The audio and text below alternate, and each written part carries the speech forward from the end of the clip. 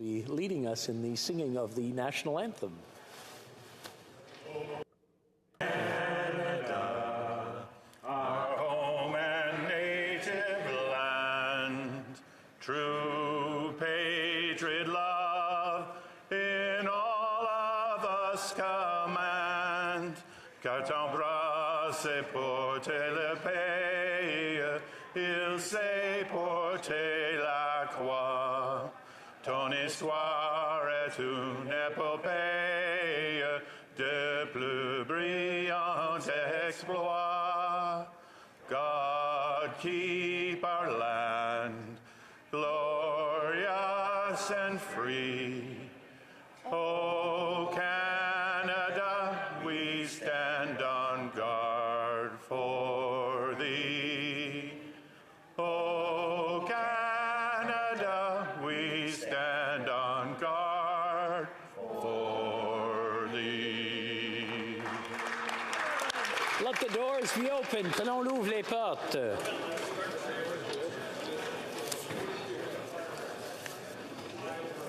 Statements by members. Déclaration de député. The honourable member for Don Valley East. Well, thank you very much, Mr. Speaker. It gives me great pleasure today to rise in the House to speak about an extraordinary Canadian during Black History Month. Eva Smith was a tireless advocate in my community of Don Valley East who worked so hard to fight for the rights of young people who were homeless. She advocated and continued to advocate until she, in 1989, was able to get a homeless shelter built in our community.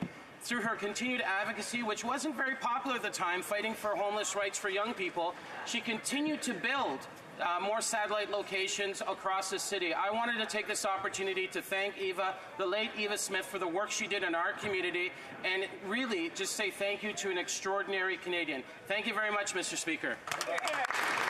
The honourable member for East Peace River Westlock. Thank you, Mr. Chair. Mr. Speaker, February 22nd is Canada's National Human Trafficking Awareness Day. Human trafficking and modern-day slavery turn people into objects that are used and exploited. It's vicious, profitable, and growing in Canada, and robs people of their God-given dignity and freedom. In Canada, the vast majority of human trafficking victims are women and girls born right here in Canada, many of which are Indigenous. It doesn't have to be this way, Mr. Speaker. Working together, we can end it. To the survivors of human trafficking, some of who are in Parliament today, thank you so much for your courage, your voice. This will lead us to ending human trafficking. I also want to thank the individuals and NGOs who work tirelessly across our country to support survivors and raise awareness. To my honourable colleagues and to all Canadians, the responsibility to seek justice and end exploitation is on each of us. May we be relentless, courageous, and committed as we seek to build a Canada that has zero tolerance for modern slavery and human trafficking. Thank you, Mr. Speaker.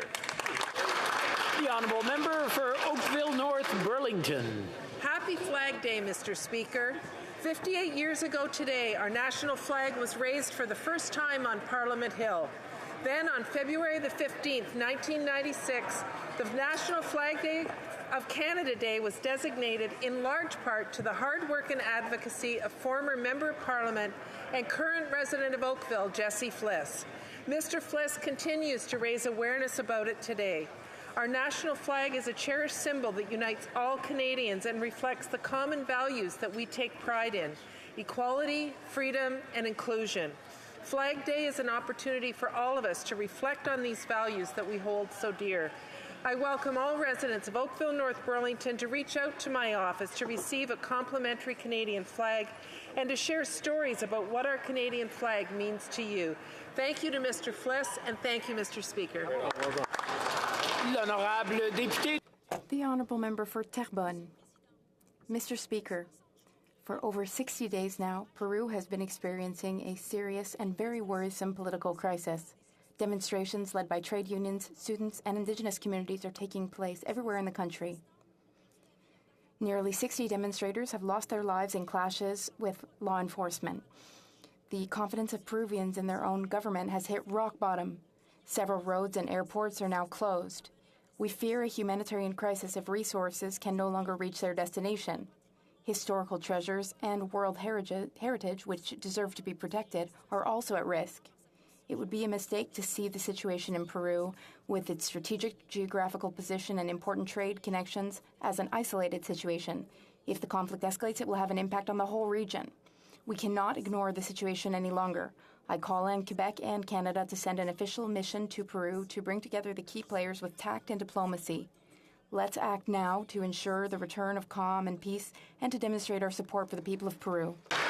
L'honorable député The Honourable Member for Vaudreuil-Soulanges.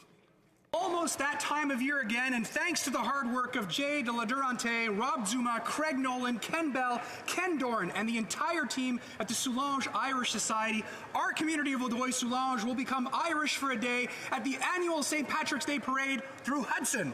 This year, I am truly honored to lead the parade as Grand Marshal and to be joining Ambassadors Marilyn Picard and Marie-Claude Nichols, Irishman of the Year Ken Doran, Parade Queen Esme Kavanagh, Princesses Shanessa Boyle and Veronica Gilmore, and Reviewing Officer Laura Casella in the festive walk along Hudson's historic Main Street. As always, whether it's to grab a drink at one of our local pubs or microbreweries, fill your boots at one of Hudson's great restaurants, or simply take in all the parade will have to offer, this is an event not to be missed by young and old alike. So on Saturday, March 18th at 1 p.m., come one, come all to celebrate our rich Irish heritage with some good old Irish hospitality. Slash it, Mr. Speaker.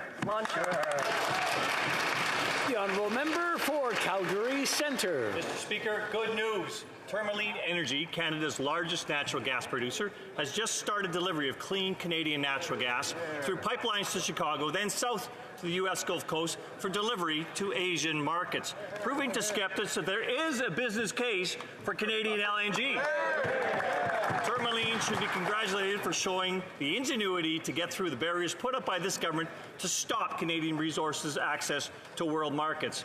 8 years ago, there was great promise in building Canada's natural gas export facilities. 18 facilities started the process of approval. Only one will be functional in 2025. Meanwhile, our U.S. competitors have built 7 facilities in the same time frame. Is it because these Canadian projects don't require government subsidies to get them completed? The Liberals love to fund projects with other people's money. Congratulations again to Tourmaline, exporting clean Canadian resources to an energy-starved world without subsidies. L'honorable député The Honourable Member for Orléans. Speaker, on Monday, a gas leak caused a major explosion in my community that destroyed 4 houses in construction and affected more than 45 families. Sadly, 12 people were injured. I visited the Emergency Command Center where I touched base with our local city councillor, Catherine Kitts. The Salvation Army and the Red Cross teams were there on site, coordinating temporary accommodation and providing food vouchers for those who have been affected. The Ottawa Police and our first responders assessed the situation in such a timely manner and had done such an amazing job with securing the residents who had to evacuate their home for safety purposes. Mr. Speaker, I want to say merci. Je veux remercier. Thank you. I would like to thank everyone, police, firefighters, the Minto group. They have done great work as well. Everyone has done very important work to help families who can't yet go home. You can count on my support. Thank you. Speaker, as we approach the 2023 Canada Winter Games, I rise to recognize over 5,000 volunteers and organizers who have been hard at work for months and in some cases years. The presence of the Games have been felt in PEI for months now, with community torch relays and final touches being put on venues. While Mother Nature has proven difficult by times, organizers have done a great job adapting to the situation and exploring innovative solutions. Island communities look forward to the opportunity to showcase all they have to offer, with over 3,500 athletes and officials descending on PEI next week. As we move into the weekend and opening festivities, I want to thank the organizers, volunteers, and municipalities for all their work in making these games happen. And to the athletes, play hard, play safe, and go PEI. Right on. The Honourable Member for Saskatoon University. After 8 years of this failed Liberal government, Canadians are hurting. After 8 years of their soft-on-crime policies, such as catch and release, we have record crime rates. After 8 years, Canadians can't afford to live. After 8 years of a failed carbon tax that punishes anything that moves, we have yet to meet an emissions target. Conservatives will keep the heat on and take the tax off. After 8 years of scandals, Canadians can't trust this government or this Prime Minister. Why would they? Earlier this week, we caught another Liberal MP breaking ethics laws. And after 8 years of Liberal friends and insiders getting rich, Canadians have had enough. When will this Prime Minister take responsibility for what he broke and get out of the way so that we can fix his mess?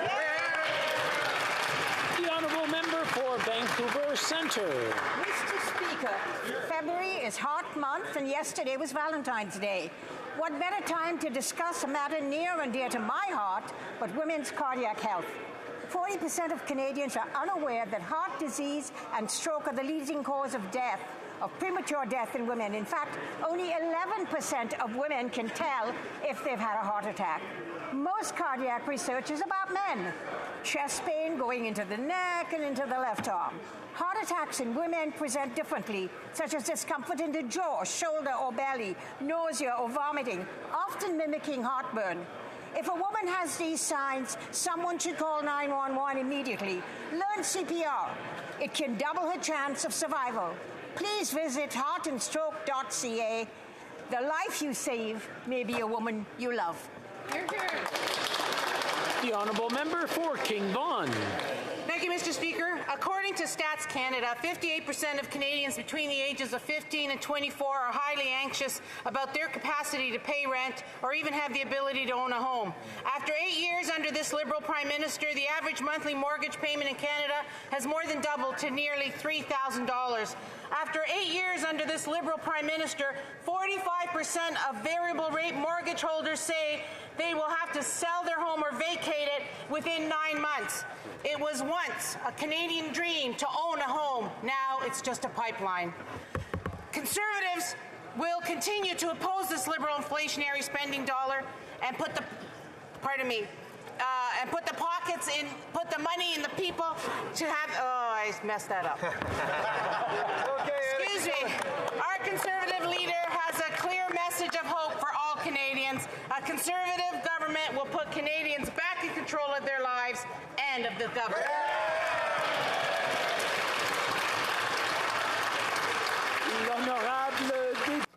The honourable member for Beauce. Mr. Speaker, today we are celebrating Canada's Agriculture Day. This day honors our farmers' hard work, dedication, and innovation.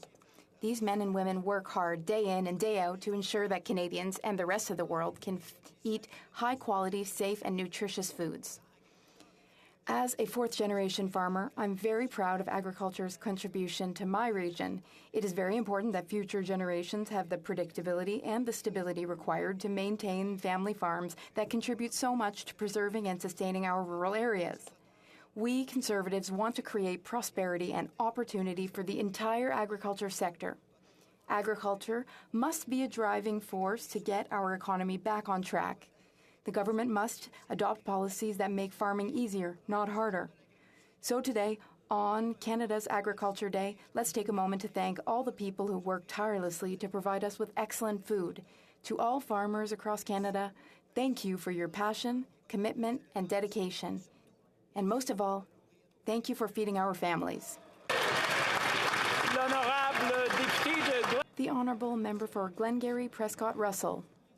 Mr. Speaker, today, across the country, we are celebrating Canada's Agriculture Day. At the next meal we have the pleasure of enjoying, I invite all of us to think about the people behind our food. In my rural riding of Glengarry Prescott Russell, I know many farmers. They put their hearts into providing us with the best food in the world while protecting the environment for future generations.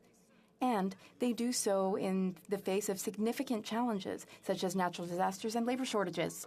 And 2.1 million jobs in Canada depend on our industry, and it all starts with the farm. As the saying goes, no farmers, no food, no future. Now more than ever, let's support them in their effort to sequester carbon, to protect biodiversity, to reduce emissions while at the same time increasing yields and protect farm livelihood. So today, let's acknowledge all those who make up Canada's innovative, vibrant, and forward-thinking agricultural industry. Happy Canadian Agricultural Day. The honourable member for Cowichan, Malahat Langford. Mr. Speaker, today is Canada's Agriculture Day, and I want to take this opportunity to recognize and thank the amazing and hardworking people who produce such an amazing abundance of food and drink in Canada. This is a day to showcase the innovative ways our agriculture and agri-food sectors are confronting the challenges of food production in the 21st century. Food matters, and its journey from the farm to the factory to the fork is an important topic of discussion. This is especially true when so many Canadians are struggling to feed their families and so many farmers are struggling with debt while corporate grocery chains are making record profits. My NDP colleagues and I are committed to taking on those corporate profits and reinstating fairness for both farmers and consumers.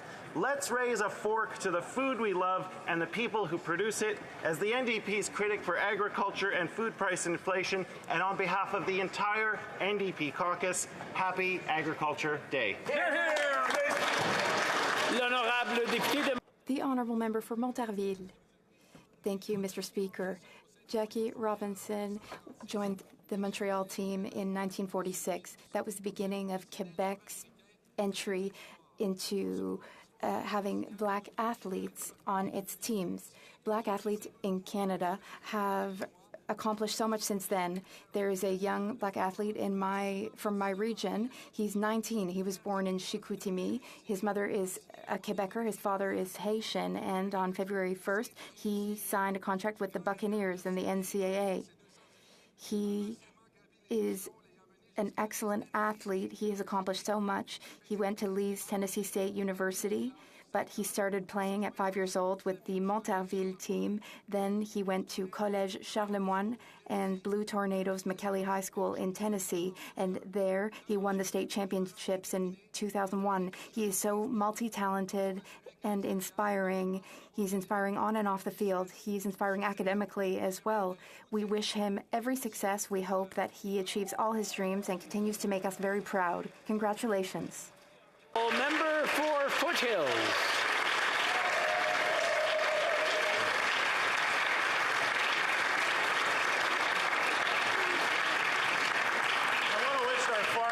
Our ranchers, our processors, and our producers a happy Canadian Agriculture Day. It is so important that we understand the role that Canadian agriculture and agribusinesses play in bringing together farmers and consumers as advocates in this important industry. It's imperative that we understand that we must play a role in educating all Canadians about where their food comes from, how we do it, why we do it, and the fact that we do it better than anyone else in the world. Whether they wear a lab coat or coveralls, the people who work in this industry are world leaders in efficiency, innovation, and sustainability. On this Canadian I'm going to. On a des problèmes de traduction. We are having issues with interpretation, I believe. Oh, interpretation's working now? Good. The honourable member from Foothills from the top, please. Oh. And before the honourable member for Foothills starts, while I have the opportunity, I want to remind everyone that there are SL31s being said. So if you're going to talk, please whisper very lowly so we can all hear the message. The honourable member for Foothills. Well, I want to take this opportunity to wish all of our farmers, our ranchers, our processors, and our producers a happy Canadian Agriculture Day. It is so important that you understand the role that Canadian agribusinesses and agriculture play in bringing together farmers and consumers about the importance of this industry. We all have a role to play in educating Canadians about where their food comes from, why we do it, how we do it, and the fact that we do it better than anyone else in the world. Whether they wear coveralls or a lab coat, those who work in this industry are world leaders in innovation, sustainability, and efficiency. On this Canadian Agriculture Day, now more than ever, our Canadian farm families need a partner, an advocate. As Conservatives, we understand to unleash the full potential of Canadian agriculture, it must be environmentally and economically sustainable. So no matter where you are in the world tonight, when you sit down with your friends and family and have a meal, thank those who worked so hard to put that quality food on our tables. Happy Canadian Agriculture Day.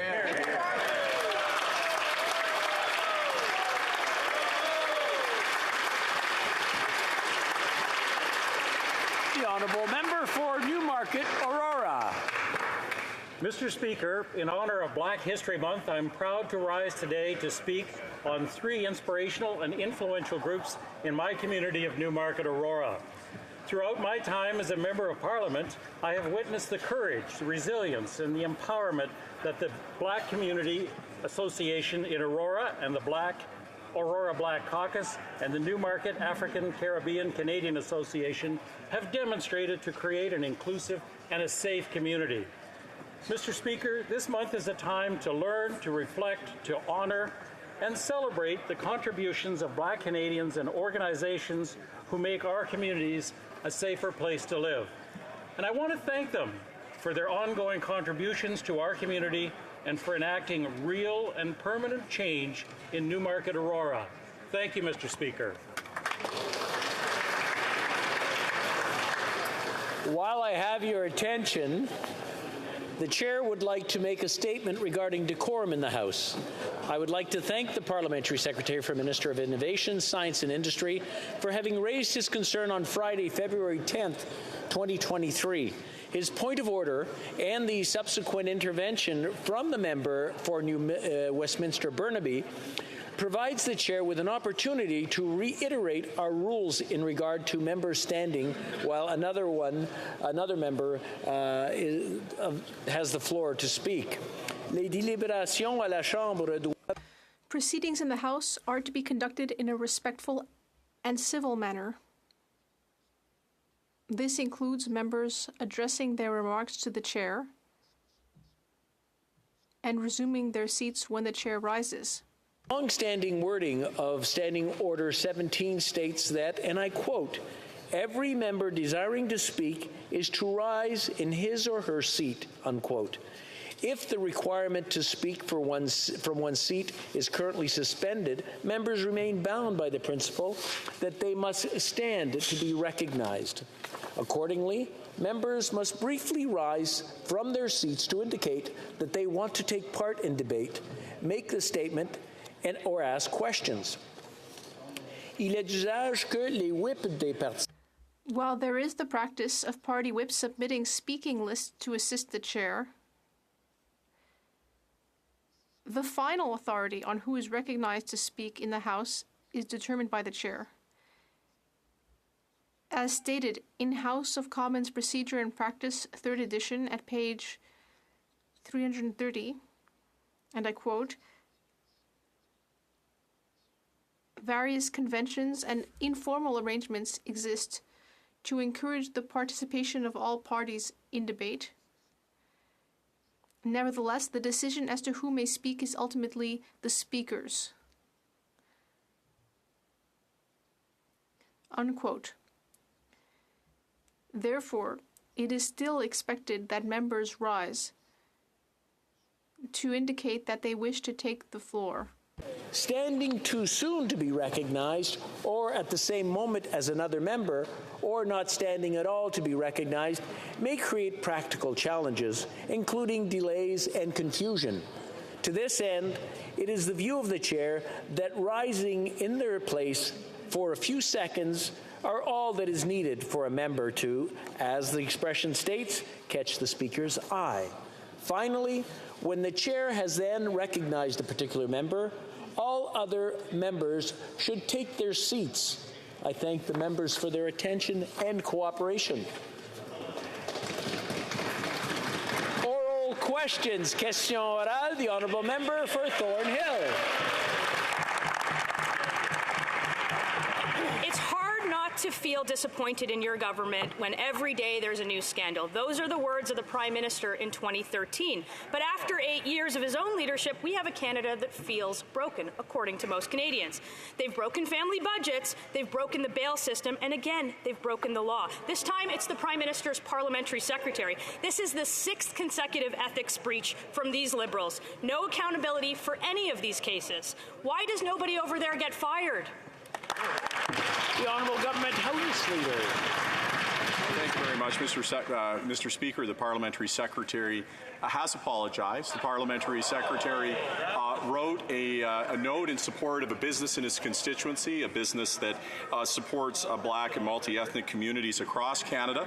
And while it is admirable that all of us want to support local enterprise and business in our constituencies, the parliamentary secretary recognizes that it was inappropriate for him to write a letter supporting that agency and to support that business in his riding, and has apologized, Mr. Speaker. Member for Thornhill. Zero accountability, zero consequences, and a zero on ethics. We hope that the Prime Minister's upcoming trip to the Caribbean today is better or more productive than the last one, which resulted in his own law breaking. And that, of course, wasn't the only time he stepped in on SNC-Lavalin. And the only person who was fired in that case was the first female Indigenous Attorney General. The Trade Minister refuses to pay back taxpayers for giving tens of thousands of dollars to her best friend in an illegal contract. Will anyone over there who broke the law get fired? The Honourable Government House Leader. Mr. Speaker, I think it's important every single day that we show up and that we do our utmost to serve Canadians. And the reality is the government has done that in all of its actions. The reality, as I've said on many occasions, is that there are almost 2 million Canadians today who have jobs who did not have jobs when they were in government. That there is 2.7 million less people in poverty today than when they were in office. Mr. Speaker, I know they're focused on us. I know they're focused on politics. We are focused on delivering results for Canadians and improving their lives. The Honourable Member for Thornhill. We're focused on the Liberals who broke the law. There's one set of rules for these Liberals and another set of rules for everyone else. And don't take it from me, this is what the outgoing Ethics Commissioner said yesterday. Over the last 5 years and on several occasions, I've observed senior officials being unaware of their obligations and mistakenly making assumptions. For insiders, it's cushy contracts, special access, and special treatment to get ahead. And while Canadians get record inflation, record home prices, and record despair. So I'll ask for the third time.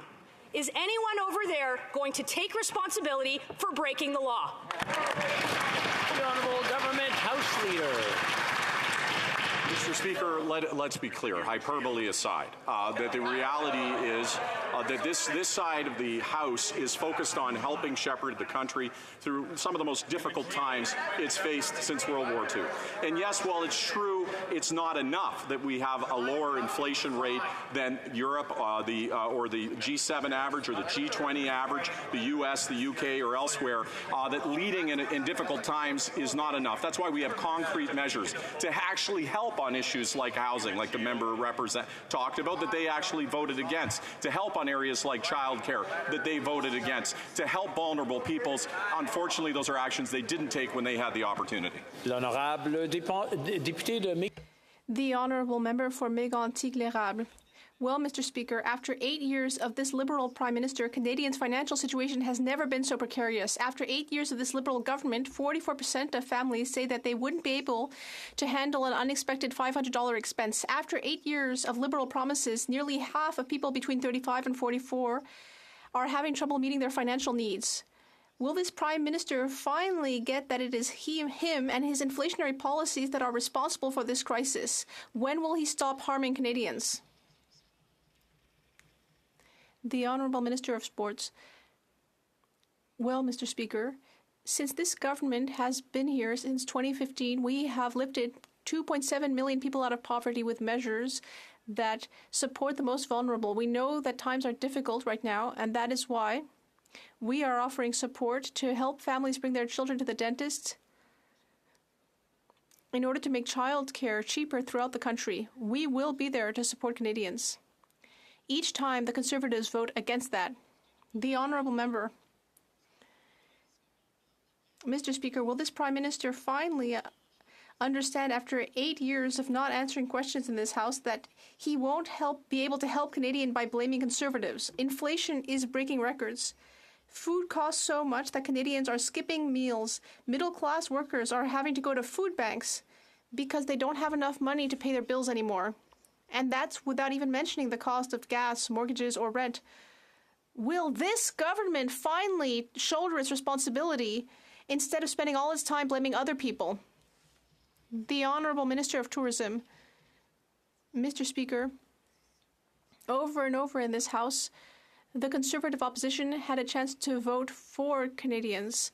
When we lowered taxes on the middle class, what did the Conservatives do 3 times? They voted against. What did they do when we gave people a 500 housing supplement? They voted against. What did they do when we offered more money to Canadian workers from coast to coast? They voted against. We are taking action to support Canadians, and the Conservatives vote against that. The honourable member for Belleuil-Chambly. Mr. Speakers, the provinces, territories, and Quebec asked for $28 billion a year in the healthcare system, but they only got $4.6 billion. I understand that they didn't have any option. It was a take-it-or-leave-it offer.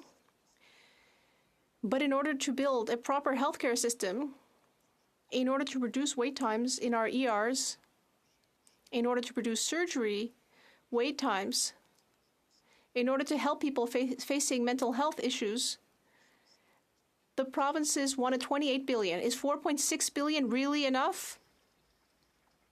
The Honourable Parliamentary Secretary to the Minister of Health. I'd like to thank my colleague for the question. Our plan lays out 3 key commitments for premiers in order to receive funding. And there is also the existing healthcare transfer increase.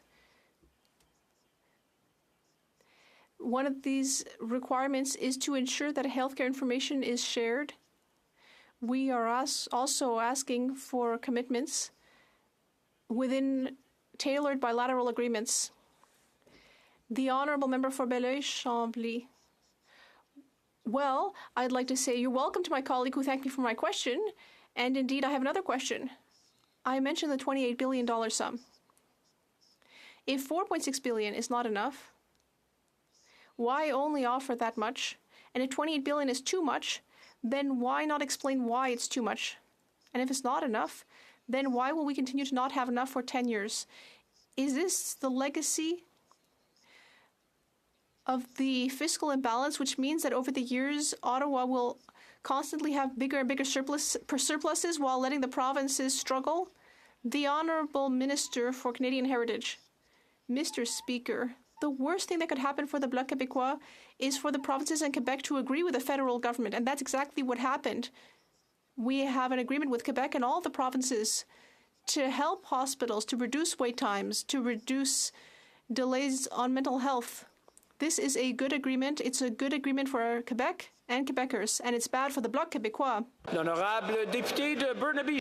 The honourable member for Burnaby South. Watch people across this country are spending money out of pocket for surgeries, $30,000 for a hip surgery, $70 to see a family doctor. In fact, one of the corporations making this happen, Maple, is owned by Loblaws. So Loblaws is not only ripping off Canadians when it comes to their groceries, but is also exploiting the desperation of Canadians who need to see a family doctor. Now, on top of all this, this is actually against the law. According to the former Minister of Health under this Liberal government, it's clearly against the law. So when will this government finally stop American-style healthcare from entering our country? The Honourable Parliamentary Secretary to the Minister of Health.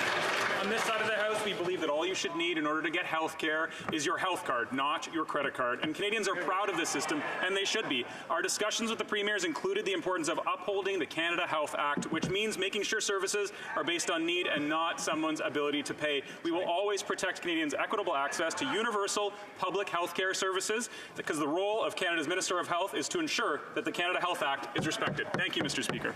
The honourable member for Burnaby South. If the government really wants to defend public health care, then stop American-style health care entering our country. The effects are clear. We have thousands of people who are paying thousands of dollars for operations, and that's clearly against the law. Even their own former Minister of Health said so. The government has a choice. Will it continue using American-style health care, or will it stop? L'honorable secrétaire parlementaire. The Honourable Parliamentary Secretary. Thank you, Mr. Speaker. And I agree. We believe that anyone who needs health care in Canada should be able to use their health card and not their credit card. Canadians are proud of our system. which is need-based and not wealth-based. Canadians should be able to access medical services as a function of their needs and not the capacity to pay. Thank you. Member for Foothills. After 8 years of this Prime Minister, it's never been more expensive to grow or buy food. A Saskatchewan farmer told me yesterday that his carbon tax bill just to dry his grain was $2,000 in 1 month. The Liberal tariff on fertilizer cost Eastern Canadian farmers more than $34 million. Under this Prime Minister's watch, we've lost hundreds of farms to bankruptcy, and food prices are up 12%. Will the Prime Minister help Canadians put food on the table and axe his farm-killing carbon tax? The Honourable Minister of the Environment.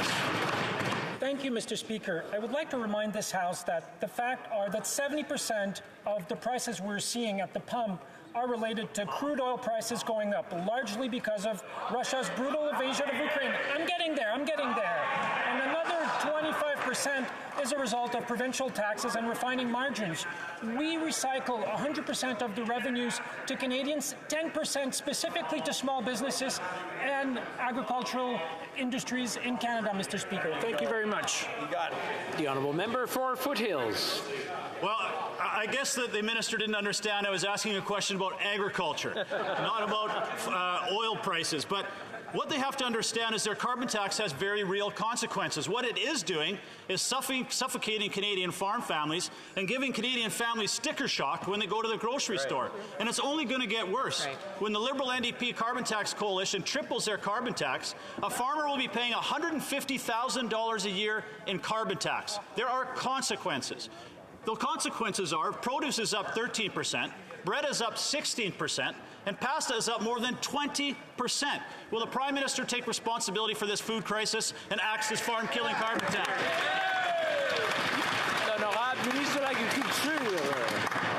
Thank you, Mr. Speaker. As usual, the Conservative are twisting the information. He is misquoting our research and talking about a typical farm of 5,000 or 6,000 acres, which is not very fair. See, Mr. Speaker, he doesn't want to hear about everything we do for farmers. We are investing $1.5 billion in agro-environmental farming. Yesterday, we announced $150 million to support the supercluster on protein. We're working with farmers for farmers, Mr. Speaker. The Honourable Member for Lambton, Kent, Middlesex. Mr. Speaker, that Liberal minister is completely out of touch with reality. The reality is, after 8 years of this Prime Minister, Canadians are struggling to eat and our food sovereignty is in jeopardy. The Liberal plan to triple the carbon tax is going to price our farm families right out of business. And the carbon tax to fertilizer reductions, this is actually going to make it more difficult for Canadian farmers, and this government's making it more difficult. Well, newsflash, no farms, no foods. So, Mr. Speaker, will the Prime Minister take responsibility for empty cupboards and empty stomachs and give Canadian farm families a break and axe the carbon tax? The Honourable Minister of Natural Resources. Thank you, Mr. Speaker. Once again, my Conservative colleagues missed the point that over 8 out of 10 Canadian families actually get more money back than they pay in the context of the carbon tax. I'm sorry, but I mean, it started off with a little bit of rumbling, but now they're shouting at the top of their lungs, and that's really not acceptable in the House. I mean, we can tolerate a little bit, but once it starts becoming shouting, then it becomes almost bullying, where it's almost like you're in a schoolyard trying to bully someone into stopping. So I'm going to ask everyone to take it down a notch, and we'll let the Honourable Minister continue, please. Thank you, Mr. Speaker. As I was saying, the Conservatives conveniently ignore that 8 out of 10 Canadian families actually get more money back than they pay with respect to the price on pollution. I would say in the modern age, it is not a responsible position for a political party in this country to take to simply ignore the reality of climate change, which the Conservatives do conveniently every day in this House. You need to actually, if you're going to have a relevant economic plan for this country, you need to have a plan to fight climate change. That's exactly what we are doing.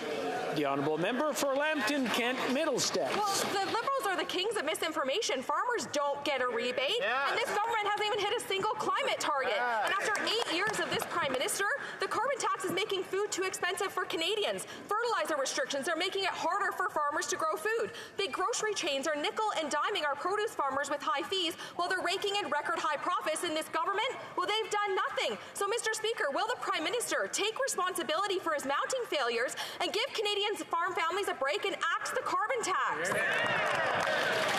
The Honourable Minister of Agriculture. Vous savez, aujourd'hui, c'est le jour de... Mr. Speaker, today is Canadian Agriculture Day, and I'm very proud of everything we've done for our agricultural producers. We have funded the sector significantly to help them with green technology, nearly $500 million just for those green technologies. Yesterday, we announced an additional $150 million for the protein supercluster. We are also increasing our investment in risk management because we know that our producers are facing extreme weather events. And we also increased the budget of the Canadian Agricultural Partnership, which the Conservatives never did. Thank you. Député de la Beauce. The Honourable Member for Beauce. Mr. Speaker, after 8 years of this Prime Minister, Canadians can no longer feed themselves, and this government's policies are directly responsible for that. Canadian farmers are being crushed by the carbon tax. He also put a 35% tariff on fertilizer, which makes us the only country in the G7 to do so, which is causing food prices to go up even more. When will he finally remove these taxes so that farmers can feed our families? The Honourable Minister of Agriculture. Thank you, Mr. Speaker. I'd like to remind my colleague from Quebec that the price on pollution is not administered in the same way in Quebec. It's administered by Quebec. And I would also like to take the moment to remind all of our agricultural producers that we've also improved the advanced payment program, which enables them to have a short-term loan of up to $1 million, with part of that being interest-free. And so I would invite our producers to take advantage of that. The Honourable Member for Beauce.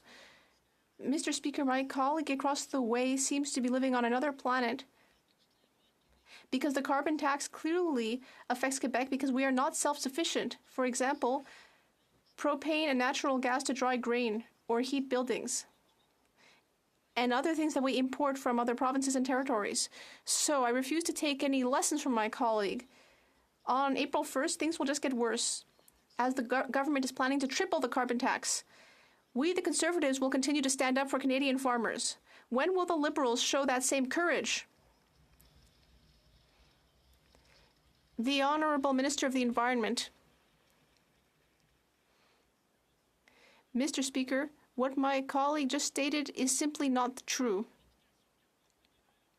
Federal carbon pricing does not apply to Quebec because Quebec has its own cap-and-trade system, which has been in place since before the federal government's carbon pricing policy.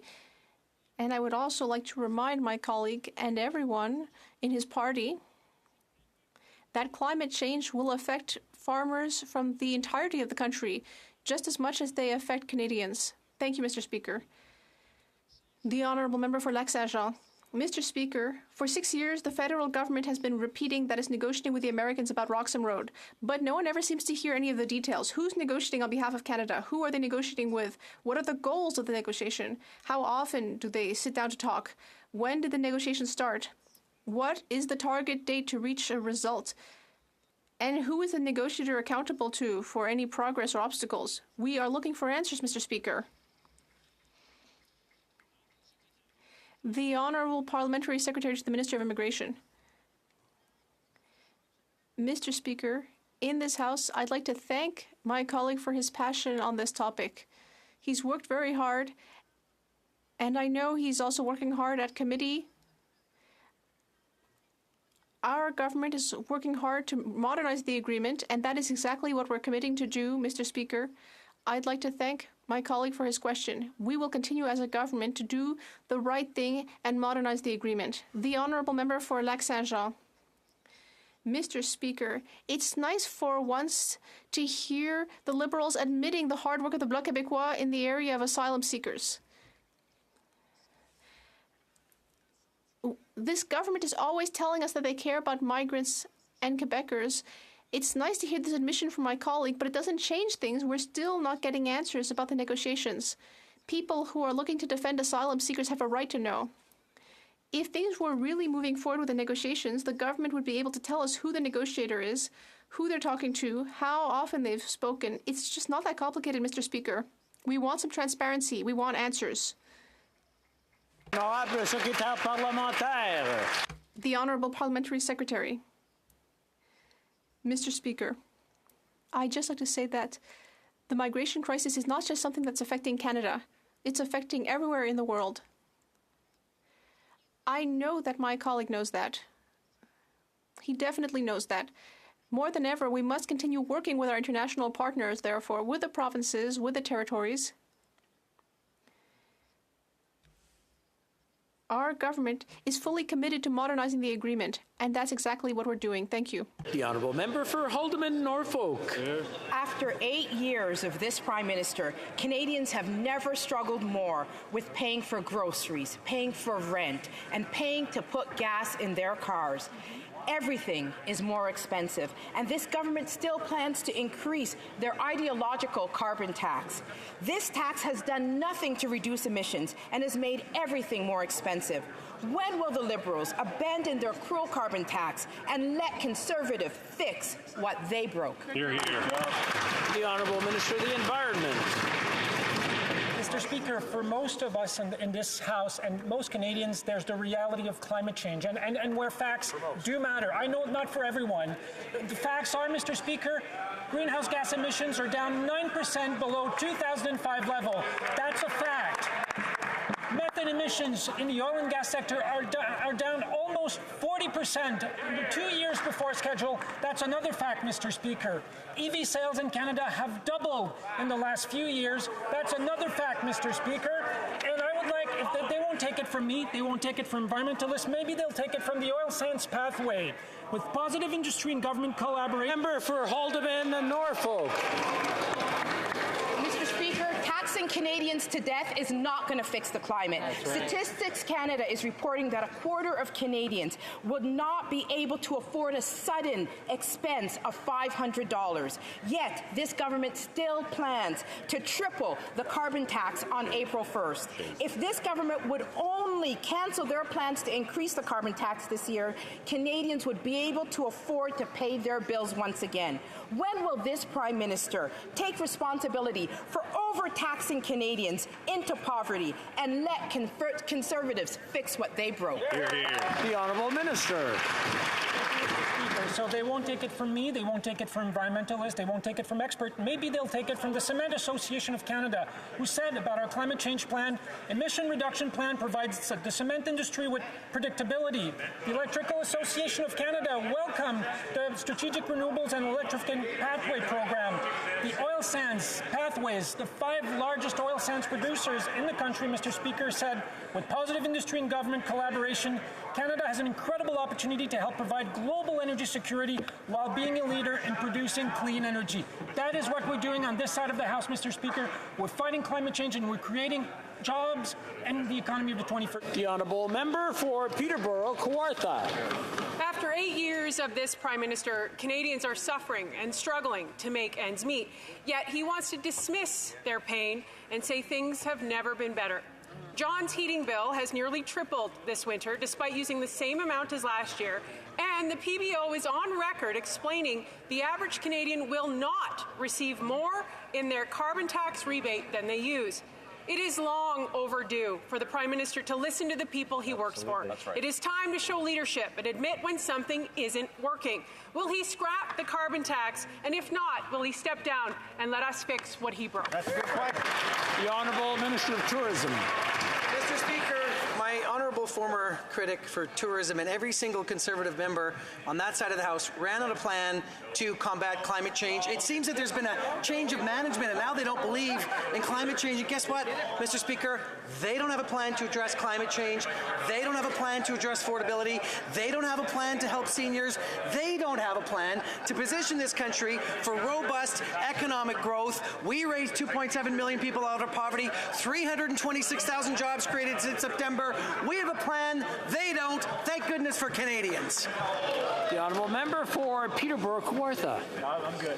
The Liberals certainly don't have any results, Mr. Speaker. Right. After 8 years of this Prime Minister, Canadians are out of money and it is destroying their mental health. Anxiety, depression, addiction, and suicide continue to rise because of this Prime Minister's outrageous, unethical, and wasteful spending. The punitive carbon tax isn't compassionate, nor is it responsible leadership. It's not a climate plan, it's a tax plan, and it has failed to meet any emissions targets. The Prime Minister has a chance right now, this second, Mr. Speaker, to listen, to act, and to help Canadians. So will he do it? Will he scrap? The Honourable Government House Leader. Mr. Speaker, invoking mental health is something that we should consider at all moments. But I'll tell you what doesn't help mental health. When the world is going through is something as difficult as it is to expand people's fears, to increase people's anxieties. The party opposite refuses to offer solutions. All it offers is fear-mongering and pretending that Canada is an island alone going through what the world is suffering. Mr. Speaker, that is not reality, that is not truth, and it certainly doesn't help those that are suffering from mental illness. The Honourable Member for North Island, Powell River. Mr. Speaker, seniors built this country and they deserve dignity. But soaring food and housing costs are leaving so many behind. Under this government, seniors are struggling to keep up with the basic everyday costs. But the Liberals honestly don't seem to care. This government has failed to raise the OAS for people under 75. So will they raise the guaranteed income supplement in this budget to lift all seniors out of poverty? The Honourable Minister for Seniors. Mr. Speaker, we recognize the challenges that all Canadians, including seniors, are facing. That's precisely why we have been there for them every step of the way since 2015, Mr. Speaker, by restoring the age of eligibility for retirement back to 65, by increasing the guaranteed income supplement that has helped over 900,000 seniors, Mr. Speaker, that has actually lifted 45,000 seniors out of poverty, or by enhancing the Canada pension or of course recently by increasing the old age security for those 75 and over by 10%. Mr. Speaker, we have been there for seniors, and we're going to continue to make sure we have their backs now and into the future. Thank you. Honourable Member for Windsor West. The City of Windsor and the federal government partnered to address climate change and pollution by tackling devastating flooding under the Disaster Mitigation and Adaptation Fund by agreeing to a 60 to 40% cost share. With rampant global inflation, construction costs have escalated, and now the Liberals are using this as an opportunity to squeeze the partnership and jeopardize important work on the Great Lakes. For all the Liberals' bluster on fighting climate change, you'd think they would show some shame here. Windsor residents need action on the climate emergency, not patronizing lip service. When will this government stop backtracking and live up to their word for a change? The Honourable Parliamentary Secretary to the Minister of Intergovernmental Affairs. Mr. Speaker, the fact is our government has made record investments to Windsor and the surrounding area. Our commitment to investing in infrastructure is solidified in the fact that we are investing in green and climate-resilient infrastructure. Mr. Speaker, it's not just about creating good jobs, but it's creating resilient communities. And that's precisely what our infrastructure plan is doing. We are working with communities, with partners, to set those priorities to make sure our communities are resilient into the future. Honourable Member for West Vancouver, Sunshine Coast, Sea to Sky Country. Mr. Speaker, the increasing impacts of climate change has made it clear that more needs to be done to fight the climate crisis, not less. National governments play an integral role in leading this work by greening their operations, an area in which Canada continues to demonstrate its leadership on the global stage. The Net Zero Government Initiative invites governments from around the world to lead by example and achieve net zero emissions from national government operations by no later than 2050. Can the President of the Treasury Board please update this House on this initiative? President of the Treasury Board. Thank you, Mr. Speaker, and I would like to thank my honourable colleague for his hard work and for his important question. Mr. Speaker, Canada has joined the Net Zero Government Initiative, and Canada is showing global leadership on climate change. We are working with countries around the world to pledge to achieve net zero emissions from government operations by 2050. Our planet needs us to aggressively reduce our emissions, and the government is leading by example. Thank you, Mr. Speaker. The Honourable Member for Charlebourg, Haut-Saint-Charles. Mr. Speaker, The Bloc Liberal Alliance continues to work against the best interest of Quebec. First, Bill C-11 does not ensure that online businesses are subject to Quebec laws regarding the status of Quebec artists. Second, this bill contains no formal consultation mechanism with the Quebec government. The Minister of Heritage stated that his government is working very well with the Quebec government, but he ignored their intervention on April 29th, 2022, and the letter from February as well. Will the government send the bill to Parliament for review of Quebec's request and other amendments? The Honourable Minister of Heritage. Mr. Speaker, there is a consensus in Quebec about the importance of this bill. There is a consensus about the importance for our artists, creators, directors, producers, what is best in terms of music, etc. Everyone agrees on this, Mr. Speaker, except the Conservatives. They never talk about culture, because for them, it's just what's the least. The Honourable Member for Louis Saint Laurent. Mr. Speaker, there's more than a consensus in Quebec. There's a unanimity at the Quebec National Assembly to be heard about C-13. They don't understand that the Bloc Liberal Alliance did not properly look at the bill, which gives more power to the cabinet, and they're centralizing this problem. They're promising power to the federal government.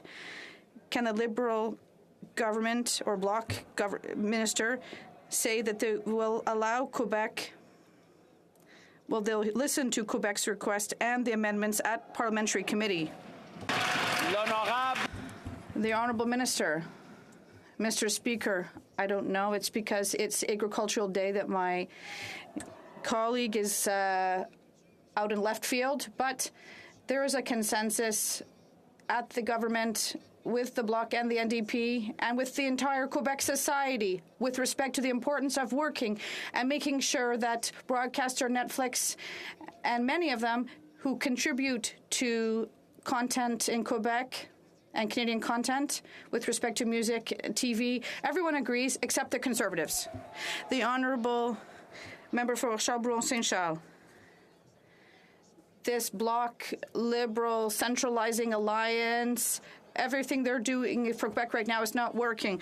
In terms of C-5, which allows rapists to stay at home, C-75, which allows criminal to be released on bail, and now C-11. To add insult to injury, they refuse to consider the unanimous motion passed by the National Assembly in Quebec on C-11. Can the minister tell us whether C-11 will go to committee to study the amendments or not? The Honourable Minister.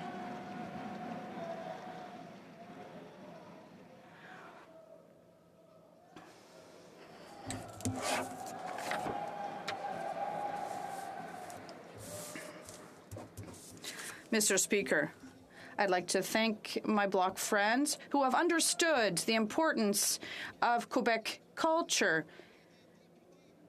I would like Quebec members. I don't understand how they can understand how important this bill is to ensure that we support our music, TV, and film producers so we can continue to be the best in our country, but worldwide as well. The Honourable Member for Louis Saint Laurent.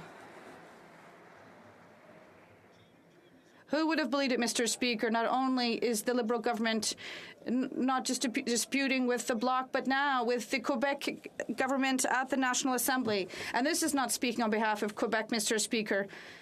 The French fact is in Quebec, and the Quebec government and the National Assembly want to be heard at committee at the Parliament. Can the new Bloc star, who is the minister of this Liberal Bloc Alliance, rise and tell Quebec that yes, they will be heard at the parliamentary committee so they hear our concerns about this bill? The Honourable Minister.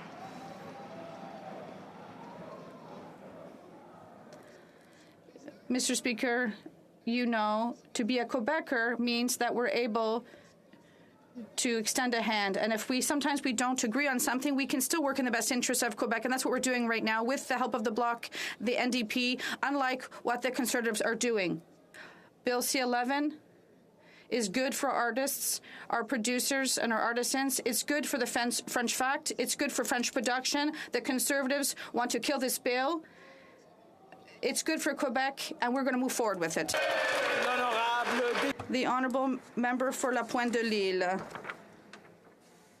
Mr. Speaker, the rifts in the Liberal caucus on C-13, the Honourable Member... Well, I'm trying to hear his question, but I can't. People are talking on both sides of this chamber, so I'll ask the member to start again so we can all hear his question. The Honourable Member for La Pointe de Lille.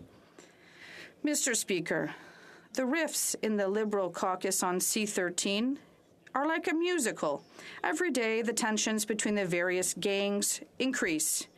It's a real West Island story.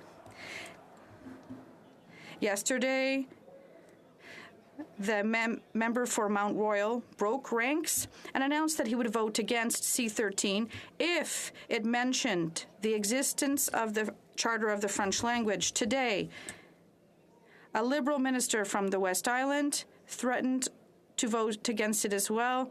A Liberal minister against a Liberal bill.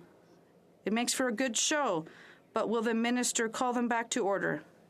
The Honourable Minister of Official Languages. We are clear. We are going to do our fair share to protect French across the country, including in Quebec, and also to protect and promote minority settings. I'd like to thank the members of this committee who have done work on this file to move it forward. We will be able to give the official language commissioners tools so that he can do their work, and also make sure that companies under a federal jurisdiction do have employees who can work and live in French. Thank you. The Honourable Member for La Pointe de Lille. Mr. Speaker, the member for Mount Royal is against recognizing the Charter of the French language in C-13. He joins the member for Westmount and the member for Saint Laurent. And now a Liberal minister is threatening to join them and vote against this Liberal bill. There's starting to be a lot of Liberals opposed to C-13. And at this point, one has to wonder, the dissidents in the Quebec Liberal caucus, these rebels, are these the ones who want to protect the French language? The Honourable Minister of Canadian Heritage. Mr. Speaker, Bill C-13 is good legislation. It recognized French. We have to do more to protect French in Quebec and outside of Quebec. But now we have this Conservative coalition that has voted against it. They're going to do everything against it. We're going to defend it and continue to fight for French across the country. Thank you. The Honourable Member for Barrie-Innisfil. After 8 years of this Prime Minister, Canadians are struggling. Canadians are struggling to pay for their food, for their heat, and moms are going to bed every night worried about keeping a roof over their head. But if you're a Liberal connected insider or a friend of the Prime Minister like McKinsey, you get your palms greased to the tune of $120 million. And yet the Prime Minister doesn't care.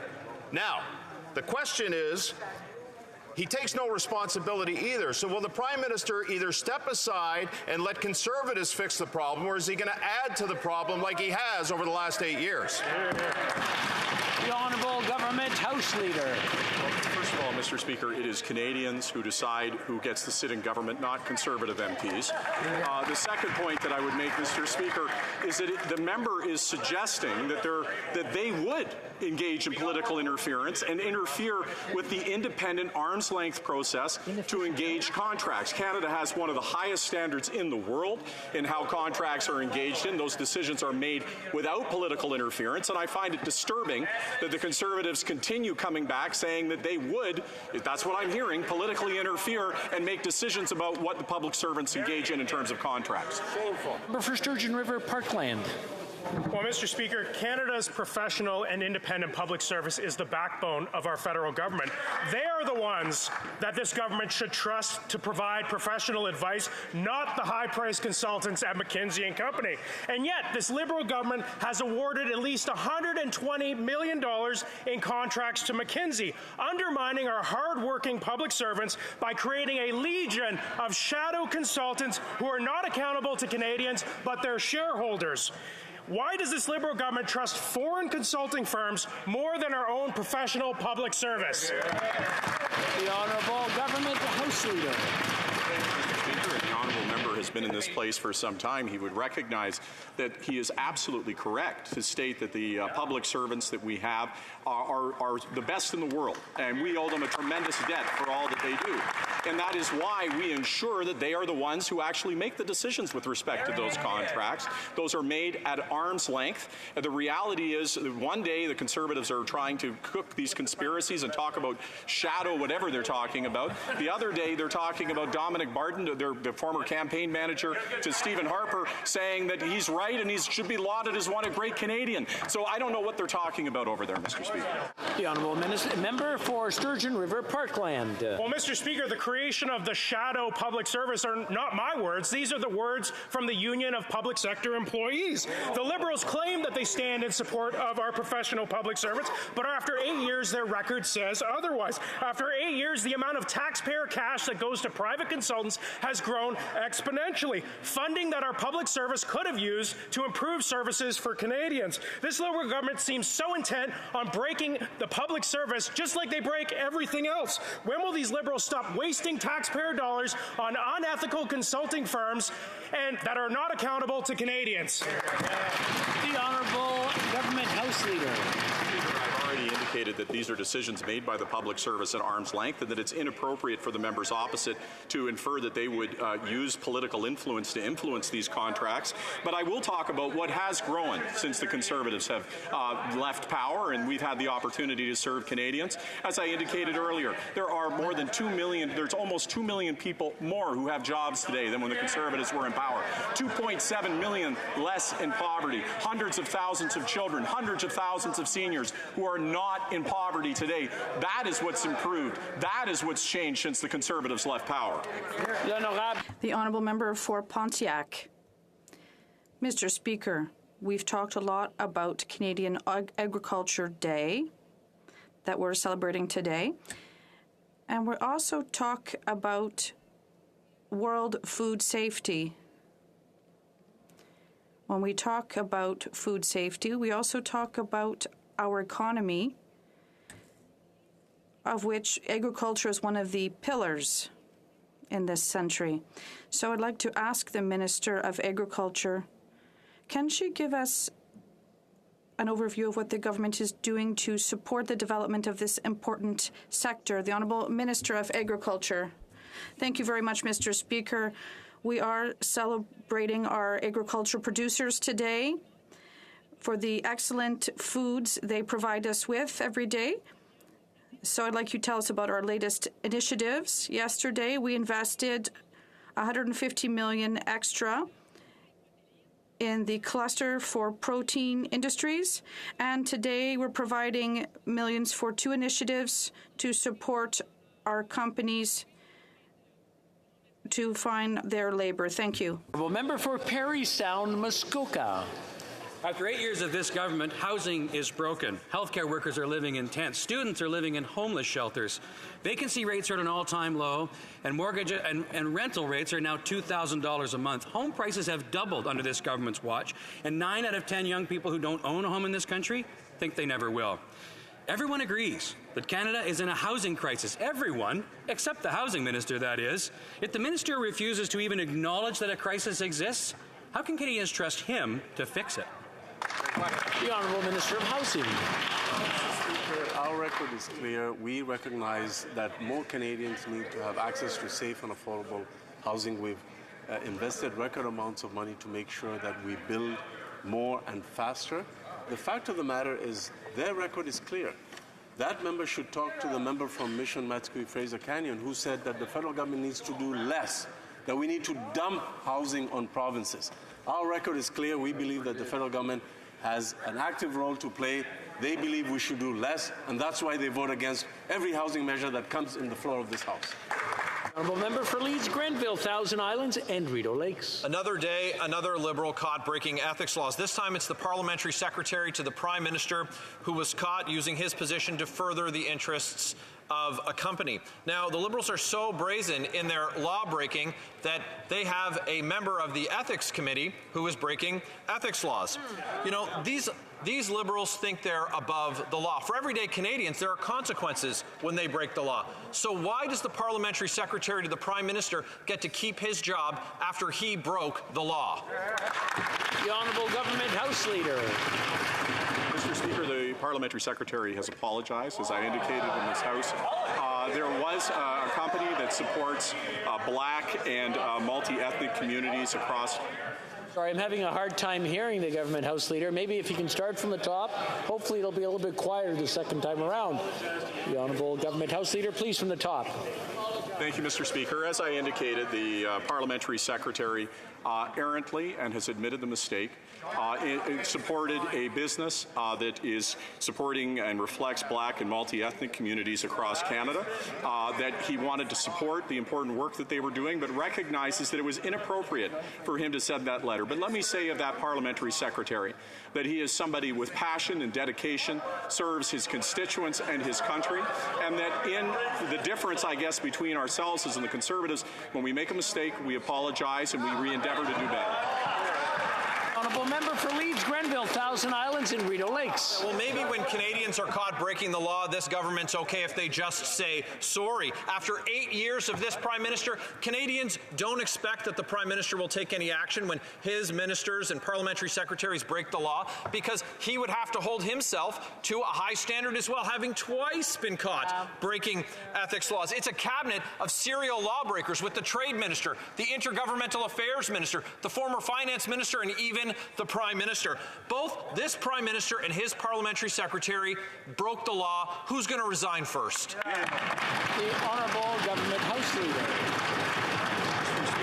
As I indicated, the parliamentary secretary did send a letter attempting to support a business that he believed in, but recognized that it was inappropriate for him to send that letter. The idea that the parliamentary secretary would give up his position from such a mistake, I think is terrible. And the reality is, in my estimation, Mr. Speaker, and they can yell and scream, but maybe they should reflect. We all make mistakes in life. We take ownership for them. The parliamentary secretary did exactly that. The level of his mistake absolutely does not warrant him resigning. The Honourable member for Vaughan Woodbridge. Thank you, Mr. Speaker. Mr. Speaker, we are witnessing a renaissance in Canada's auto sector, and this is only the beginning. As chair of the Auto Caucus, I'm excited to share that the awaited Canadian International Auto Show is back, celebrating its 50th anniversary, where Canadian innovation in this sector will be in full display.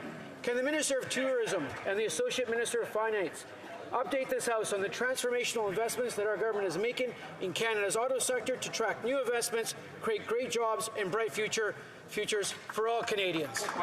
The Honourable Minister. Thank you, Mr. Speaker. I want to thank my friend and colleague, the MP for Vaughan Woodbridge, and for his hard work on the file. Our auto manufacturing sector is a centerpiece of the Canadian economy and a source of so many good-paying Canadian jobs. Last year alone, we saw more than $15 billion invested in the EV and battery supply chain. Our government is working with auto manufacturers and labor organizations to ensure that the Canadian auto sector remains strong and competitive, not only today, but for decades to come. We are putting hundreds of millions of dollars on the table to make sure that Canada is a leader in the production of electric vehicles built by Canadians, powered by Canadian critical minerals. Good news for Canada, good news for Canadians. The Honourable Member for Rosemont-La Petite Patrie. Mr. Speaker, many people who have gone through Roxham Road have come to my office in Montreal. And contrary to what the Bloc says, Roxham Road has nothing to do with an all-inclusive vacation. Yesterday, the Quebec National Assembly adopted a motion to denounce this insensitive and disconnected comparison. It also feeds prejudice. And it's also the Liberals' inaction on this issue that has given way to this kind of divisive and misinformative discourse. When will the Liberals suspend the safe third country agreement so that we can finally deal with this issue? The Honourable Parliamentary Secretary. Mr. Speaker,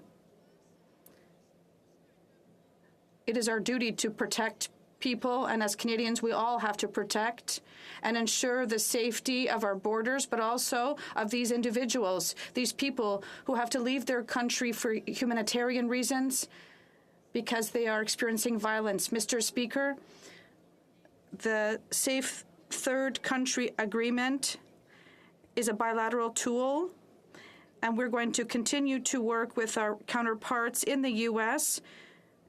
to modernize this agreement. The Honourable Member for Richmond, Arthabaska. On December 2nd, I questioned the government about a 30-year-old tax law that penalizes Canadian companies, such as Zenith Nutrition. In my writing, even though they only use local and healthy products to make their food products. These entrepreneurs are fighting against multinationals and are only asking to compete on a level playing field. The Liberal government says it wants to help our Canadian economy. So will it take the necessary measures before the next budget? The Honourable Minister of Tourism. We are listening to SMEs and also companies that are feeding Canadians. And with respect to this particular question, we are going to look at this question and discuss the issue and come back with an answer shortly. That is all time we have for question period today.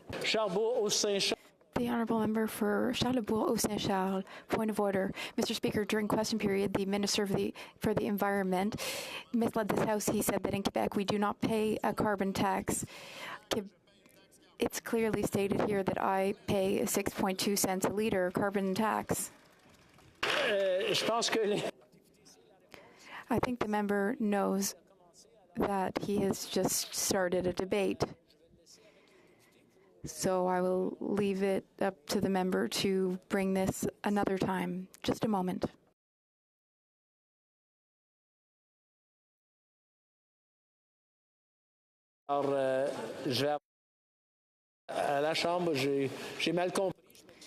I misunderstood. My apologies. Non, la table a tout pris. Elle a l'information. Que tous ceux qui... Will all those opposed to what the member is proposing will please say nay? On n'a pas le consentement. We do not have unanimous consent. Comme il est 15... It being 3:17, pursuant to order made on Thursday, June 23, 2022, the House will now proceed to the taking of the deferred recorded division on the motion of Mr. Halan relating to the business of supply. Call in the members. So the motion is quite long.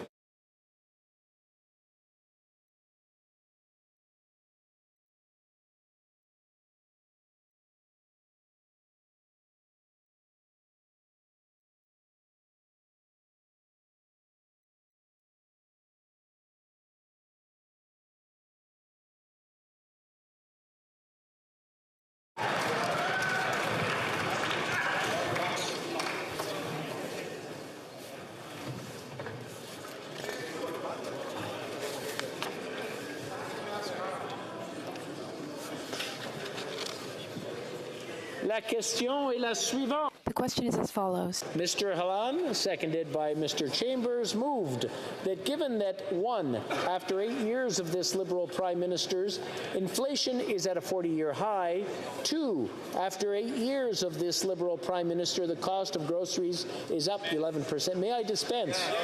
No, I'm afraid we're not dispensing. 3, after 8 years of this Liberal Prime Minister, half of Canadians are cutting back on groceries. 4, after 8 years of this Liberal Prime Minister, 20% of Canadians are skipping meals. 5, après 8 ans... After 8 years of this Liberal Prime Minister, the average rent for a 2-bedroom apartment across Canada's 10 biggest cities is $2,213 per month. This compared to $1,171 per month in 2015. 6. After 8 years of this Liberal Prime Minister, 45% of variable rate mortgage holders say that they will, in fact, have to sell or vacate their homes in less than 9 months due to current interest rate levels. After 8 years of this Liberal Prime Minister, may I dispense? No? Okay. After 8 years of this Liberal Prime Minister, average monthly mortgage costs have more than doubled and now cost Canadians over $3,000 per month. 8. The Governor of the Bank of Canada, Tiff Macklem, has said that inflation in Canada increasingly reflects what's happening in Canada. 9. L'ancien gouverneur 9. The former governor of the Bank of Canada, Mark Carney, has said, but really now inflation is principally a domestic story. 10. Former Liberal Finance Minister Bill Morneau has said that the government probably spent too much during COVID.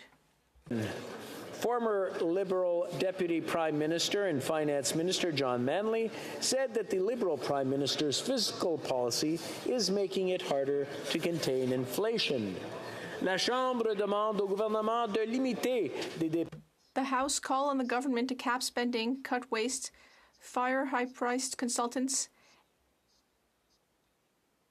and eliminate inflationary deficits and taxes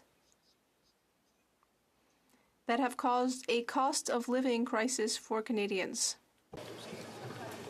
The period of 10 minutes for members voting electronically has started, and the House will now proceed to the vote for members participating in person. All those in favor of the motion will please rise. Mr. Scheer. Mr. Scheer. Mr. Kimmich. Mr. Kimmich. Mrs. Thomas. Mrs. Thomas. Mr. Deltel. Monsieur Deltel. Monsieur Paulus. Monsieur Paulus. Mr. Upal. Mr. Upal. Mr. Workington. Mr. Workington. Mr. Hallan. Mr. Hallan. Miss Lewis Haldeman Norfolk. Ms. Lewis Haldeman Norfolk. Mr. Barlow. Mr. Barlow. Miss Gray. Mrs. Gray. Mr. Moore. Mr. Moore. Mr. Baldinelli. Mr. Baldinelli. Mr. Mazer. Mr. Mazer. Mr. Lewis Essex. Mr. Lewis Essex. Mr. Seaback. Mr. Seaback. Mr. Richards. Mr. Richards. Mr. Small. Mr. Small. Mr. Ellis. Mr. Ellis. Monsieur Bertol. Monsieur Bertol. Mr. Alboutayev. Mr. Alboutayev. Mr. Chong. Mr. Chong. Mrs. Kuzi. Mrs. Kuzi. Mr. Barrett. Mr. Barrett. Miss Ferrari. Miss Ferrari. Mr. Schmale. Mr. Schmale. Mr. Vidal. Mr. Vidal. Mr. Perkins. Mr. Perkins. Mr. Kelly. Mr. Kelly. Mr. Calkins. Mr. Calkins. Miss Rude. Ms. Rude. Mr. Cooper. Mr. Cooper. Monsieur Martel. Monsieur Martel. Monsieur Godin. Monsieur Godin. Ms. Gladue. Ms. Gladue. Mrs. Roberts. Mrs. Roberts. Mr. Williams. Mr. Williams. Mr. Melillo. Mr. Melillo. Mrs. Cramp Nyman. Mrs. Cramp Nyman. Mr. Chambers. Mr. Chambers. Mr. Van Popta. Mr. Van Popta. Mr. Lobb. Mr. Lobb. Mr. Kitchen. Mr. Kitchen. Mr. Muse. Mr. Muse. Mr. Redekop. Mr. Redekop. Mr. Brock. Mr. Brock. Mr. Waugh. Mr. Waugh. Mr. Steinley. Mr. Steinley. Mr. Lawrence. Mr. Lawrence. Monsieur Lou. Monsieur Lou. Monsieur Généreux. Monsieur Généreux. Mr. Tucker. Mr. Tucker. Mr. Morant. Mr. Morant. Mr. Zimmer. Mr. Zimmer. Madame Vien. Madame Vien. Monsieur Gould. Monsieur Gould. Mr. Caputo. Mr. Caputo. Mr. Arnold. Mr. Arnold. Monsieur Brassard. Mr. Brassard. Mr. McGuire. Mr. McGuire. Miss Rempel Gardner. Ms. Rempel Gardner. Mr. Cram. Mr. Cram. Mrs. Wagenthal. Mrs. Wagenthal. Mr. Dreeshen. Mr. Dreeshen. Mr. Couric. Mr. Couric. Mr. Nader. Mr. Nader. Mr. Tolmie. Mr. Tolmie. Mr. Allison. Mr. Allison. Mr. Carey. Mr. Carey. Mr. McLean. Mr. McLean. Mrs. Gallant. Mrs. Gallant. Mr. Patzer. Mr. Patzer. Mr. Macaulay Edmonton West. Mr. Macaulay Edmonton West.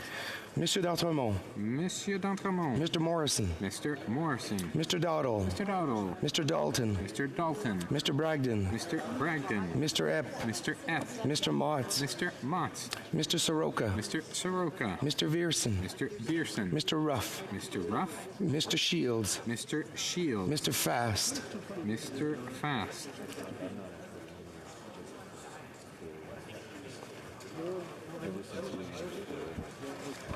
That's good. Oh, excusez. Oh. Monsieur Reyes. Monsieur Reyes. Que tous ceux qui s'opposent à la motion. All those opposed to the motion will please rise.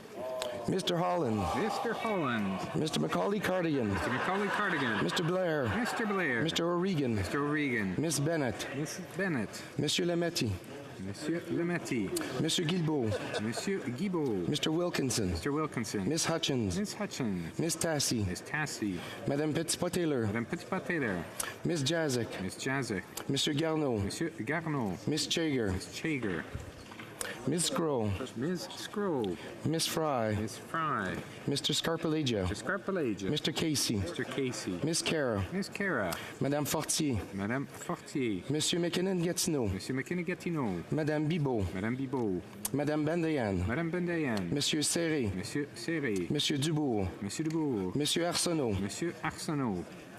Mrs. Vandenbeld. Mrs. Vandenbeld. Monsieur Sanson. Monsieur Sanson. Madame Brière. Madame Brière. Mr. Fillmore. Mr. Fillmore. Mrs. Romanado. Mrs. Romanado. Mr. Lamoureux. Mr. Lamoureux. Mr. Oliphant. Mr. Oliphant. Madame Koutrakis. Madame Koutrakis. Monsieur Lauzon. Monsieur Lauzon. Mr. Housefather. Mr. Housefather. Madame Lalonde. Madame Lalonde. Miss Dillon. Miss Dillon. Mr. Assassi. Mr. Assassi. Monsieur El Khoury. Monsieur El Khoury.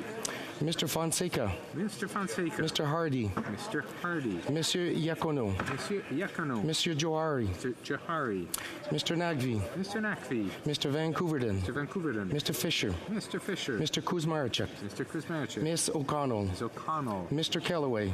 Mr. Kellaway. Miss Sachs. Miss Sachs. Mr. May Cambridge. Mr. May Cambridge. Mr. Cedar Brampton East. Mr. Cedar Brampton East. Miss Suds. Miss Suds. Mr. Badaway. Mr. Badaway. Mr. Baptiste. Mr. Baptiste. Mr. Fragiscados. Mr. Fragiscados. Mr. Chang. Mr. Chang. Madame Martinez Farada. Madame Martinez Farada. Mr. Long. Mr. Long. Mr. Longfield. Mr. Longfield. Mr. Maloney. Mr. Maloney. Mr. Morrissey. Mr. Morrissey. Mr. Sarai. Mr. Sarai. Mr. Sorbera. Mr. Sorbera. Mrs. Zaid. Mrs. Zaid. Mr. Rogers. Mr. Rogers. Miss Yip. Ms. Yip. Mr. Aldag. Mr. Aldag. Mrs. Atwin. Mrs. Atwin. Mr. Dong. Mr. Dong. Mr. Louis Kitchener-Conestoga. Mr. Louis Kitchener-Conestoga. Mr. Pulowski. Mr. Pulowski. Mr. Van Bynen. Mr. Van Bynen. Monsieur Zuberi. Monsieur Zuberi. Miss Bradford. Miss Bradford. Madame Châtel. Madame Châtel. Madame Diab. Madame Diab. Miss Hefner. Miss Hefner. Madame Lapointe. Madame Lapointe. Mr. McDonald Malpec. Mr. McDonald Malpec. Mr. Noor Mohammed. Mr. Noor Mohammed. Miss Taylor Roy. Miss Taylor Roy. Miss Thompson. Miss Thompson. Mrs. Valdez. Mrs. Valdez. Mr. Sousa. Mr. Sousa. Monsieur Terrien. Monsieur Terrien. Monsieur Sainte-Marie. Monsieur Saint-Marie. Madame Normandin. Madame Normandin. Monsieur Simard. Monsieur Simard. Monsieur Bergeron. Monsieur Bergeron. Monsieur Garon. Monsieur Garon. Madame Gill. Madame Gill. Madame de Bellefeuille. Madame de Bellefeuille. Madame Michaud. Madame Michaud. Monsieur Fortin. Monsieur Fortin. Monsieur Brunel-Duceppe. Monsieur Brunel-Duceppe. Monsieur Villemur. Monsieur Villemur. Monsieur Thériault. Monsieur Thériault. Madame Godreau. Madame Godreau. Monsieur Perron. Monsieur Perron. Monsieur Barcelou-Duval. Monsieur Barcelou-Duval. Monsieur Plamondon. Monsieur Plamondon. Monsieur Champoux. Monsieur Champoux. Monsieur Lemire. Monsieur Lemire. Madame Sinclair-Desgagnés. Madame Sinclair-Desgagnés. Madame Chabot. Madame Chabot. Monsieur Trudel. Monsieur Trudel. Madame Desbiens. Madame Desbiens. Monsieur Brunel, Monsieur Blanchet-Jonca. Monsieur Blanchet-Jonca. Madame Bérubé. Madame Bérubé. Monsieur Désilet. Monsieur Désilet. Mr. Julian. Mr. Julian. Mr. Massey. Mr. Massey. Miss Kwan. Miss Kwan. Mr. Garrison. Mr. Garrison. Miss Blaney. Miss Blaney. Miss Idlout. Miss Idlout. Mr. Cannings. Mr. Canning. Mr. McGregor. Mr. McGregor. Mr. Green. Mr. Green. Miss Barron. Miss Barron. Madame Hughes. Madame Hughes. Miss Cirillo. Miss Cirillo. Mr. Angus. Mr. Angus. Mr. Davies. Mr. Davies. Mr. Desjardins. Mr. Desjardins. Miss May, Saanich Gulf Islands. Miss May, Saanich Gulf Islands. Mr. Morris. Mr. Morris.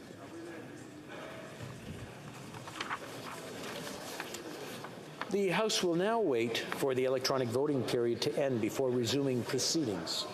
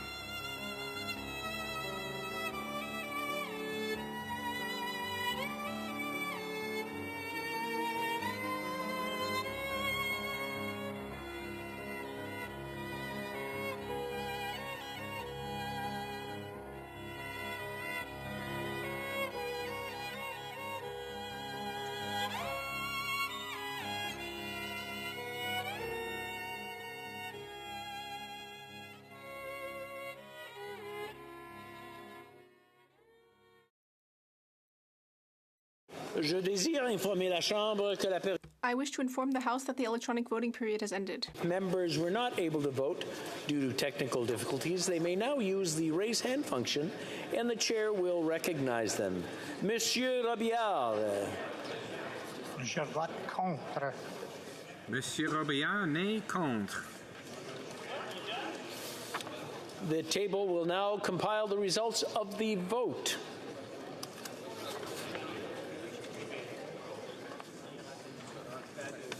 Yeas pour 115, 115. Nays contre 202, 202. Je déclare la... I declare the motion defeated. Pursuant to order made on Thursday, June 23rd, 2022, the House will now proceed to the taking of the deferred recorded division on the motion at second reading stage of Bill C-290 under private members' business. La question est la... The question is as follows. Monsieur Garon, appuyé... Mr. Garon, seconded by Mr. Blanchet-Jonca, moved that Bill C-290, an act to amend the Public Service Disclosure Protection Act, be now read a second time and referred to the Standing Committee on Government Operations and Estimates. The 10-minute period for members voting electronically has started, and the House will now proceed to the vote. Nous commencerons. We will start with the sponsor of the item. Monsieur Garon.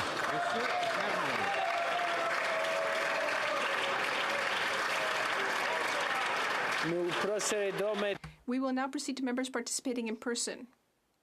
Those at my left in favor of the motion will please rise. Sixth row. Monsieur d'Entremont. Monsieur d'Entremont. Mr. Morrison. Mr. Morrison. Mr. Dowdle. Mr. Dowdle. Mr. Dalton. Mr. Dalton. Mr. Epp. Mr. Epp. Mr. Motts. Mr. Motts. Mr. Soroka. Mr. Soroka. Mr. Vierson. Mr. Vierson. Mr. Ruff. Mr. Ruff. Mr. Shields. Mr. Shields. Mr. Fast. Mr. Fast.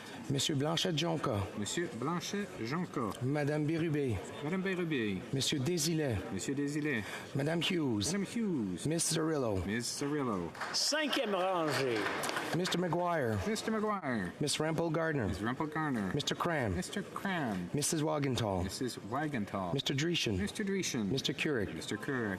Mr. Nader. Mr. Nader. Mr. Tolmie. Mr. Tolmie. Mr. Allison. Mr. Allison. Mr. Carey. Mr. Carey. Mr. McLean. Mr. McLean. Mrs. Gallant. Mrs. Gallant. Mr. Patzer. Mr. Patzer. Mr. Macaulay Edmonton West. Mr. Macaulay Edmonton West. Monsieur Lemire. Monsieur Lemire. Madame Sinclair Desgagnés. Madame Sinclair Desgagnés. Madame Chabot. Madame Chabot. Monsieur Trudel. Monsieur Trudel. Madame Desbiens. Madame Desbiens. Miss Barron. Miss Barron. Third row on my right. On my fourth row, I'm sorry. Mr. Kitchen. Go ahead. Mr. Kitchen. Mr. Muse. Mr. Muse. Mr. Redekop. Mr. Redekop. Mr. Brock. Mr. Brock. Mr. Waugh. Mr. Waugh. Mr. Steinley. Mr. Steinley. Mr. Lawrence. Mr. Lawrence. Monsieur Lehoux. Monsieur Lehoux. Monsieur Généreux. Monsieur Généreux. Mr. Tucker. Mr. Tucker. Mr. Morant. Mr. Morant. Mr. Zimmer. Mr. Zimmer. Madame Vien. Madame Vien. Monsieur Gould. Monsieur Gould. Mr. Arnold. Mr. Arnold. Monsieur Brassard. Mr. Brassard. Monsieur Barcelou-Duval. Monsieur Barcelou-Duval. Monsieur Plamondon. Monsieur Plamondon. Monsieur Champoux. Monsieur Champoux. Mr. Green. Mr. Green.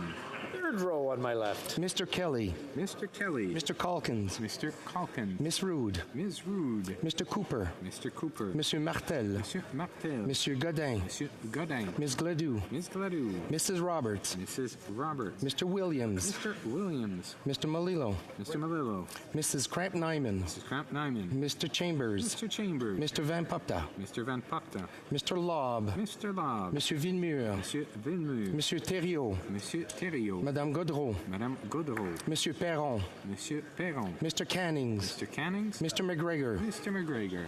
Deuxième rangée. Mr. Baldinelli. Mr. Baldinelli.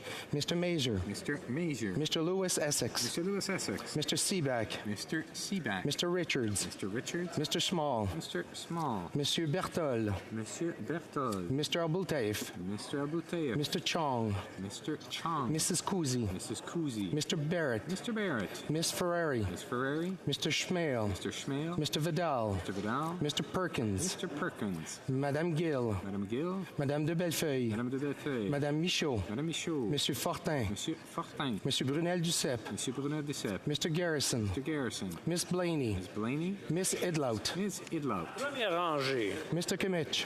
Mr. Kimmich. Mrs. Thomas. Mrs. Thomas. Monsieur Deltel. Monsieur Deltel. Monsieur Paulus. Mr. Paulus. Mr. Shear. Mr. Shear. Mr. Upal. Mr. Upal. Mr. Workington.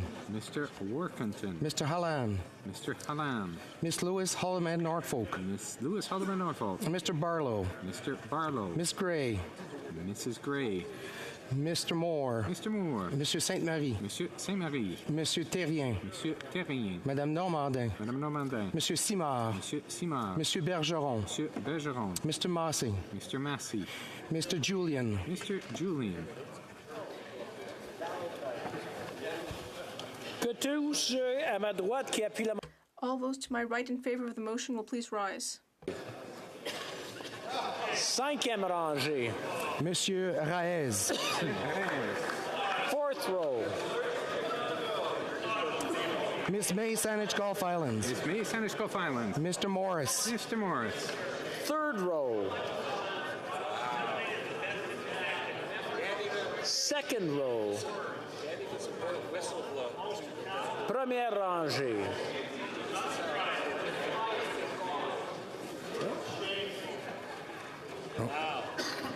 Mr. Davies. Mr. Davies.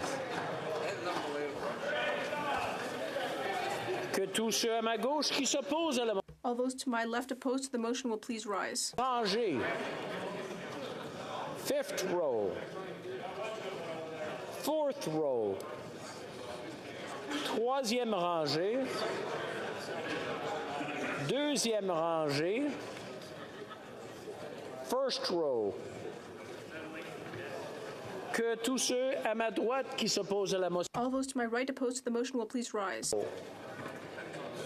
Fifth row. Fourth row. Third row. Second row. First row. The House will now wait for the electronic voting period to end before resuming proceedings.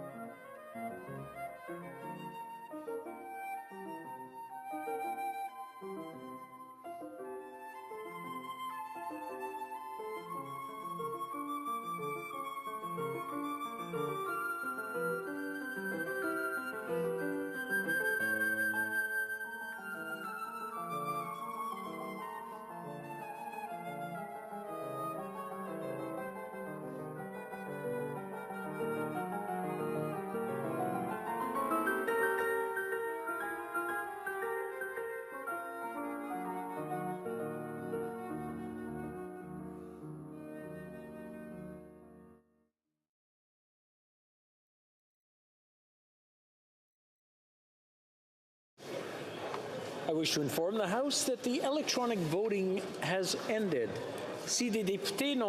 If members were not able to vote due to technical difficulties, they may now use the raise hand function and the chair will recognize them. Mr. Robillard. Abstention. Abstention. Monsieur Robillard, pouvez-vous répéter? Could you repeat, please, Mr. Robillard? Je vote abstention. Abstention. The table will now compile the results of the vote. Yeas pour 172, 172. Nays contre, 0, aucun. Je déclare la motion. I declare the motion carried. En conséquence, ce projet de loi est renvoyé. Accordingly, the bill stands referred to the Standing Committee on Government Operations and Estimates.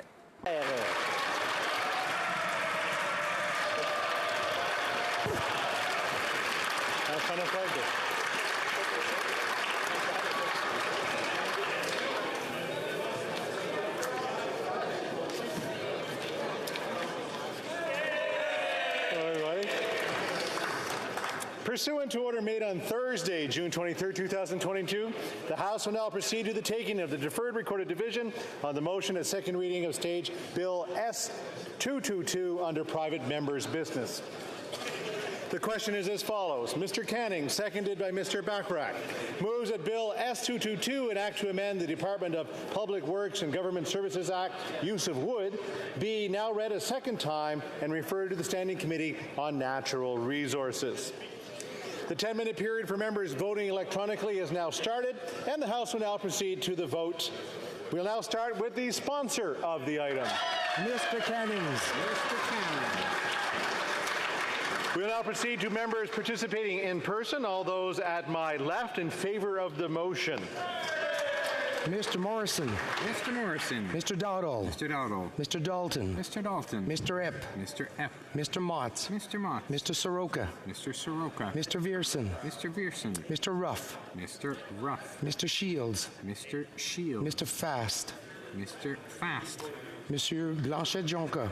Monsieur Blanchet-Jonca. Madame Bérubé. Madame Bérubé. Monsieur Desilets. Monsieur Desilets. Madame Hughes. Madame Hughes. Miss Zarillo. Miss Zarillo. Thank you, Branger. Mr. McGuire. Mr. McGuire. Miss Rempel Gardner. Miss Rempel Gardner. Mr. Cram. Mr. Cram. Mrs. Wagenthal. Mrs. Wagenthal. Mr. Dreeshen. Mr. Dreeshen. Mr. Keurig. Mr. Keurig. Mr. Nader. Mr. Nader. Mr. Tolmie. Mr. Tolmie. Mr. Allison. Mr. Allison. Mr. McLean. Mr. McLean. Mrs. Gallant. Mrs. Gallant. Mr. Patzer. Mr. Patzer. Mr. Macaulay Edmonton West. Mr. Macaulay Edmonton West. Mr. Falk Provencher. Mr. Falk Provencher. Monsieur Lemire. Monsieur Lemire. Monsieur Trudel. Monsieur Trudel. Madame Desbiens. Madame Desbiens. Miss Barron. Miss Barron. Fourth row at my left. Mr. Kitchen. Mr. Kitchen. Mr. Muse. Mr. Muse. Mr. Redikoff. Mr. Redikoff. Mr. Brock. Mr. Brock. Mr. Waugh. Mr. Waugh. Mr. Steinley. Mr. Steinley. Mr. Lawrence. Mr. Lawrence. Monsieur Lehoux. Monsieur Lehoux. Monsieur Généreux. Monsieur Généreux. Mr. Tucker. Mr. Tucker. Mr. Morantz. Mr. Morantz. Mr. Zimmer. Mr. Zimmer. Madame Vien. Madame Vien. Monsieur Gourde. Monsieur Gourde. Mr. Caputo. Mr. Caputo. Mr. Arnold. Mr. Arnold. Monsieur Brassard. Mr. Brassard. Monsieur Barcelou Duval. Monsieur Barcelou Duval. Monsieur Champoux. Monsieur Champoux. Mr. Green. Mr. Green. Troisième rangée à ma gauche. Third row on my left. Mr. Calkins. Mr. Calkins. Miss Rude. Miss Rude. Mr. Cooper. Mr. Cooper. Monsieur Martel. Monsieur Martel. Monsieur Godin. Monsieur Godin. Miss Gladue. Miss Gladue. Mrs. Roberts. Mrs. Roberts. Mr. Williams. Mr. Williams. Mr. Malillo. Mr. Malillo. Mrs. Cramp Nyman. Mrs. Cramp Nyman. Mr. Chambers. Mr. Chambers. Mr. Van Pupta. Mr. Van Pupta. Mr. Lobb. Mr. Lobb. Monsieur Villemur. Monsieur Villemur. Monsieur Thériault. Monsieur Thériault. Madame Godreau. Madame Godreau. Monsieur Perron. Monsieur Perron. Mr. McGregor. Mr. McGregor. Row at my left. Mr. Baldinelli. Mr. Baldinelli. Mr. Major. Mr. Major. Mr. Lewis Essex. Mr. Lewis Essex. Mr. Seaback. Mr. Seaback. Mr. Richards. Mr. Richards. Mr. Small. Mr. Small. Mr. Ellis. Mr. Ellis. Monsieur Berthold. Monsieur Berthold. Mr. Albouteif. Mr. Albouteif. Mr. Chong. Mr. Chong. Mrs. Kuzi. Mrs. Kuzi. Mr. Barrett. Mr. Barrett. Miss Ferrari. Ms. Ferrari. Mr. Schmale. Mr. Schmale. Mr. Vidal. Mr. Vidal. Mr. Perkins. Mr. Perkins. Monsieur Garon. Monsieur Garon. Madame Gill. Madame Gill. Madame de Bellefeuille. Madame de Bellefeuille. Madame Michaud. Madame Michaud. Monsieur Fortin. Monsieur Fortin. Mr. Garrison. Mr. Garrison. Miss Blaney. Ms. Blaney. Miss Idlout. Ms. Idlout. At my left. Mr. Kimmich. Mr. Kimmich. Mrs. Thomas. Mrs. Thomas. Monsieur Deltel. Monsieur Deltel. Monsieur Paulus. Monsieur Paulus. Mr. Shear. Mr. Shear. Mr. Upal. Mr. Upal. Mr. Workington. Mr. Workington. Mr. Hallam. Mr. Hallam. Miss Lewis Haldeman Norfolk. Ms. Lewis Haldeman Norfolk. Mr. Barlow. Mr. Barlow. Mrs. Gray. Mrs. Gray. Mr. Moore. Mr. Moore. Monsieur Sainte-Marie. Monsieur Saint-Marie. Monsieur Terrien. Monsieur Terrien. Madame Normandin. Madame Normandin. Monsieur Simard. Monsieur Simard. Monsieur Bergeron. Monsieur Bergeron. Mr. Massey. Mr. Massey. Mr. Julian. Mr. Julian. All those at my right in favor of the motion will please rise in the 6th row.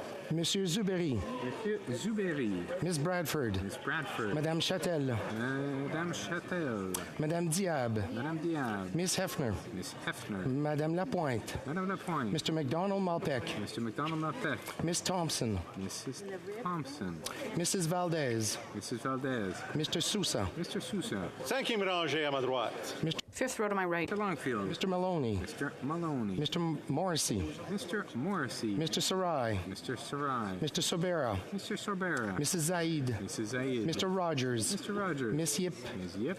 Mr. Aldeg. Mr. Aldeg. Mrs. Atwin. Mrs. Atwin. Mr. Dong. Mr. Dong. Mr. Lewis Kitchener-Conestoga. Mr. Lewis Kitchener-Conestoga. Mr. Pulowski. Mr. Pulowski. Monsieur Reyes. Monsieur Reyes. 4th row. Mr. Fonseca. Mr. Fonseca. Mr. Hardy. Mr. Hardy. Monsieur Yakono. Monsieur Yakono. Mr. Johari. Mr. Johari. Mr. Nagvi. Mr. Nakfi. Mr. Vancouverden. Mr. Vancouverden. Mr. Kuzmarchuk. Mr. Kuzmarchuk. Mr. Kellaway. Mr. Kellaway. Miss Sachs. Miss Sachs. Mr. May Cambridge. Mr. May Cambridge. Mr. Cedar Brampton East. Mr. Cedar Brampton East. Miss Suds. Miss Suds. Mr. Bataway. Mr. Bataway. Mr. Batiste. Mr. Batiste. Mr. Fragiscatos. Mr. Fragiscatos. Mr. Chang. Mr. Chang. Mr. Long. Mr. Long. Mrs. May Saanich Gulf Islands. May Saanich Gulf Islands. Mr. Morris. Mr. Morris. 11e rangée à ma droite. Third row to my right. Mrs. Vandenveld. Mr. Sanson. Monsieur Sanson. Madame Brière. Madame Brière. Mr. Fillmore. Mr. Fillmore. Mrs. Romanado. Mrs. Romanado. Mr. Lamour. Mr. Lamoureux. Mr. Oliphant. Mr. Oliphant. Madame Koutrakis. Madame Koutrakis. Monsieur Lauzon. Monsieur Lauzon. Mr. Housefather. Mr. Housefather. Madame Lalonde. Madame Lalonde. Miss Dillon. Dillon. Mr. Assassi. Mr. Assassi. Monsieur Elkouri. Monsieur Elkouri. 2e rangée à ma droite. Second row to my right. Scroll. Miss Fry. Miss Fry. Mr. Scarpalagia. Mr. Scarpalagia. Mr. Casey. Mr. Casey. Miss Cara. Miss Cara. Madame Fortier. Madame Fortier. Monsieur McKinnon-Gatineau. Monsieur McKinnon-Gatineau. Madame Bibot. Madame Bibot. Monsieur Serré. Monsieur Serré. Monsieur Dubourg. Monsieur Dubourg. Monsieur Arsenault. Monsieur Arsenault. 1st row at my right. Mr. Macaulay Cardigan. Mr. Macaulay Cardigan. Mr. Blair. Mr. Blair. Mr. O'Regan. Mr. O'Regan. Miss Bennett. Miss Bennett. Mr. Holland. Mr. Holland. Monsieur Lametti. Monsieur Lametti. Monsieur Guilbeault. Monsieur Guilbeault. Mr. Wilkinson. Mr. Wilkinson. Miss Hutchins. Miss Hutchins. Miss Tassie. Miss Tassie. Madame Petitpas-Taylor. Madame Petitpas-Taylor. Miss Jazik. Miss Jazik. Monsieur Garneau. Monsieur Garneau.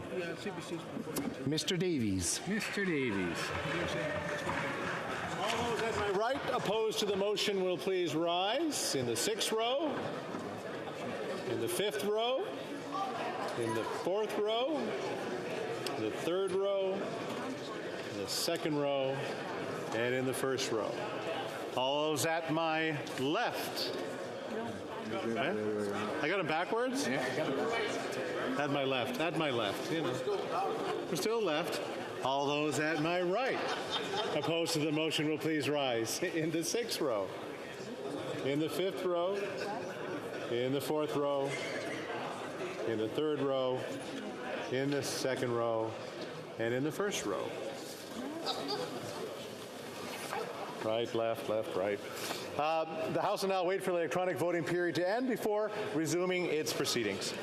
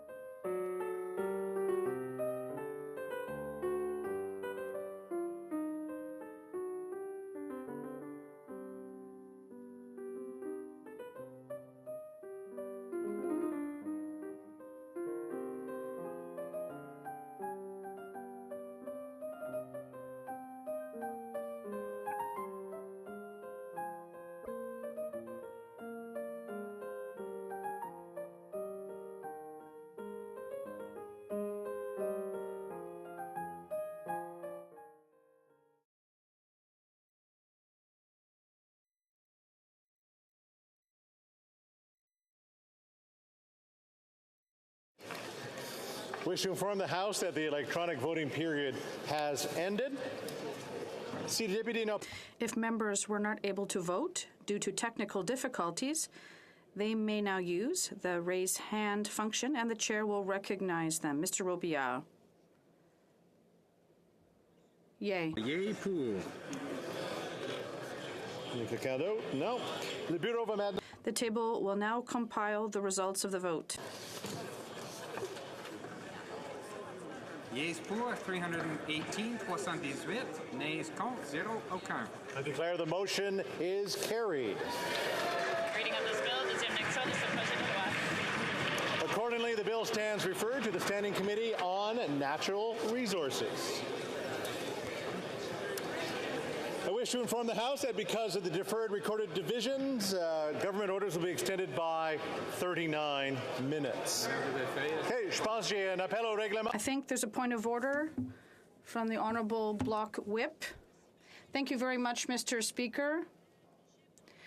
I would like for you to inform parliamentarians in this House with respect to the rules regarding the authorized use of headsets when you speak in this House and at committees by extension. I have a note in front of me that says that all parliamentarians must wear the Jabra headset, the model 240, when they participate via video conference in parliamentary work and other meetings. Could you inform the House of this? About how the table does to recognize a member or not that is speaking by video conference if they're wearing the right headset. Today, I noticed that the member for Rosemont Petit Patrie, in my opinion, was not wearing the correct authorized headset that allows our interpreters to have the greatest safety when they work. Could you inform us, Mr. Speaker, whether this headset was validated and verified by the table and also recognized when the member spoke, and also perhaps confirm that he was wearing the authorized headset by the House and that he did respect the authority given by health and safety at the House of Commons?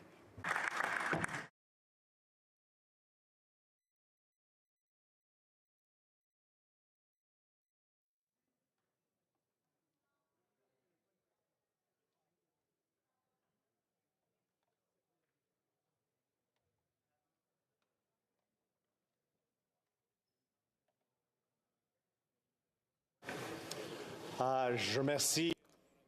I thank the honourable member for having raised this matter. I was not in the chair at that point.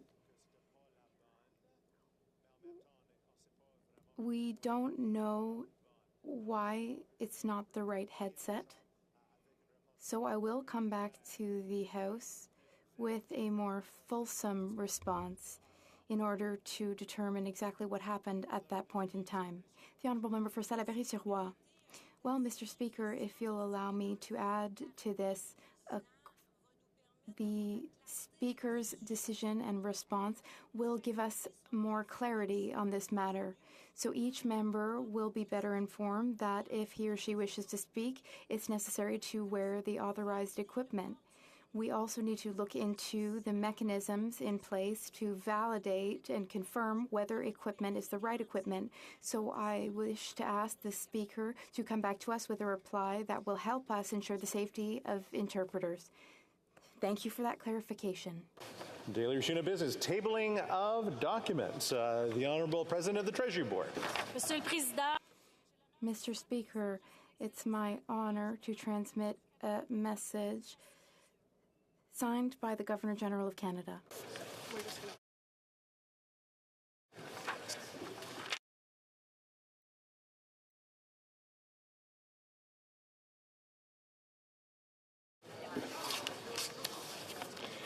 Her Excellency, the Governor-General. Please. I'll standing? Good. Her Excellency the Governor General transmits to the House of Commons the supplementary estimates C of the sums required to defray expenses of the federal public administration for the fiscal year ending on March 31st, 2023, and in accordance with Section 54 of the Constitution Act 1867, recommends those estimates to the House of Commons.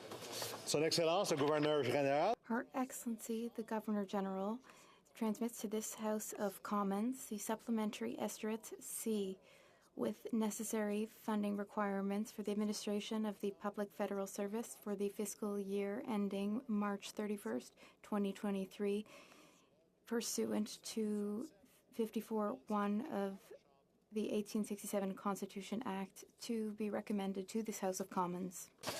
Okay. L'Honorable Président du The Honorable President of the Treasury Board. Mr. Speaker, I have the honor of tabling in both official languages main estimates C 2022-2023. Thank you, Mr. Speaker. Merci beaucoup. Dépôt de projet de loi émanant du gouvernement. Introduction of government bills. Oh.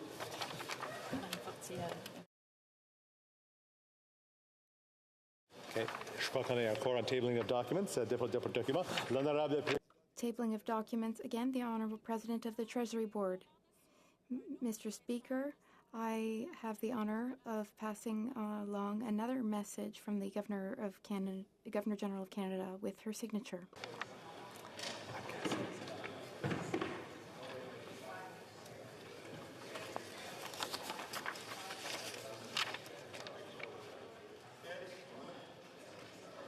Please stand.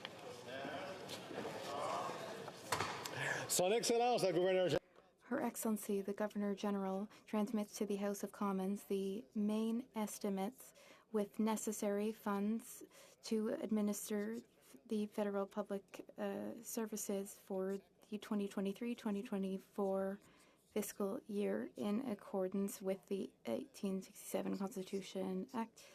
General transmits to the House of Commons the main estimates of sums required to defray expenses of the federal public administration for the fiscal year ending March 31st, 2024, and in accordance with Section 54 of the Constitution Act 1867, recommends those estimates to the House of Commons.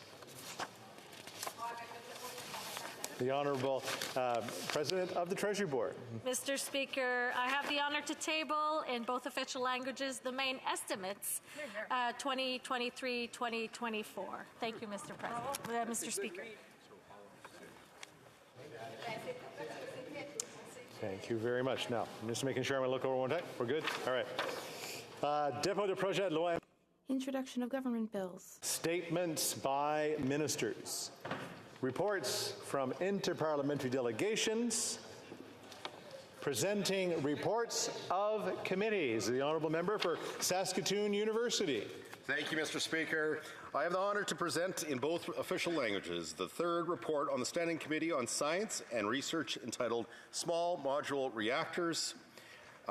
Pursuant to Standing Order 109, the committee requests that the government table a comprehensive response to this report.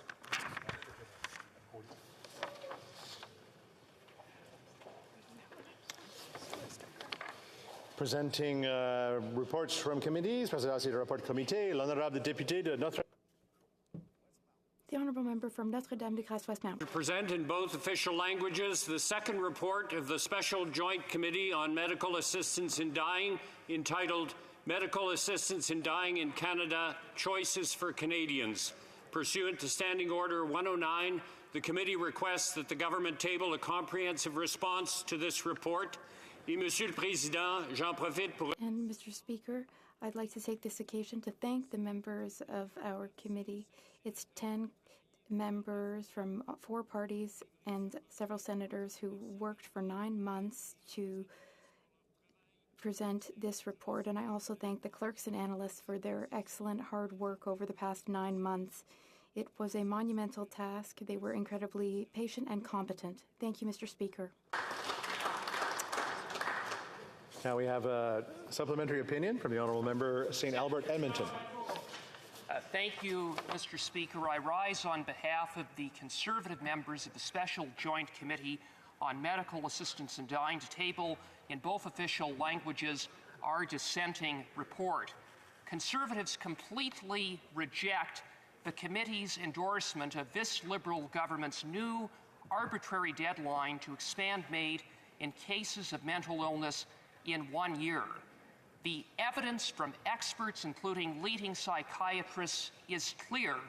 This radical expansion cannot be implemented safely, and there's no evidence to indicate that it will be any different in a year from now. We are also disappointed that the committee failed to undertake a meaningful study on the effectiveness and enforcement of existing safeguards. This at a time when there are multiple alarming reports of abuse, non-compliance, and Canadians falling through the cracks under the Liberals' MAID regime. And finally, we reject the committee's irresponsible recommendation to expand MAID for mature minors, especially having regard significant knowledge gaps and a complete lack of consultation of impacted groups, including young Canadians. Reports are tabled. Introduction of private members' bills. Première lecture des objets de loi. First reading of Senate public bills. Motion. Motion. Présentation de pétitions. Presenting petitions. Of petitions. The honourable member for Hamilton Centre. Thank you very much, Mr. Speaker. I'm pleased to rise today to present 3 petitions.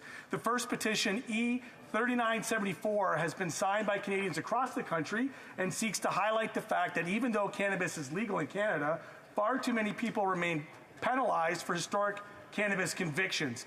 These historic convictions disproportionately impact people from marginalized communities and have negative consequences on their abilities to work, find housing, and travel outside the country. This petition recognizes that cannabis-related pardon programs fails to remedy these concerns and thus calls upon the government to follow the lead of jurisdictions like New York and immediately table legislation that would provide automatic expungements to all Canadians living with non-violent cannabis convictions. The second petition is E3775 and has the support of 1,345 Canadians and is an important reminder that there's an ongoing humanitarian catastrophe and illegal war unfolding in Yemen. This petition calls on the government to immediately cancel all active and pending arms deals with Saudi Arabia and prevent any transfers of Canadian-made arms as well, and demand the Saudi-led coalition to end their airstrikes and military offensives and apply the Magnitsky sanctions to Saudi leaders. This will significantly increase humanitarian aid to Yemen and expand the Group of 5 sponsorship exemptions to Yemenin refugees. Lastly, I'd like to present petition E3777, initiated by Henry Evans Tenbrink from Hamilton in relation to the Australia, United Kingdom, and United States military pact and the willingness for the U.S. to sell nuclear submarines and related military technologies to the Australians. These weapons sales would be in violation of the UN Nuclear Non-Proliferation Treaty. This petition requests the Government of Canada to not only refuse any participation in the AUKUS Pact, but also strongly condemn them as a breach of the UN's Nuclear Non-Proliferation Treaty and a dangerous escalation of military tensions. Thank you. Presenting petitions, Présentation de pétitions, the honourable member for Niagara West. Thank you very much, Mr. Speaker. I want to present a petition E4183, who was actually started by a constituent of mine, John Fulton, and is signed by over 2,161 Canadians. The petitioners are calling upon the Minister of Innovation, Science and Industry and the Minister of Health to recommend to the Governor and Council to immediately add COVID-19 vaccines, diagnostics, and therapeutics to Schedule 1 of the Patent Act, thereby permitting export under Canada's Access to Medicines regime for humanitarian reasons. Thanks. Presenting a petition, présentation de pétition, the honourable member for Renfrew, Nipissing, Pembroke. Mr. Speaker, these petitioners oppose Bill C-21 and they're asking for it to be repealed because it does nothing to prevent gun smuggling or crimes involving firearms. Presenting a petition, présentation de pétition, the honourable member for Vancouver Kingsway. Mr. Speaker, I have two petitions to present today. The first one, the petitioners note that more than 4 million Canadians, including 1.5 million children, live in a home where the family reports food insecurity. And they point out it's important to remember that the health and development of children requires that they have access to healthy food, particularly in a school setting. And Canada is one of the few members of the OECD without a national nutritional school food program in place. So they call on the Government of Canada, in collaboration with the provinces, territories, municipalities, and stakeholders, to develop a national school nutritious food program to ensure that all children in Canada have access to healthy food. And the second petitioners point out that in Canada, more than 600,000 social housing units that were created between 1970 and 1994 were provided through long-term agreements with social housing providers, and they point out that these agreements are essential to provide affordable housing options to people, particularly tenants, with a maximum of 30% of their income dedicated to rent.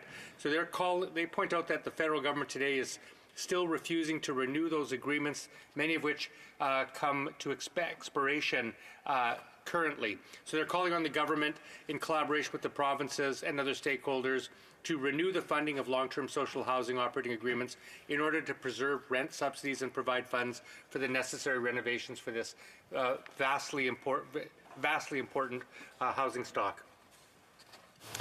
Présentation de pétition, presenting the petitions, the honourable member for Calgary-Shepherd. Thank you, Mr. Speaker. I'm glad I caught your eye this time. I'm tabling a petition on behalf of my constituents, calling on the Minister of Immigration, Refugees and Citizenship to update the immigration system to pave the way for an efficient and streamlined processes that address Canada's ongoing needs.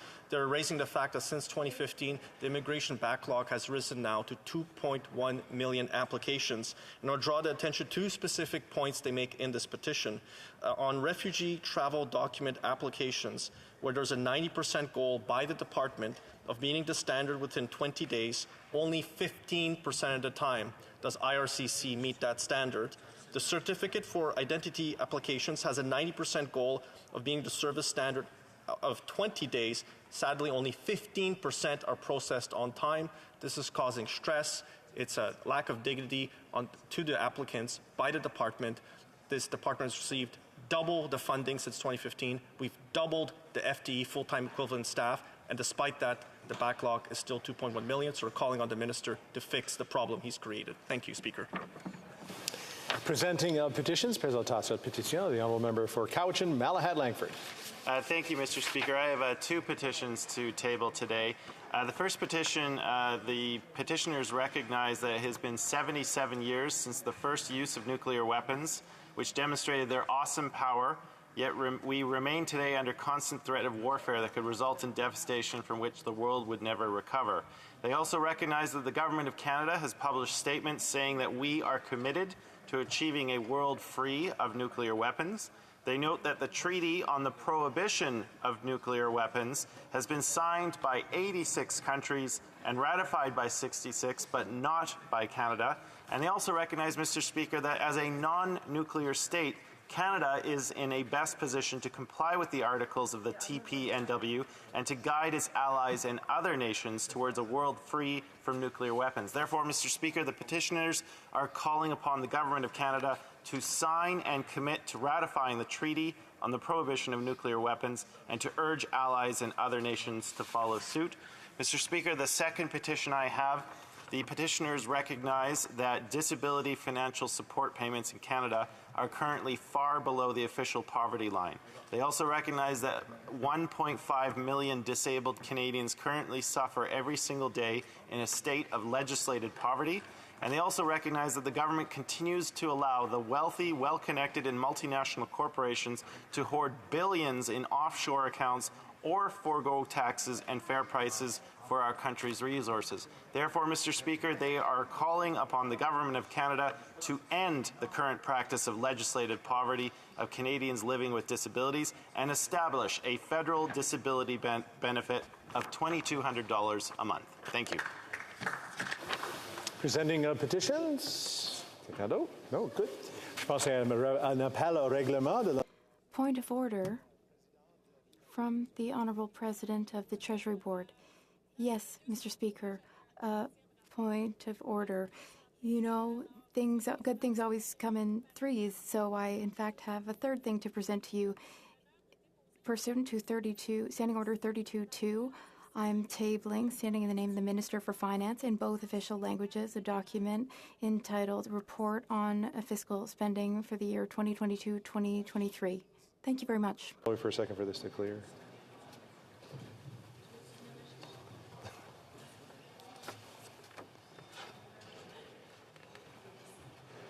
Voilà. Questions on the order paper. The Honourable Parliamentary Secretary to the Government House Leader.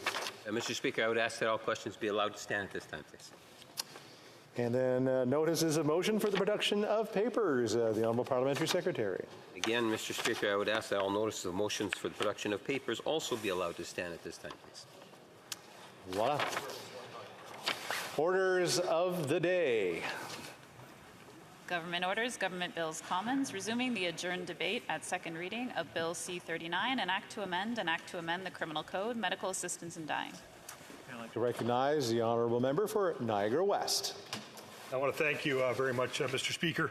And as always, I want to thank the constituents of Niagara West for electing me to represent them in this Parliament and to be their voice in this place on key issues in our country. And what's more important than the bill we're discussing today? Bill C-39, medical assistance in dying. We all know how sensitive and complex a topic this is. We as parliamentarians with this bill are dealing with an issue of literally life and death, a deeply personal decision, and that's as complex as it gets. I really think that on both sides of the House, the focus and priority of all of us is to ensure that safeguards are always in place for the most vulnerable in our society, particularly with those with mental health challenges. I believe that we're all trying to get this legislation right. Lives are at stake, and again, we need to get this right. We also have to keep in mind that we have to be respectful and accepting of the different perspectives on this issue. Many folks from my community in Niagara West are people of faith, and they're struggling with this concept of doctor-assisted suicide. This issue is of particular importance to thousands of my constituents who took the time to write letters, send emails, and make phone calls to my office to express their views. This is an issue that is exceptionally difficult to accept for many Canadians across the country, including in my riding of Niagara West. The planned legal death of someone who is terminally ill is a very delicate matter to begin with.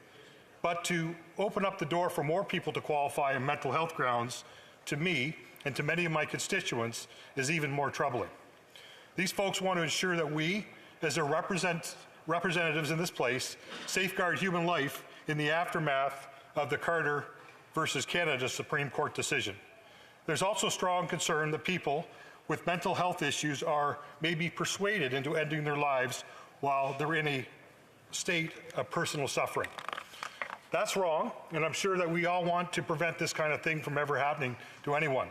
I'm also concerned that there may be horrible stereotypes reinforced, that a life with mental health challenge is a life not worth living, or that living with it is a fate worse than death. This cannot happen.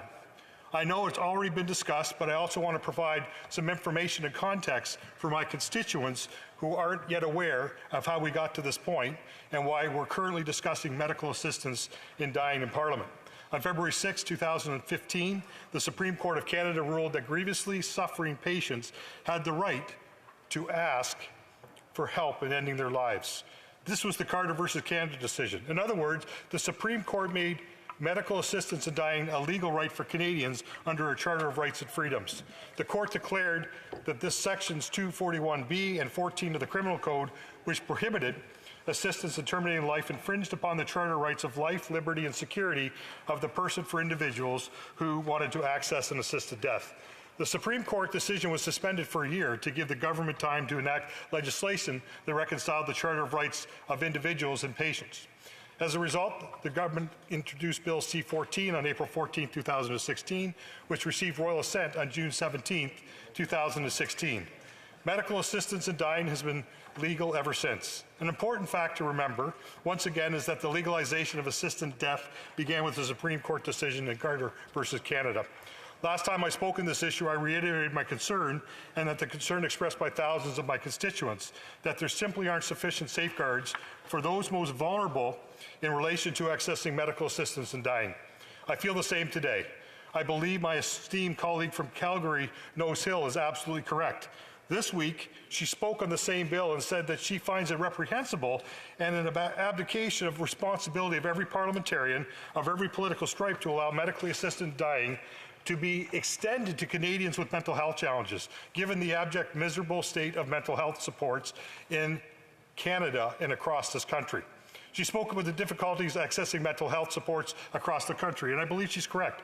Mental health services aren't readily available. They're also very expensive.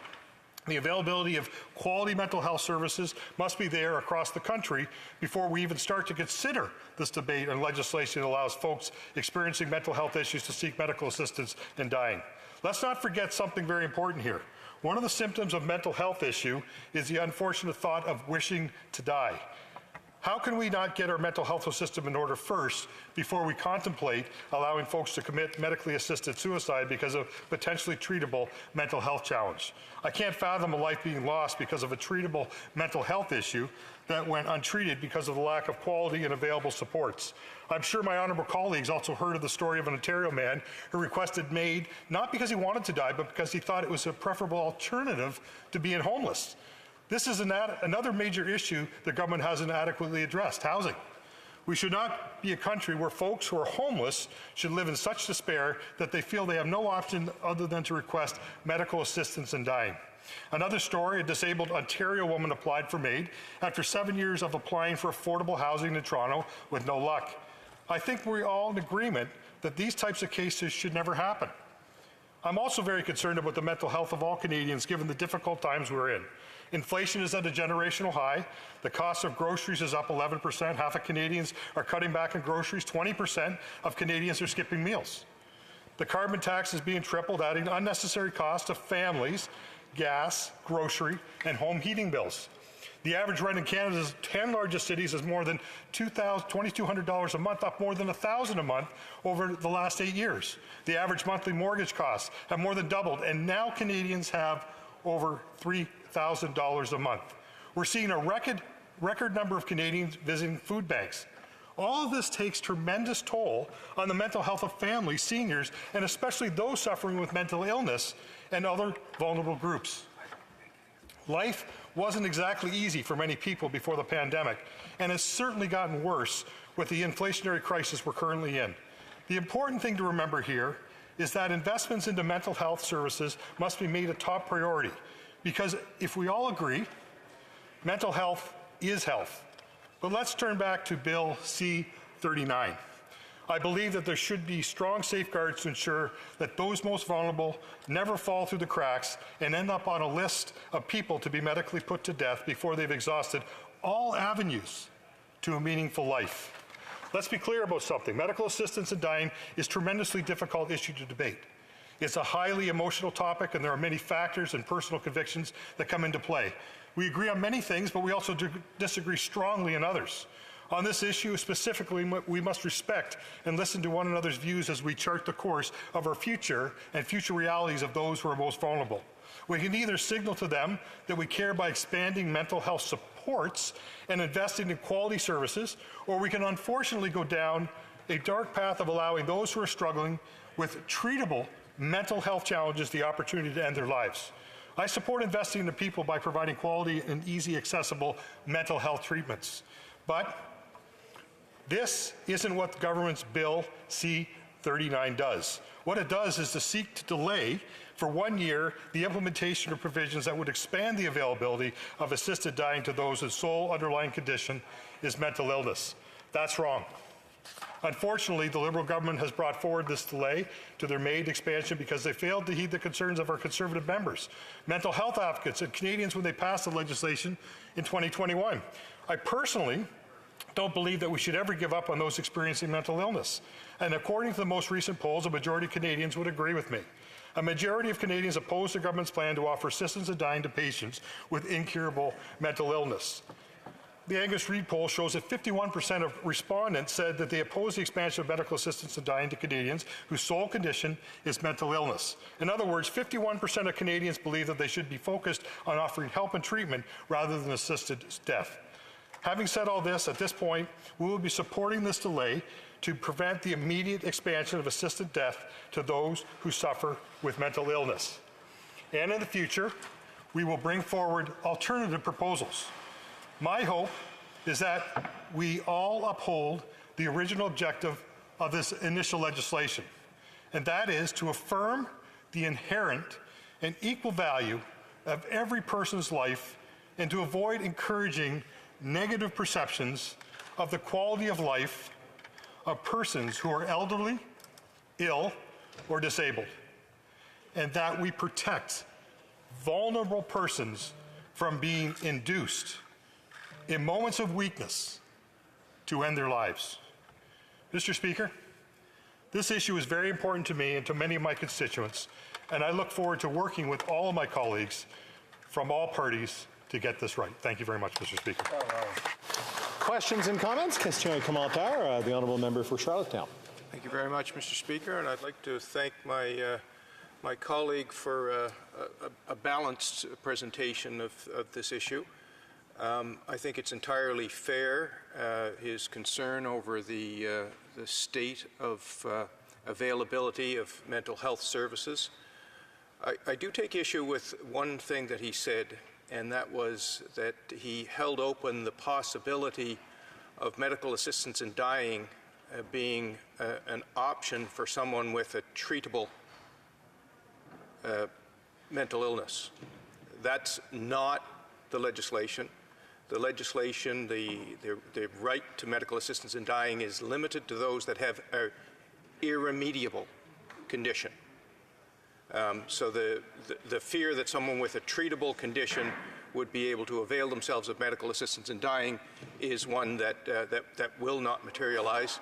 As for the availability of mental health supports, he would be well aware of the successful negotiation between the Government of Canada and the provinces for a substantial infusion of cash that will absolutely increase the level of service available to Canadians with respect to mental health services. Thank you, Mr. Speaker. The Honourable Member for Niagara West. I want to thank the Honourable Member for the question. I know that one of our concerns right from the beginning was the slippery slope of how this could move forward if the proper safeguards weren't put in place. And so, once again, when we realized that I would say the majority of mental health issues could be healed, can be fixed, could be treatable, I do not believe for any when the first form came out in terms of what they were doing, they looked at the imminent death of an individual. And I realized by adding more and more categories to this, it's a very slippery slope we're going on. For those that are treatable, we believe that they should receive treatment and not death. Question et commentaire, l'honorable député de Montcalm. The Honourable Member for Montcalm. Thank you, Mr. Speaker. I listened to what my colleague had to say. He said that people who might be going through a moment of weakness, there should be no encouragement for them to avail themselves of medical assistance in dying. I'm not sure where he's getting that example, but I'd just like to say that the expert report on mental illness does not speak at all about encouragement.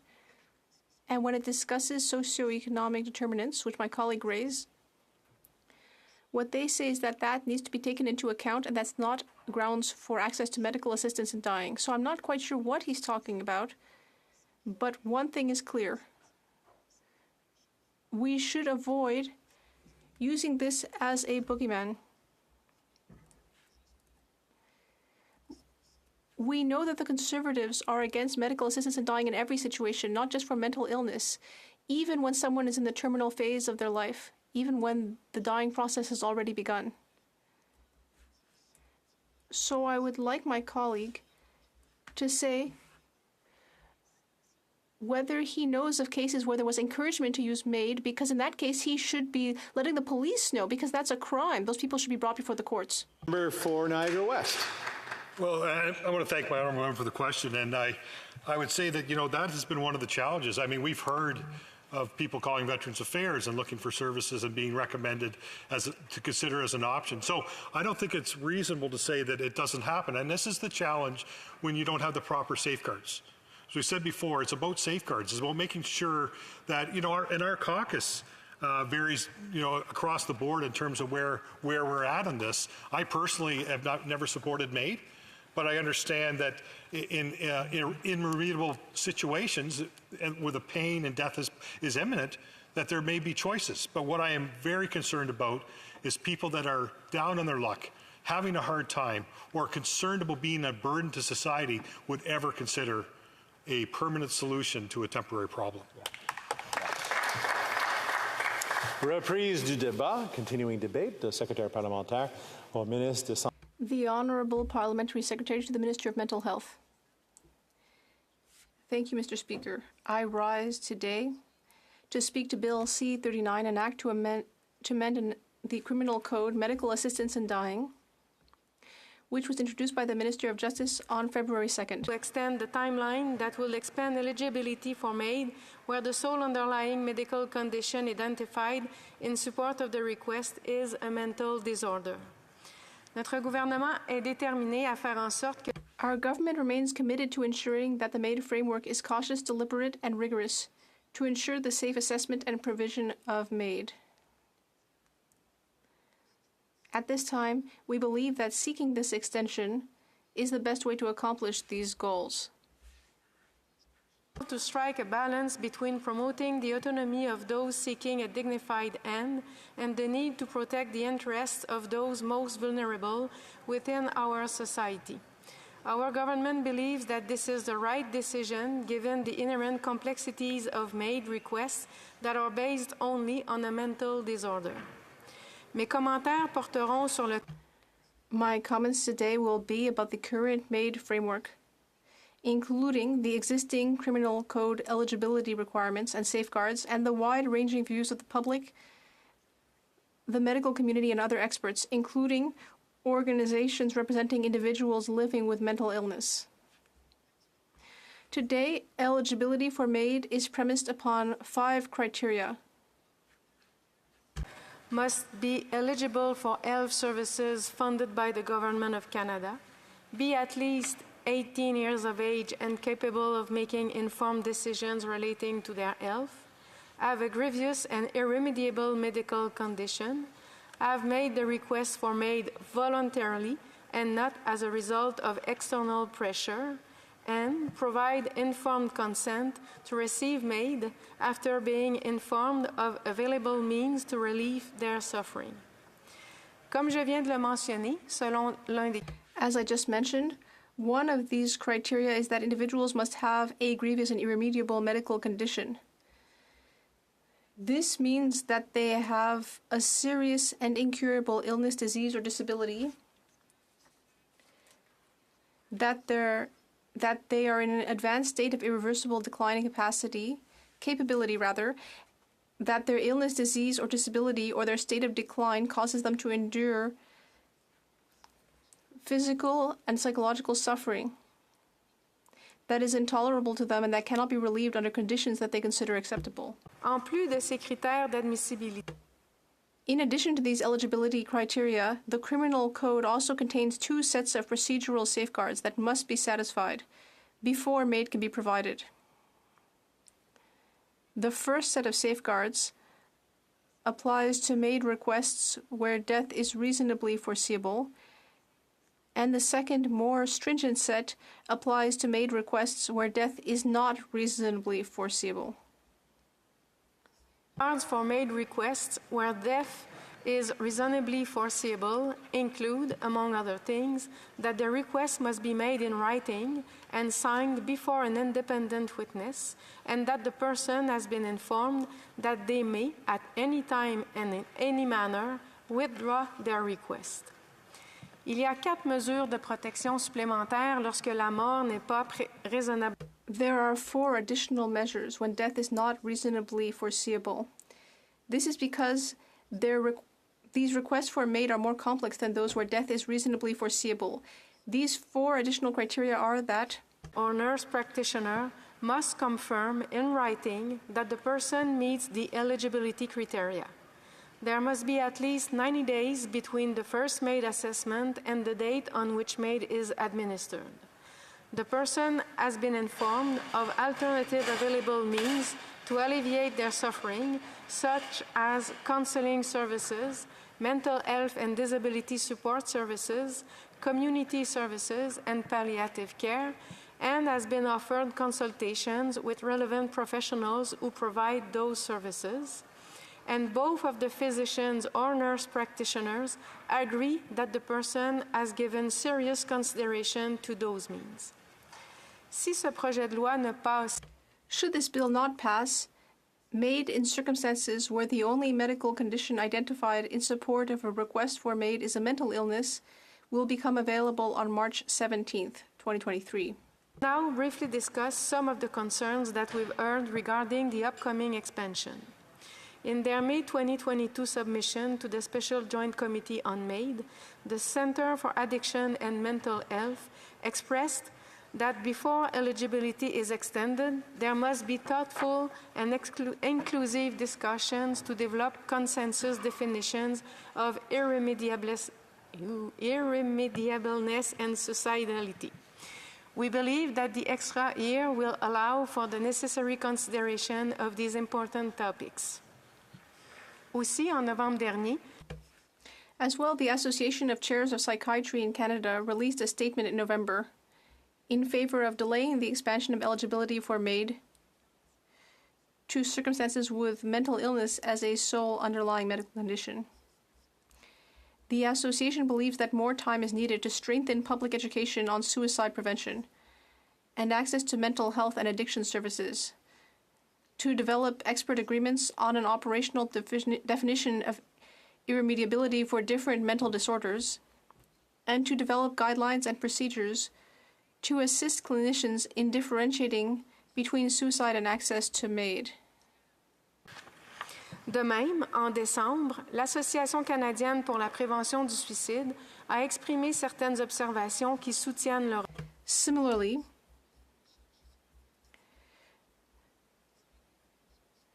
the Canadian Association for Suicide Prevention expressed some observations supporting the extension. They encourage more research regarding the prognosis of mental disorders. Were raised during the hearings of the Special Joint Committee on MAID, which was established to undertake a review of the Criminal Code MAID provisions, as well as other related topics, including mental illness.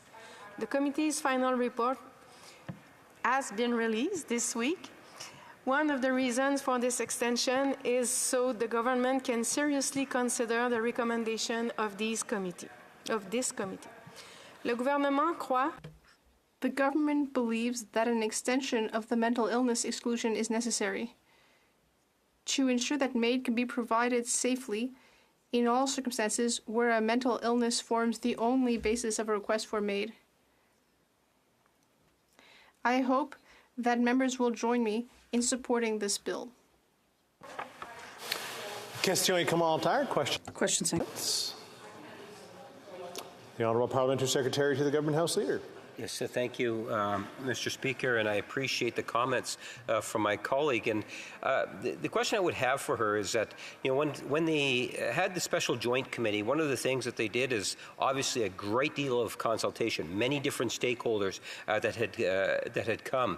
A great deal of evidence was provided. And now, just earlier today, we actually had the chair present the report, Mr. Speaker, and I think it's worthy of recognizing that a majority of the political parties inside this House seem to be supporting C-39. And I'm wondering if the member can provide her comment in terms of just the extensive discussions and dialogue that has occurred has in fact been improving our system, and if she just wants to add value to anything I've said.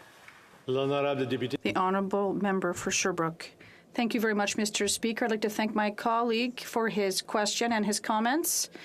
Yes, the report was tabled this afternoon, and during our discussions at committee, on the special committee on MAID, we heard a vast range of partners and from associations and people who were affected, and the discussions brought us to make this decision to extend the report for people who have mental health, so we have the time to really set things in place and to make sure that physicians, nurses, and practitioners are ready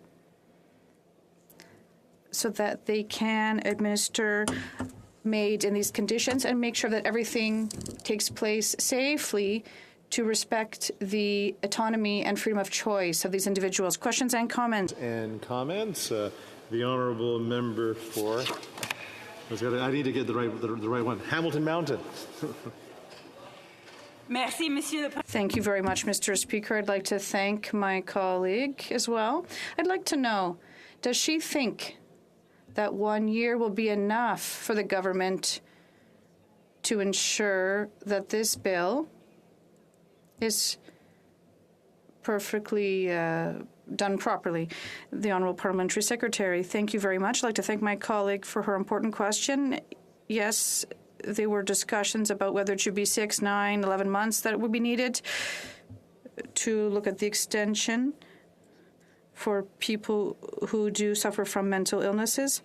And thanks to light shed by the Justice Minister and his team and everything we heard at committee from experts, they're already establishing an accreditation program and practice standards, and I do think that 1 year will be enough. Thank you. Questions and comments. The Honourable Member for Pierre Boucher, Les Patriotes Verts. Thank you very much, Mr. Speaker. I'd like to thank my colleague for her speech. I'd like to know a bit more about her thoughts and what she thinks particularly about the Conservative members and the actions that they have taken. They seem to be waging a campaign of fear with disinformation that suggests that almost anyone who has a mental illness could be eligible for MAID and do a request. So I'd like her to explain perhaps a bit more how this rhetoric is wrong and talk about what the official opposition is doing. The Honourable Parliamentary Secretary. Thank you very much, Mr. Speaker. I'd like to sincerely thank my colleague for his question. I do denounce this disinformation that is taking place. It has brought Canadians to think things that are not true. You heard in my speech about all the measures, the protection measures that are being set up to ensure that MAID is administered to people who are suffering from mental illness, and for this to be done in very controlled circumstances. The fact that they did have access to services and that physicians and nurses would pronounce this would be possible. It has to be a very followed process. Reprise du débat. Resuming debate. For Moose Jaw Lake Centre, Lanigan. Thank you, Mr. Speaker. It's an honor to stand today to speak on behalf of the constituents of Moose Jaw Lake Centre, Lanigan, a riding that I'm very proud to represent. Mr. Speaker, if you'll permit me just a little bit of a latitude, I haven't had the opportunity before now to remember a former colleague and member of Parliament, Ray Bowen. Ray was a dedicated public servant, but his earliest calling was as an educator. He was a longtime teacher and principal before being elected as mayor of Moose Jaw for 2 terms from 1994 to 2000. He went on to serve as a trustee on the Prairie South School Division from 2000 to 2008 before entering federal politics. He served 2 terms as Member of Parliament for Palliser before retiring in 2015. Ray was instrumental in the early stages of my political career. Under his recommendation, or probably dare, I served as City Councillor and later as Mayor of Moose Jaw. I'd like to say that my heartfelt condolences go to his wife Sandra, his daughter Patty, and his son Ryan, and all his family and friends, and those students who have been left behind and those people that know him. Mr. Speaker, once again, we are here debating an issue that the Liberals have waited until the last minute to address. They have had years to work on this, and only now, as their polling numbers decline and their deadline approaches, are they finally listening to experts and putting on the brakes on allowing medical assistance in death for those suffering from mental illness. This is a government of press releases and talking points. Quite honestly, this government has been forcing the issue without public consultation, and now there is a realization that they do not have the support of the public. People have grave questions and concerns. And we are seeing that in almost every article we read in the news. Instead of opening Pandora's box and seeking proper consultation before introducing policies like MAID, the Liberals again have been forced to backtrack. They have ignored experts, relying instead on their own ideology. This is a government that is out of touch with the everyday Canadian and will do absolutely everything to ignore good policy and common sense. When experts come along with information that doesn't align with the Prime Minister's carefully drafted talking points, they are ignored. Experts like the Association of Chairs of Psychiatry in Canada, who in December told this government that Canada was not ready to expand MAID to those suffering from mental illness. If this government were serious about helping and treating people, they would work to ensure that access to qualified psychiatrists was easier to obtain than offering MAID. This government opened Pandora's box, and now we are seeing the results impacting our veterans community and the troubling testimony that my committee has heard. There are now multiple instances of the Department of Veterans Affairs discussing the topic of medical assistance in death with Canadian veterans. We heard one particular troubling account of a veteran who said he was in a good place, being told that MAID was an option. He was told by a caseworker that they have done it before and they can do it for him. This is unacceptable. This is a conversation that should be only held between a patient and a doctor. Now, it has gotten so bad that the minister has been forced to refer one case to the RCMP. He now thinks that the issue is done with. The truth is that there is a much deeper issue at play here, and many others have come forward since this minister has dismissed this. Veterans who have served our country, who now need their country, are being betrayed by this government. Regardless of your thoughts on MAID, when the law was passed, it was stated that any discussion of it had to be between a patient and a doctor. If the government's own departments can't grasp this simple fact, how can we trust them to develop guidelines for mental health and the mental health industry?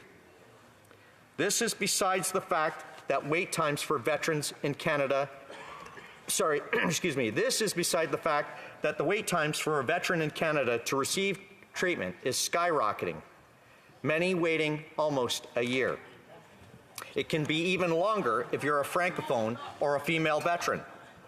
Meanwhile, the wait time to obtain MAID is currently just 90 days.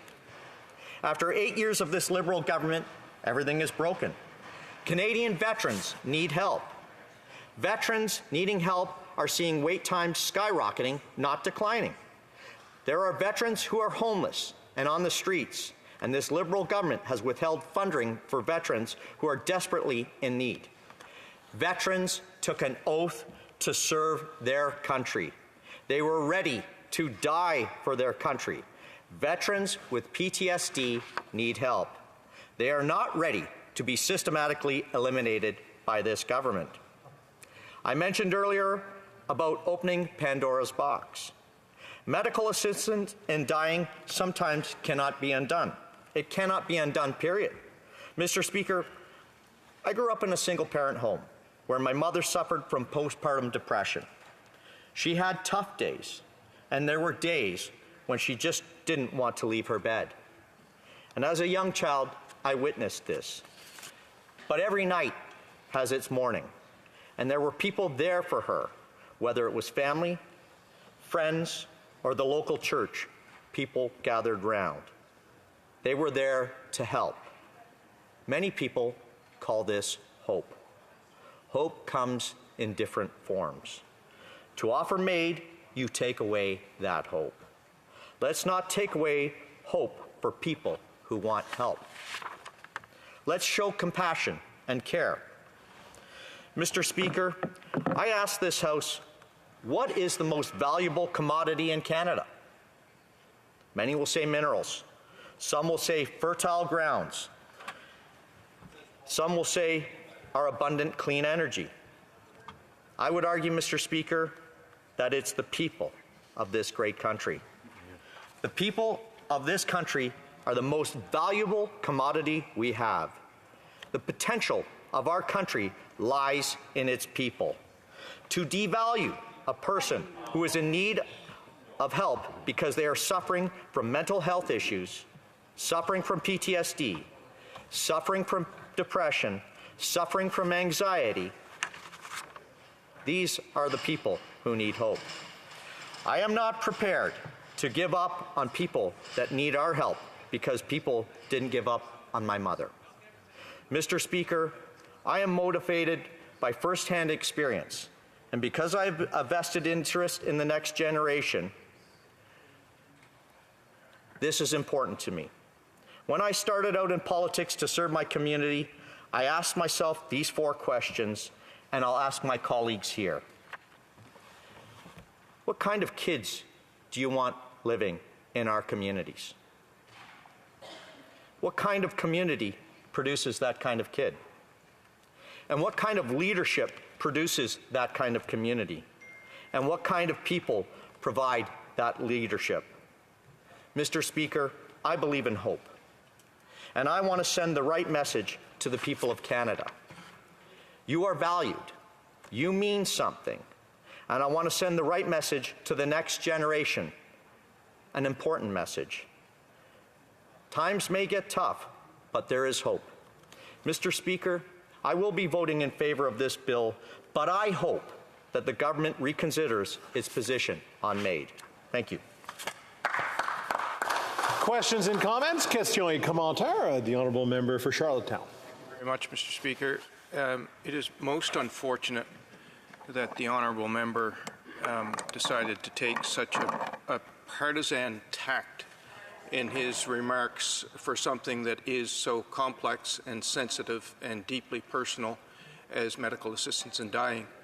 When he started by saying that the Liberals have waited until the last minute, I guess he is unaware that the Carter decision suspended the implementation of the decision for a period of time while the Conservatives were in power, and they abjectly and repeatedly and continually refused to bring in amendments to the criminal code that were called for by the court. An election ended up intervening. The Liberals were left to deal with that. The member serves on the Veterans Affairs Committee and indicated that at the Veterans Affairs Committee we had heard that a Veterans Affairs employee said to a veteran that I've done it for someone else, I can do it for you. Mr. Speaker, I can tell you I'm on the Veterans Affairs Committee, and that is not true. That testimony never came before the committee.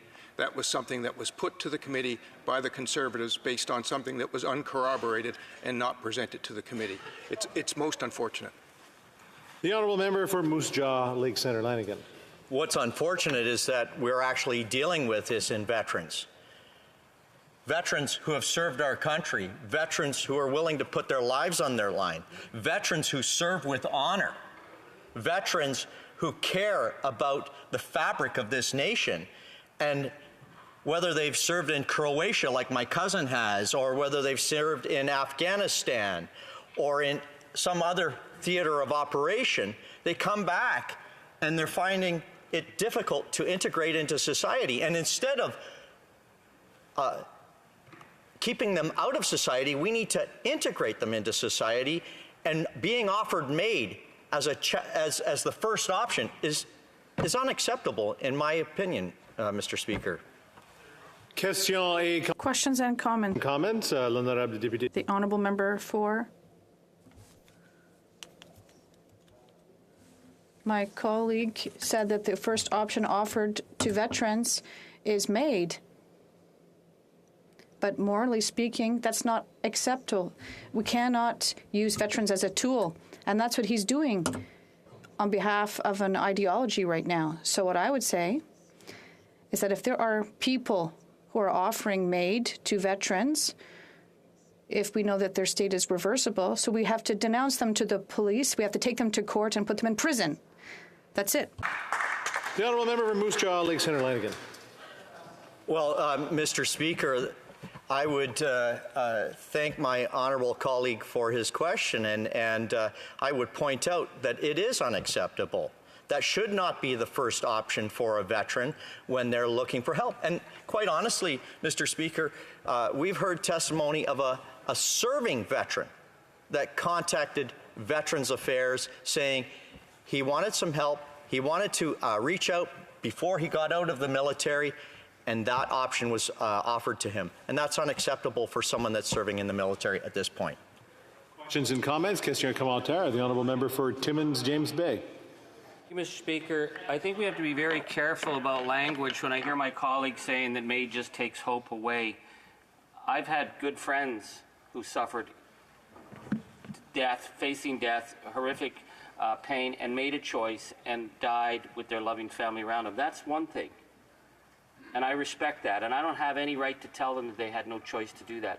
The issue before us is whether or not we should be expanding this with now over 10,000 cases a year undergoing MAID, and including mental illness and depression. And I think that that's a step way too far, and I think that it is irresponsible that this comes at the 11th hour, almost the 12th hour, to be debated in the House. But it goes back to the fundamental failure. We were told when MAID was brought in that there would be a review by Parliament to make sure that it was being used in a fair and applicable manner that met what we were all told were going to be the conditions, and that doesn't seem to be the case. So I'd ask my honourable colleague, why is it that we are debating putting this off for another year when we should actually be voting to say, no, this is not what MAID was intended for, and it should not be used in conditions of depression or mental illness or PTSD or any of these other extensions that the unelected and unaccountable Senate thinks it should be.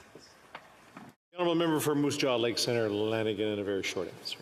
Thank you very much, Mr. Speaker. And I thank my honourable colleague. When I heard his question, I would say that we agree on a great deal.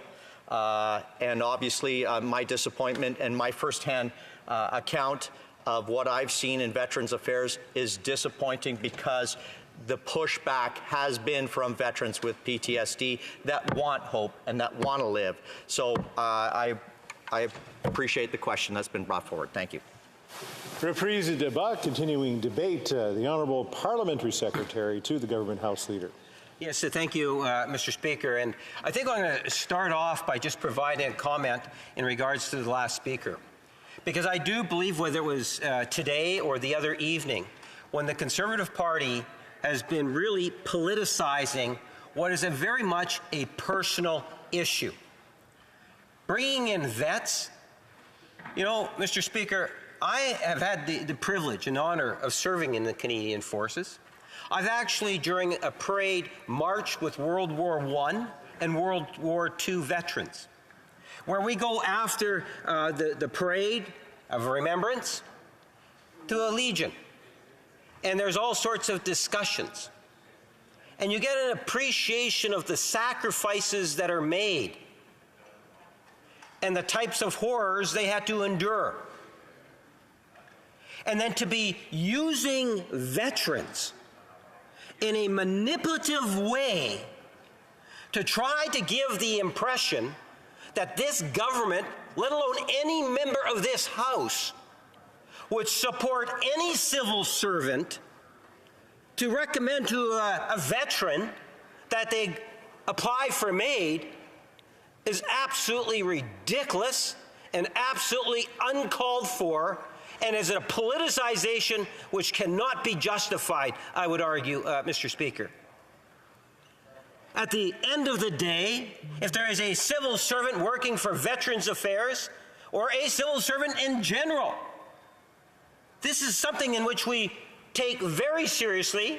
They should not be communicating with the public, Mr. Speaker, especially, I would emphasize, with veterans, knowing in terms of what veterans often, not exclusively, but often have to go through. The member made reference to the idea of, well, the Prime Minister is not listening. You know, I reflect on the debates that we had on C-14. And C-14 was brought back in 2016, and the member from Charlottetown made reference. The Supreme Court of Canada makes a decision. It's a decision that obligates the House of Commons, all members of Parliament, to be able to deal with medical assistance in dying.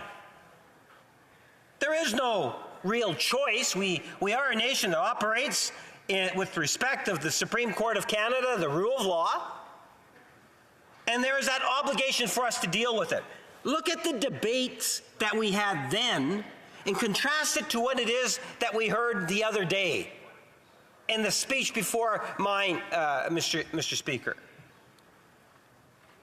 And what you will see is that there is members back in 2016 debating C-14, Mr. Speaker, at the time, in which there was a great deal of passion, people expressing personal opinions in a very real way. You didn't, I believe, I cannot recall the same sort of partisanship that was being taken.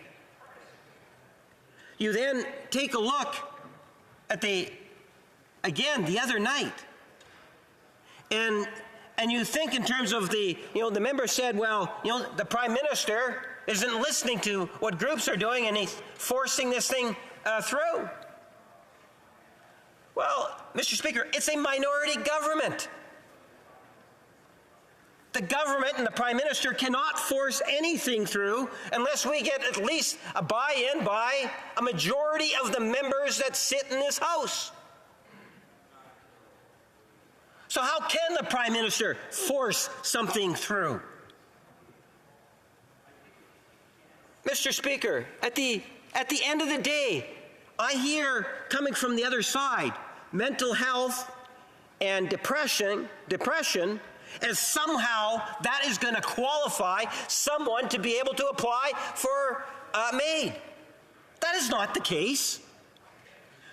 I would pose the question to the members, do they know the difference, let's say, between a medical illness being where you're working for years with a psychiatrist and you are diagnosed as being mentally ill versus mental health?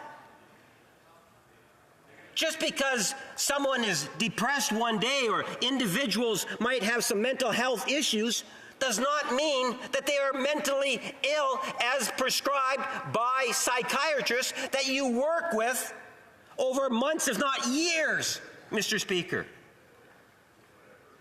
If someone today wakes up and they're not feeling good, and maybe there's been some depression over the last number of weeks and months, that doesn't mean you go to the hospital or you go to X and then they're going to say, well, you can apply for MAID. That's not the way it works, Mr. Speaker. But if you listen to the Conservatives, you would think that it's like MAID on demand. And that is what it is not.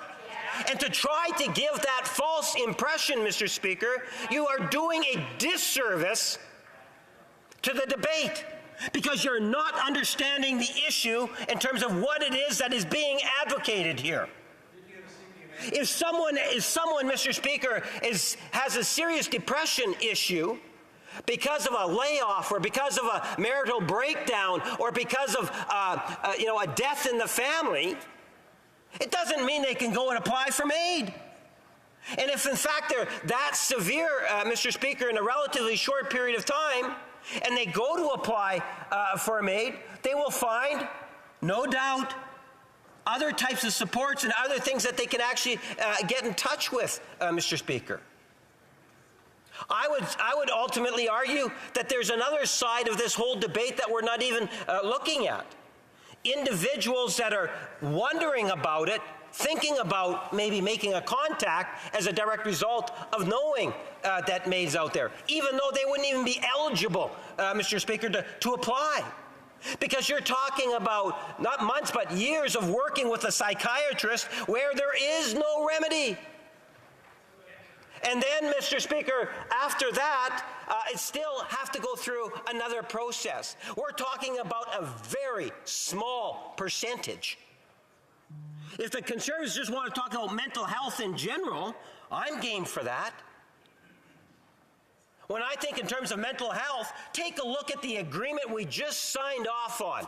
$196+ billion, Mr. Speaker. That's millions of dollars that's going to be going towards issues like mental health, Madam Speaker. Talk about, the creation. For the first time, there was a program, the Wellness Together Canada portal, which ultimately led to a direct service to Canadians dealing with mental health, put in by this government. Over 2 million people have been served through that portal, Mr. Speaker. 2 million people, all dealing with some form of mental health. I suspect, quite frankly, it might be zero that would have even qualified for an application for MAID, Mr. Speaker. Maybe a very, very minuscule, very small percentage, if any, of those that went through that particular portal. But you wouldn't think that if you listen to what it is that the Conservative Party is saying. This is a government that has raised the issue of mental health virtually from day one. And when we got into the pandemic, we actually put into place a program that we invested millions of dollars into to provide support for people that are enduring mental health-related issues, Mr. Speaker. We know the difference, and there is a difference in terms of what it is that we're talking about with MAID and the bigger picture of mental health in Canada. We know that. We've invested in it. We're talking hundreds, going into billions of dollars, Mr. Speaker. The Conservative, if you reflect in terms of the debate and what it is today, we're even taking the extra caution by having the extension. And that's why you're getting all members stand up in the House saying, yes, we vote in favor of it, Mr. Speaker, because it is an extension. The government is working with stakeholders and other members of the House, not just Liberal MPs, to ensure that we get it right. We have not drawn the same conclusion that the Conservative Party of Canada has, Mr. Speaker.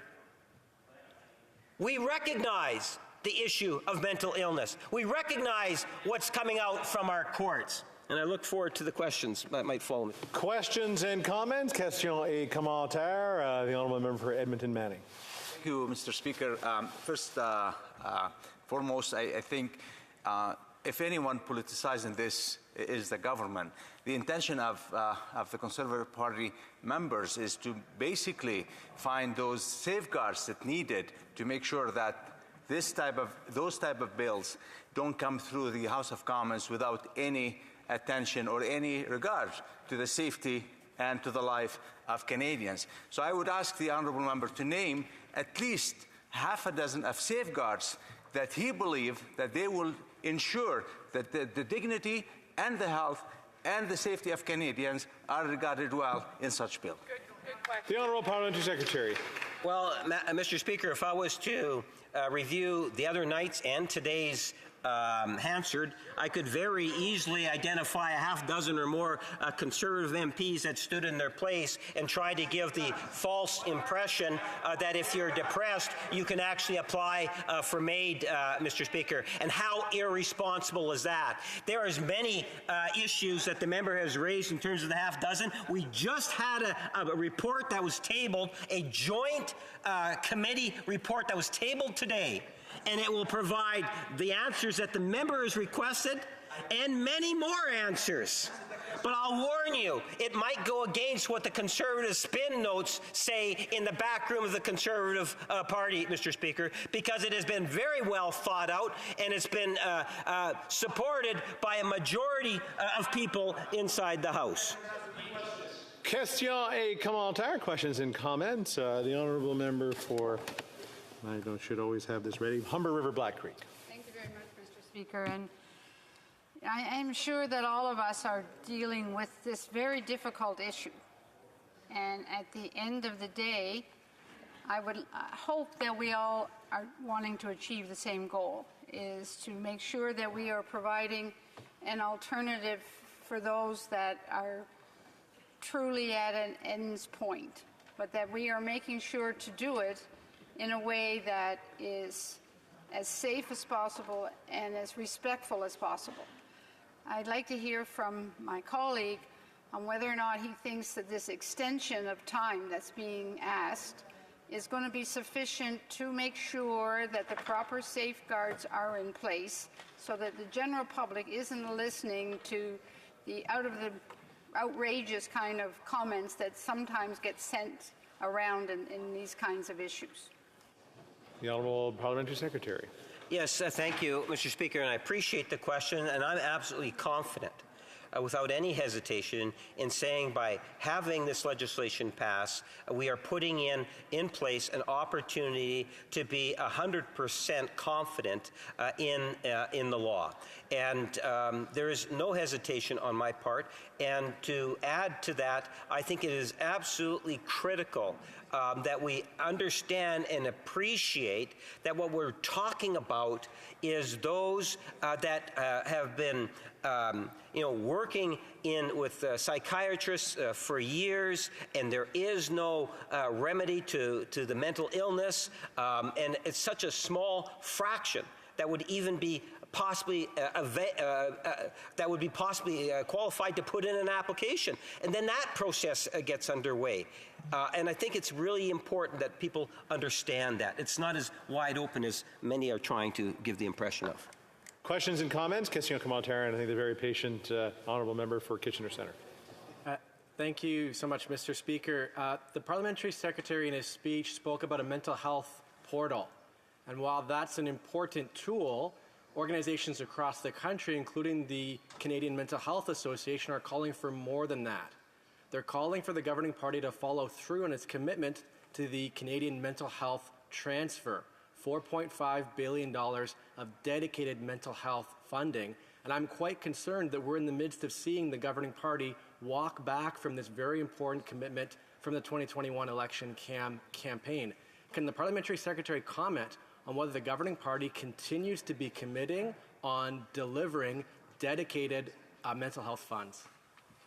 In about 20 seconds, the Honourable Parliamentary Secretary. Yes, Mr. Speaker, the Government of Canada just signed off on an agreement that has over $196 billion over the next 10 years, and that is there to support the Canada Health Act. Mental health is a part of the Canada Health Act from my perspective and the minds of many, because mental health is, in fact, health, just as if you break a leg. So I suspect that we will have to ensure that there's a high sense of accountability to ensure that the province is treated accordingly. Continuing debate, the Honourable Member for Leeds, Grenville, Thousand Islands, Rideau Lakes. Thanks, Speaker. I'm rising today to speak to Bill C-39, which will delay by 1 year the Liberal government's goal of extending medically facilitated death to Canadians living with mental illness. Extending medically facilitated death to vulnerable Canadians living with mental illness is unjust now, and it will be unjust 1 year from now. This government's MAID policy has been driven by radical groups. Their end goal is state-provided death on demand to anyone for any reason. These groups have almost constant and unfettered access to this Liberal government, and this is clear because this extreme expansion is backed by radicals within the Liberal government and Liberal-appointed radicals within the Senate. At the MAID committee, one of this sort remarked that MAID should be available for babies. How far has our collective respect for dignity of the human person fallen that such a grisly statement could be made without rebuke?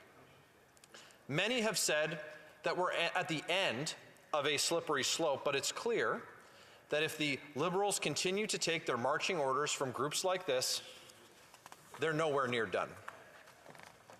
By law, to be eligible for MAID, a person must have a grievous and irremediable medical condition that is incurable and in an advanced state of irreversible decline.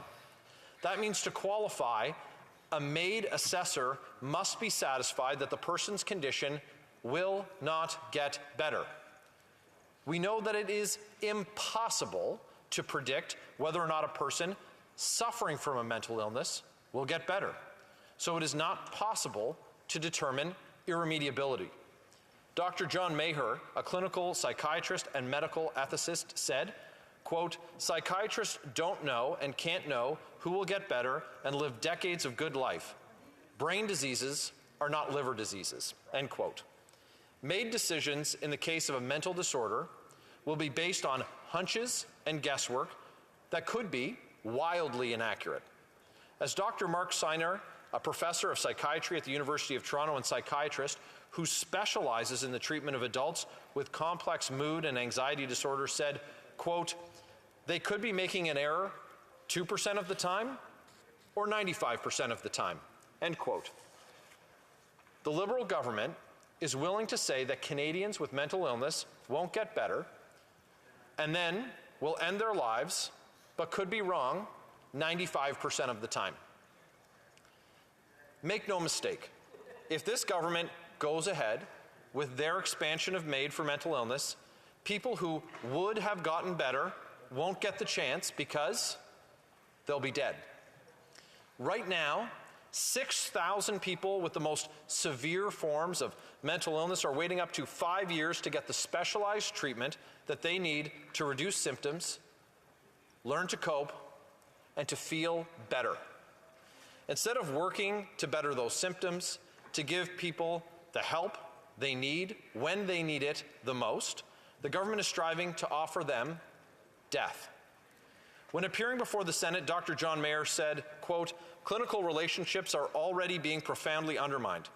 My patients are asking, why try to recover when MAID is coming and I will be able to choose death," end quote. He goes on to say, quote, "Some of my patients keep asking for MAID while they're getting better, but can't recognize that yet," end quote. We need to offer Canadians hope and not death when they're in the depths of despair. Under this Liberal government, a wave of hopelessness has spread to every corner of the country, and we're seeing people seeking and being approved for medically facilitated death because they're poor, because they cannot afford adequate care or housing. It's even gotten to the point that veterans have been offered death instead of treatment and support. We must ensure that the dignity of the human person is respected and considered as a foundational block for our society if it is to be a just society.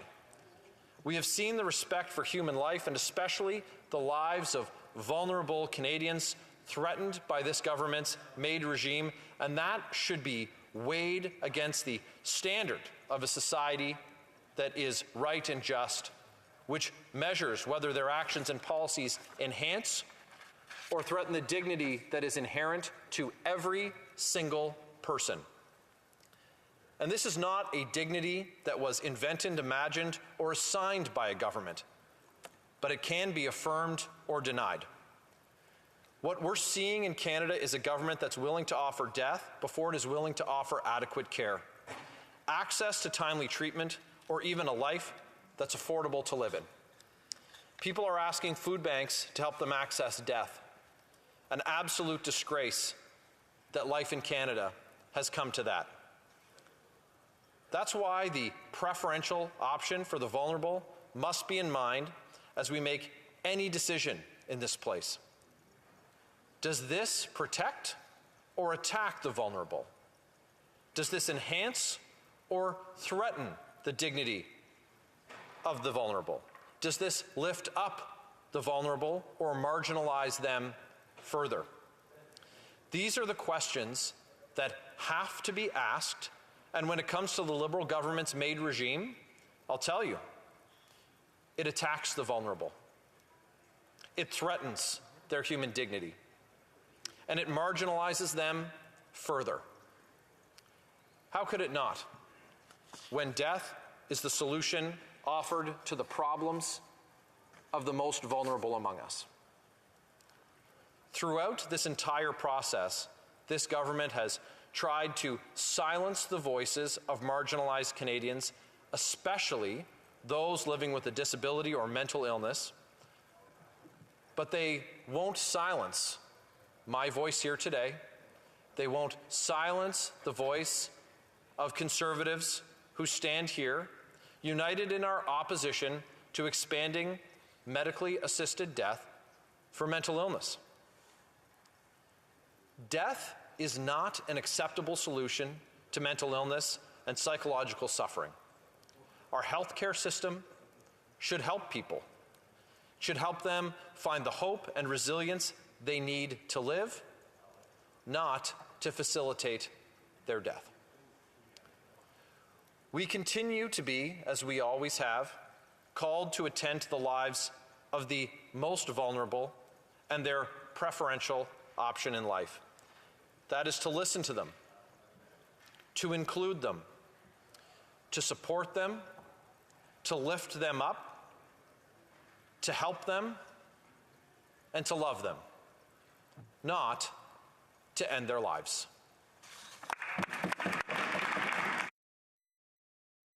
Questions and comments? Question commentaire. The Honourable Member for Elmwood Transcona. Well, thank you very much, Mr. Speaker. I appreciate the opportunity to intervene and address what I think is, could only be most charitably described as a kind of cognitive dissonance in that speech, because we've got a member here who, when we talk about things like trying to institute a basic income so that people can live with dignity and actually get the help and support that they require, when we talk about spending more in health in order to be able to create the services that people require in order to live the life that he describes, he opposes those things. And we've often seen, when we talk about dental care, for Pete's sake, that's something that this party has opposed. That's what people living with disabilities require in order to get the services they need and live with the dignity that they need. So I'm having a hard time reconciling his speech about how we have to pay special care and attention to the most vulnerable and people living with disabilities with the positions that he takes outside this debate on many other important matters. So maybe he'd like to speak to that. The Honourable Member for Leeds, Grenville, Thousand Islands, Rideau Lakes. Well, I'm having a real hard time reconciling how that member and his party prop up a government who did absolutely nothing to increase health care transfers to our provinces. Prime Minister that he supports without exception a coalition deal till 2025 where his prime minister the leader of the NDP. Order. The Honourable Member for Leeds, Grenville, Thousand Islands, Rideau Lakes has the floor. So we have this member and his party who give carte blanche to a prime minister who has been an abject failure in supporting the health care needs of our provinces. And that's who he votes to support. And so, well, we have been very clear about our position on improving health care supports, on improving treatment supports and mental health supports. That member supporting a Prime Minister who's done anything but refused to even meet with the premiers and the health ministers. That's, you know what, that's what I'm having a hard time reconciling. Questions et commentaires, questions and comments. The Honourable Member for Hamilton Mountain. Thank you, Speaker, and I'd like to thank the member opposite for his speech. I think a key distinction in this legislation is the difference between mental health and mental illness. You can have one, you can have both. You might have one and not the other. I'm wondering if he can explain whether he understands this difference and why it's relevant to this legislation. Member for Leeds, Grenville, Thousand Islands, Rideau Lakes. Speaker, it's incredibly important that we provide the support, and that should be the focus that the government takes. What they're undertaking with this process is not something that is a requirement of them. This is a rapid expansion unnecessarily, and frankly, it devalues the human person. It devalues those who are living with any of the challenges that the member opposite mentions, and it's incredibly important that we find ways to support those people, to help them heal, instead of finding ways to accelerate their death.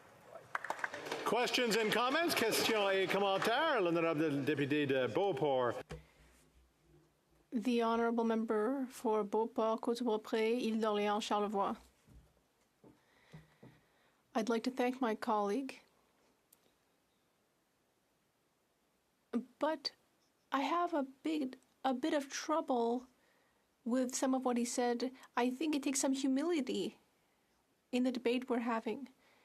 And personally, I prefer to place my hopes in scientists, exceptional people who have very high level knowledge and are far, far better at understanding every aspect of the situation, the most important aspects. They will understand how to ensure that it's the most targeted, specialized, scientific that it can be. So I'd like to hear from my colleague on his confidence in our scientists. No one here can pretend to have broad enough, deep enough knowledge to be able to decide what is or isn't good. We have scientists to do so, and our role is to give them the space. I have to give time to the Honourable Member to reply. Please go ahead. Well, thanks, Madam Speaker. I'll thank the member for her question. And I just want to go back to some of the words of an expert that I quoted. And Dr. John Mayer is a clinical psychiatrist and medical ethicist. And so it was him who said that psychiatrists don't know and can't know who will get better and live decades of a good life. And those are the words. We had another expert go on to say that they could be making an error 2% of the time or 95% of the time. It's so important that we make sure that in matters of life and death, we're correct 100% of the time. We have to stand up for life. Resuming debate. Resuming debate, the Honourable Member for Haldimand Norfolk. Madam Speaker, it is with a heavy heart that I rise today to speak to this extremely important bill, Bill C-39, an act to amend the Criminal Code, Medical Assistance in Dying.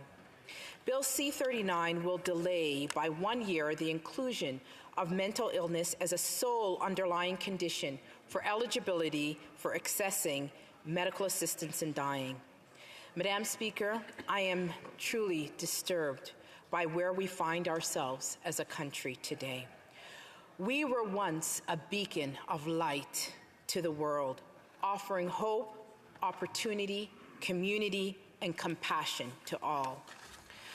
But we are quickly becoming a place where the darkness of death threatens the light of our nation. We're becoming a society that offers death as a solution to despair, a society that takes the easier, cheaper way out instead of the narrow, harder path. The narrow, compassionate path requires courage, and hard work to create a path of support for those who are struggling and desperate for hope. When this government first introduced the medical assistance in dying regime in 2016, there was many who sounded the alarm, saying that this was a slippery slope, that this would open the doors to abuse, and that the vulnerable in society would pay the price with their life. But the government assured Canadians that this would never happen and that there would be safeguards, and that these safeguards would be put in place, and that the criteria would be strict, and that the most vulnerable would always be protected. But here we are today, deliberating, extending assisted dying to those whose sole illness is one of mental health. This is sadly ironic, because during the last election campaign, the Liberals promised $4.5 billion in mental health funding, none of which we have yet to see. Our society has invested billions in embarking on awareness campaigns to bring dignity to those suffering from mental health issues. We have entire days dedicated to mental health. We have worked tirelessly in society to destigmatize mental health, and we voted unanimously in this House for a mental health hotline. And yet, here we are, contemplating how the government can legalize taking the life of a person who is lost in the depths of their mental illness. Madam Speaker, I believe deep down inside that we all are deeply disturbed by the idea that MAID can be extended to the mentally ill. I believe that members of this House, of this government, know in their hearts that it is wrong for a government to abandon the most vulnerable among us in their time of need. They know it is wrong to promise mental health supports and then offer assisted dying instead. And what is sad, what is so sad, is that they try to justify it by saying it is only for those individuals whose mental health is incurable. But, Madam Speaker, drug addiction, alcohol addiction, the loss of a loved one, broken families, broken relationships, the loss of a job, and the inability to support yourself, all these are real situations that many Canadians are now facing.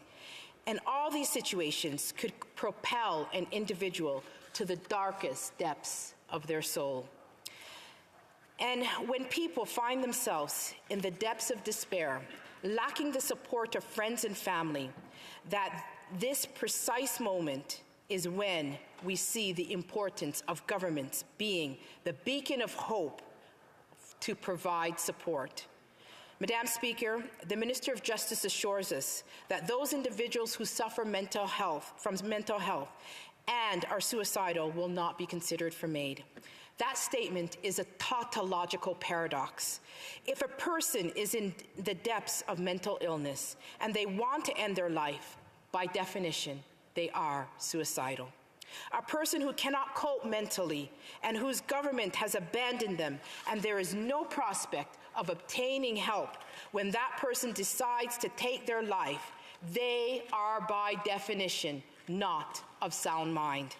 They do not have the mental capacity to give meaningful consent to ending their life. They are in desperate need of help. I say it another way. It is near impossible to separate those with suicidal ideations from those with irremediable mental health condition. 90% of people who commit suicide today, in fact, have diagnosable mental disorders. That is why it is utterly unconscionable that those who are suffering from mental health could in 1 year from now be offered death as treatment. Madam Speaker, this option will be abused in the future because MAID has already been abused with few safeguards that are currently still in place. There have been countless stories of abuse, stories of elderly disabled, marginalized, mentally ill Canadians, veterans even, who have fallen through the cracks of care and become victims of Canada's permissive MAID regime. Here are some of the headlines across our country and across the world commenting on the MAID regime. Hunger Games style social Darwinism. Why disability advocates are worried about new assisted suicide laws. The Toronto Star. Former Paralympian tells MPs, veterans, department offered her assisted death. CBC News. Homeless, helpless man to seek medically assisted death. Barrie, Toronto. Normalizing death as treatment in Canada. Whose suicide do we prevent? Whose do we abet? World Medical Journal. What euthanasia has done to Canada. News, New York Times. Disturbing experts troubled by Canada's euthanasia laws. Associated Press. Why is Canada euthanizing the poor? The UK Spectator. Madam Speaker, this government needs to read those headlines and generally consider the totality of the evidence, because it is clear there is no way to safely expand MAID to mental illness. This government heard evidence presented at the Special Joint Committee on Medical Assistance in Dying. They heard experts who said it is difficult, if not impossible, to determine if someone is suffering from mental illness and whether they will get better. Our country is in a mental health crisis.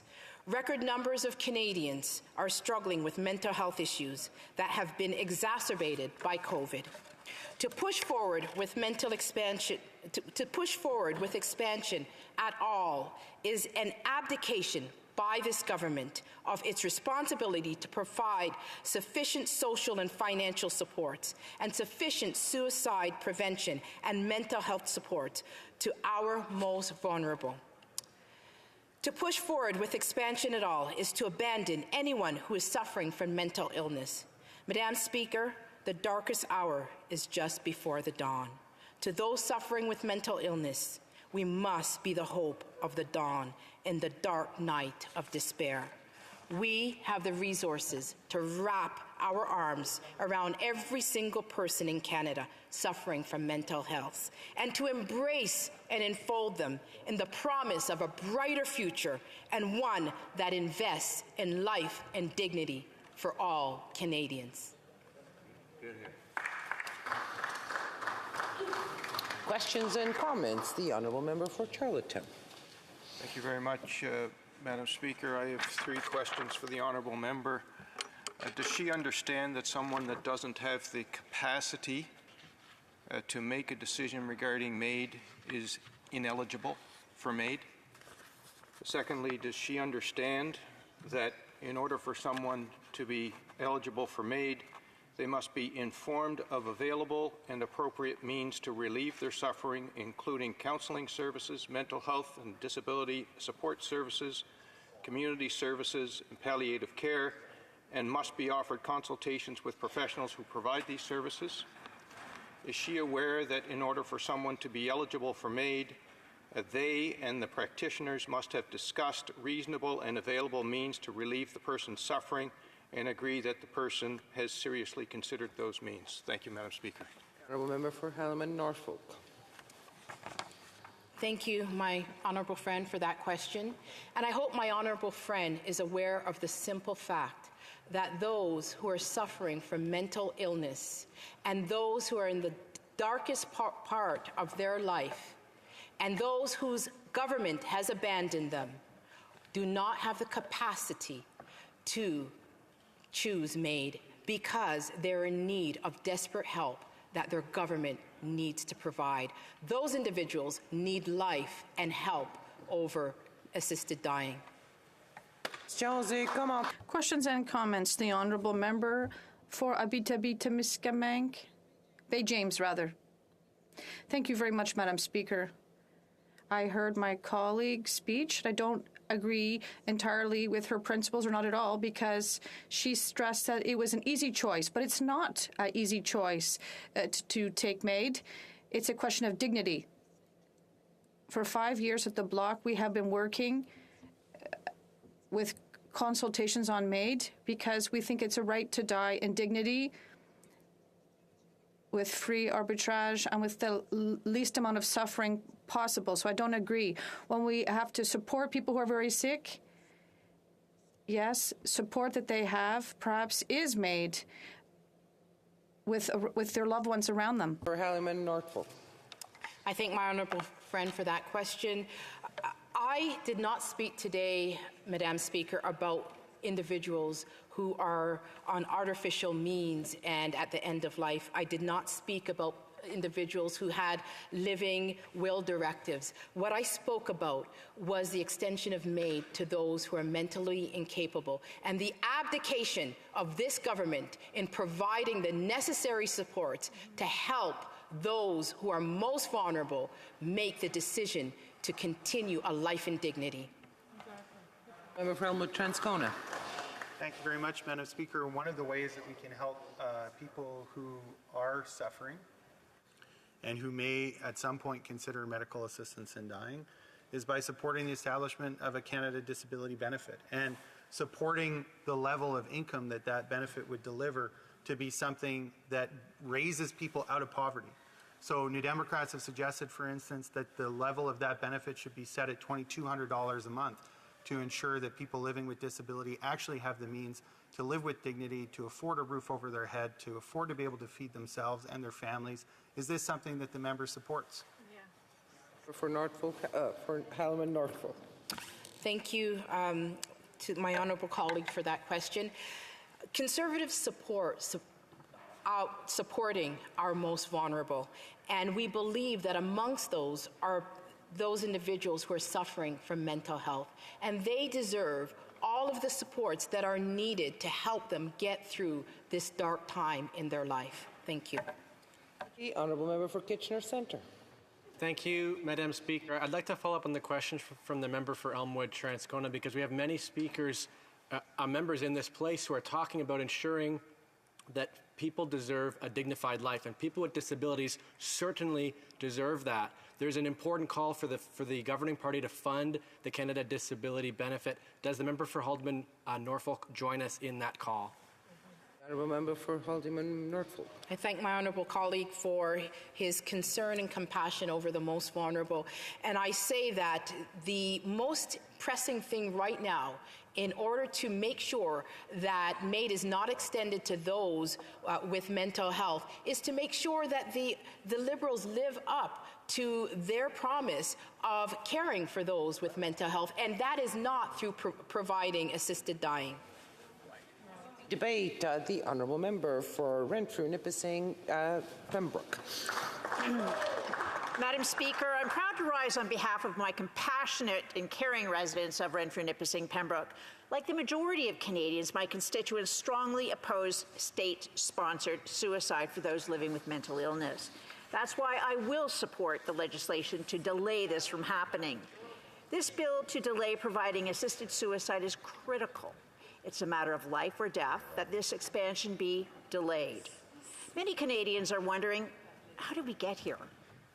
To describe this process as a slippery slope is to understate how greasy this rapid descent has been. How did we go from the Supreme Court reversing a precedent, granting the right to die, to those with incurable illnesses causing intolerable suffering and whose deaths are reasonably foreseeable, to the point where the Quebec College of Physicians and Surgeons is advocating for the killing of newborn babies? How did we get here?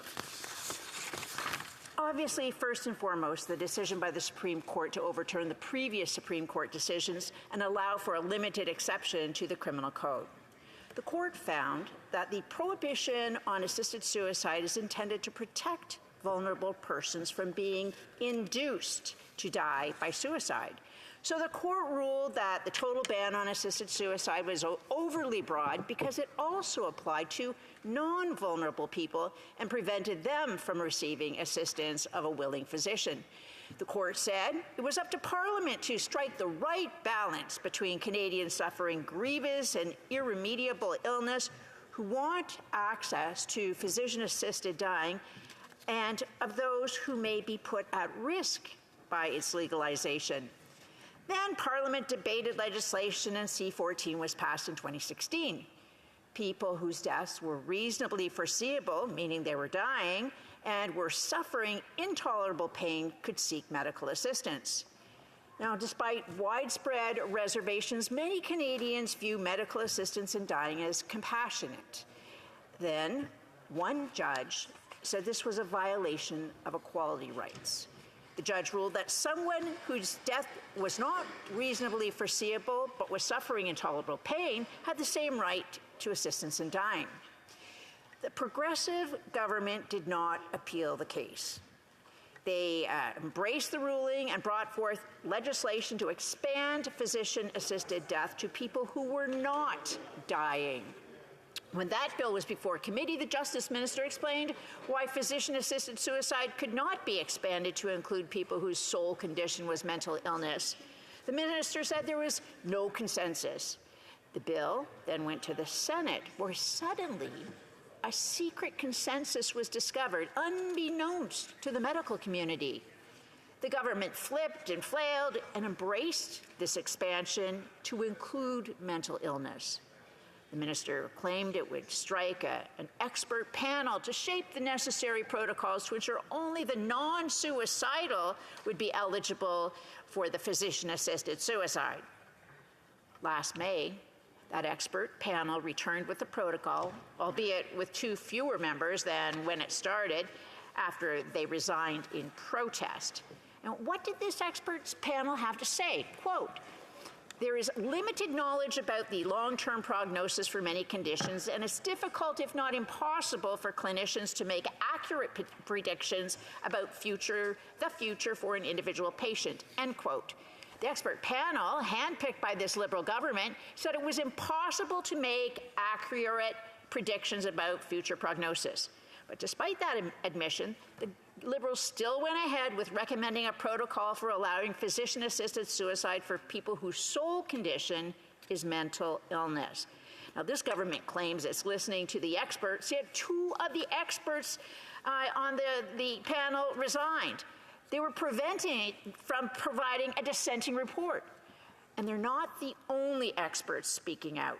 I'd encourage all my colleagues to get their hands on the article in the Globe and Mail published last November, entitled "Canada Will Allow Assisted Dying for Mental Illness Starting in March. Has there been enough time to get it right?" Written by Erin Anderson, the article introduces readers to Dr. Madeline Lee, a psychiatrist at Princess Margaret Cancer Care. Many of my colleagues here may remember Dr. Lee from her appearance before the Special Joint Committee on Medical Assistance in Dying. And while the article touches on a number of the regressive aspects of expanding assisted suicide, I feel this passage is particularly relevant to our conversation. Quote, But many amongst the many experts who have lined up to express their objections to the direction and pace of Canada's euthanasia laws, Dr. Lees deserves particular attention. She led the creation of MAID protocols at the University Health Network, a group of Toronto area hospitals that together form the largest health research group in the country. At the National Association for MAID Providers, she's the scientific lead currently developing the government-funded assisted dying curriculum for doctors. She has administered assisted deaths directly to patients and provided oversight to hundreds of cases as the MAID program led at the UHN. All that experience, she said in an interview, has made her personally opposed to expanding MAID for patients without a foreseeable death, especially those with mental illness. Now, the debate among doctors has become too ideological, she said, and the current system doesn't have enough safeguards to prevent unconscious bias from factoring into decisions. Can doctors, a mostly healthy, privileged group of people living in a society that routinely stigmatizes people with disabilities, objectively judge what makes life worth living? Dr. Lee says she once watched a doctor use an actuarial chart to calculate that an older woman seeking MAID after a fall had, on average, 3 years left to live. He approved her for MAID over the objections of 3 other physicians. What if it had been 6, she asked. How many years is enough? Dr. Lee worries that since many psychiatrists won't participate in MAID, there will be an echo chamber of a few assessors who will all practice in the same way, leaning hard toward the patient autonomy.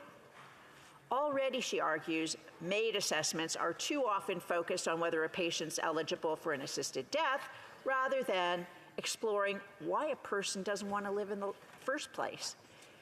The federal expert panel recommended that decisions should be made on a case-by-case basis with the doctor and patient reaching a shared understanding. But while the law argues and requires that patients must give serious consideration to clinically recommended treatments to relieve their suffering, they can refuse those treatments if they don't deem them acceptable. For instance, Dr. Lee described the case of a patient in his 30s who asked for assisted death even though multiple doctors said his cancer was curable. Two assessors approved him for MAID. Faced with his adamant refusal to get treatment and his progressing condition, Dr. Lee said she helped him die against her better judgment. If MAID didn't exist as an option, she believes he would have gotten treatment and still be alive.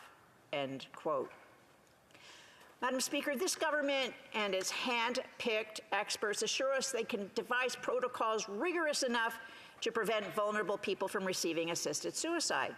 The expert panel says that despite being impossible for doctors to predict a future prognosis of mental illness, Canadians should trust the opinion of doctors in making a determination of intolerable mental suffering.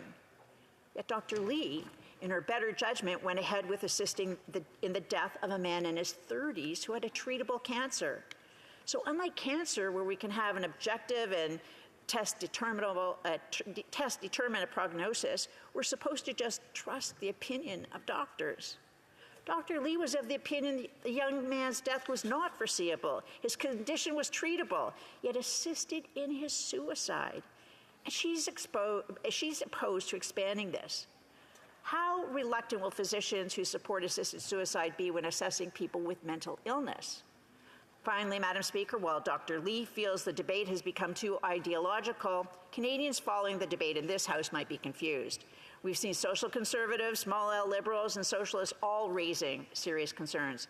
And we all have to have the same goal of the maximum amount of compassion and care while protecting the vulnerable. And though I imagine there's about 3 million Canadians who grow angry hearing the Minister of Justice center this debate on balancing the protection of vulnerable Canadians while preserving the individual autonomy. On this issue, the minister seems to be more concerned with the autonomy of individuals to make their own medical determinations while less concerned with the impact on vulnerable people. Questions and comments? Questions et commentaires. The Honourable Member for Chatham-Kent-Leamington. Thank you, Madam Speaker, and I want to thank my colleague for that great speech. The mental health experts, virtually all of them contend that mental illness is not irremediable or is remedial. Why the delay for a year? What's going to change in this next year that shouldn't be dealt with right now, if I could ask my honourable colleague through you, Madam Speaker? Honourable Member for Renfrew-Nipissing Pembroke. Well, so the question is, can you get it right in a year? I have to ask back. Can we ever get something like this right?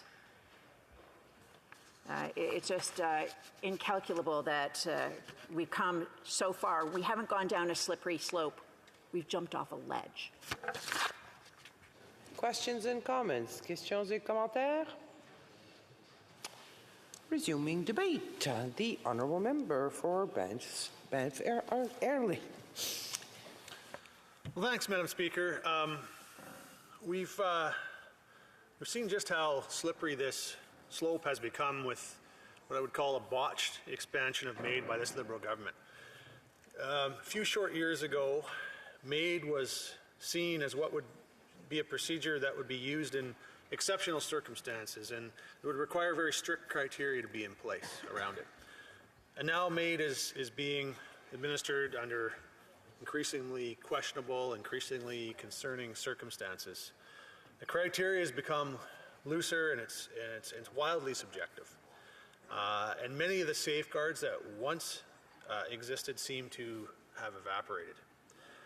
Now, the recent medical assistance in dying, the recent scandal at Veterans Affairs around this has really, I think, revealed just how bad the Liberals' rushed and mismanaged, and I would say even careless expansion of MAID has become.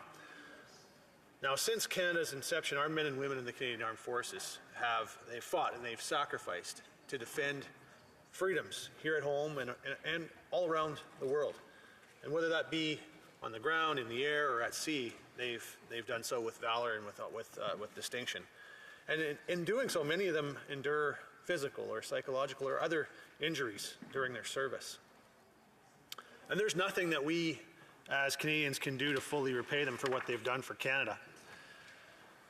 And at the very least, it's incumbent upon us to remember and to honor their sacrifices and to ensure that when they transition out of service, they're fully supported and they're cared for as veterans.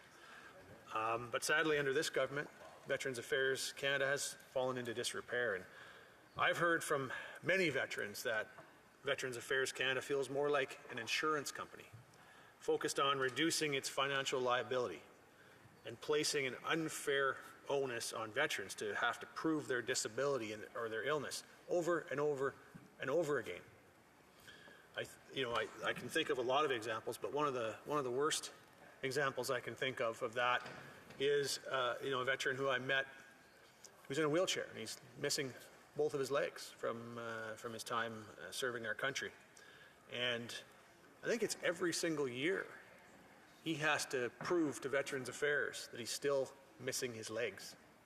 Can you imagine what that must feel like for that veteran every single year to have to prove to Veterans Affairs that he's still missing the legs that require him to have a wheelchair because he served this country? That should never have to be the case.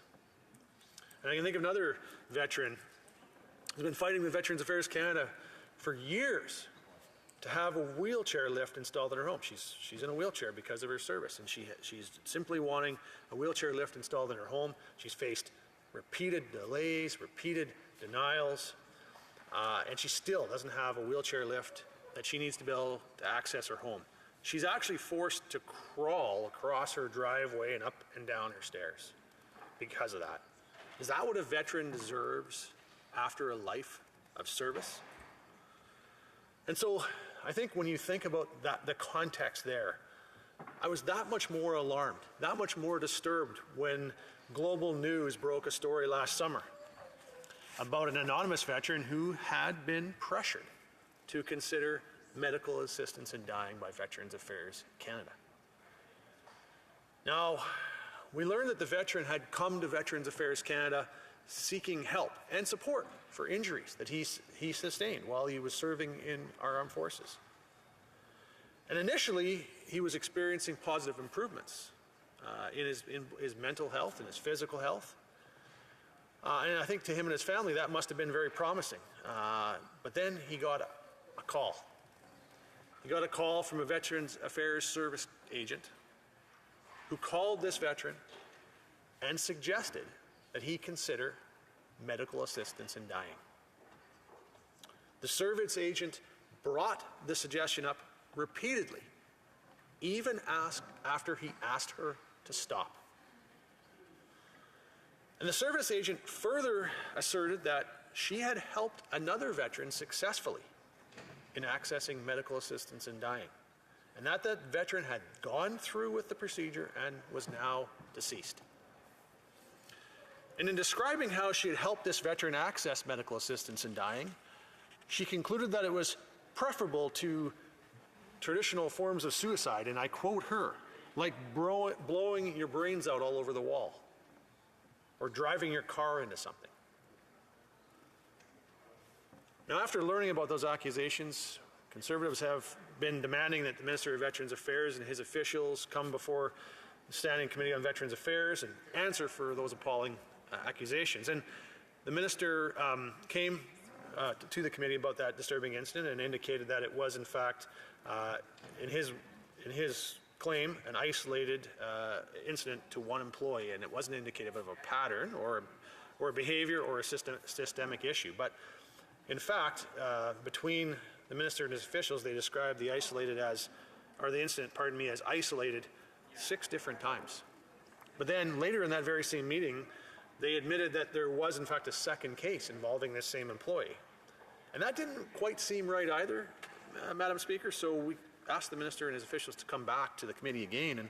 And the very night before the minister came back to testify that second time, an anonymous veteran another anonymous veteran came forward and told the Tango Romeo Trauma Recovery podcast that he too had been offered medical assistance in dying by Veterans Affairs Canada, and that he too had felt pressured.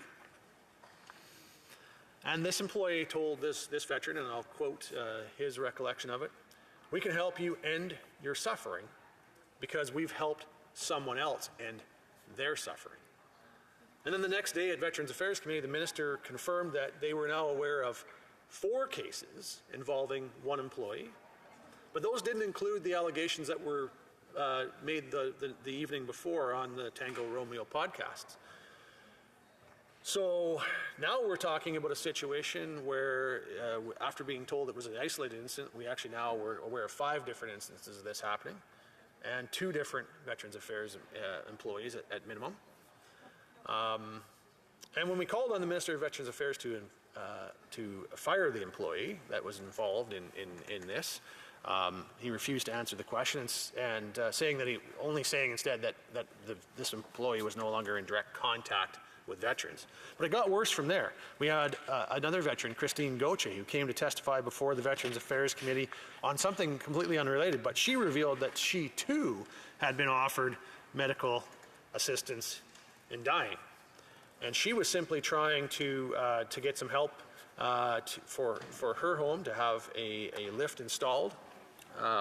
And then unprompted, a suggestion was made by another Veterans Affairs employee that if her pain was so unbearable, that MAID was something she could consider as an option for her. And I've actually had in private conversations since then learned of at least a couple of other veterans who've been offered MAID. So that makes us about 8 veterans and about 4 different employees at least at minimum that we're aware of.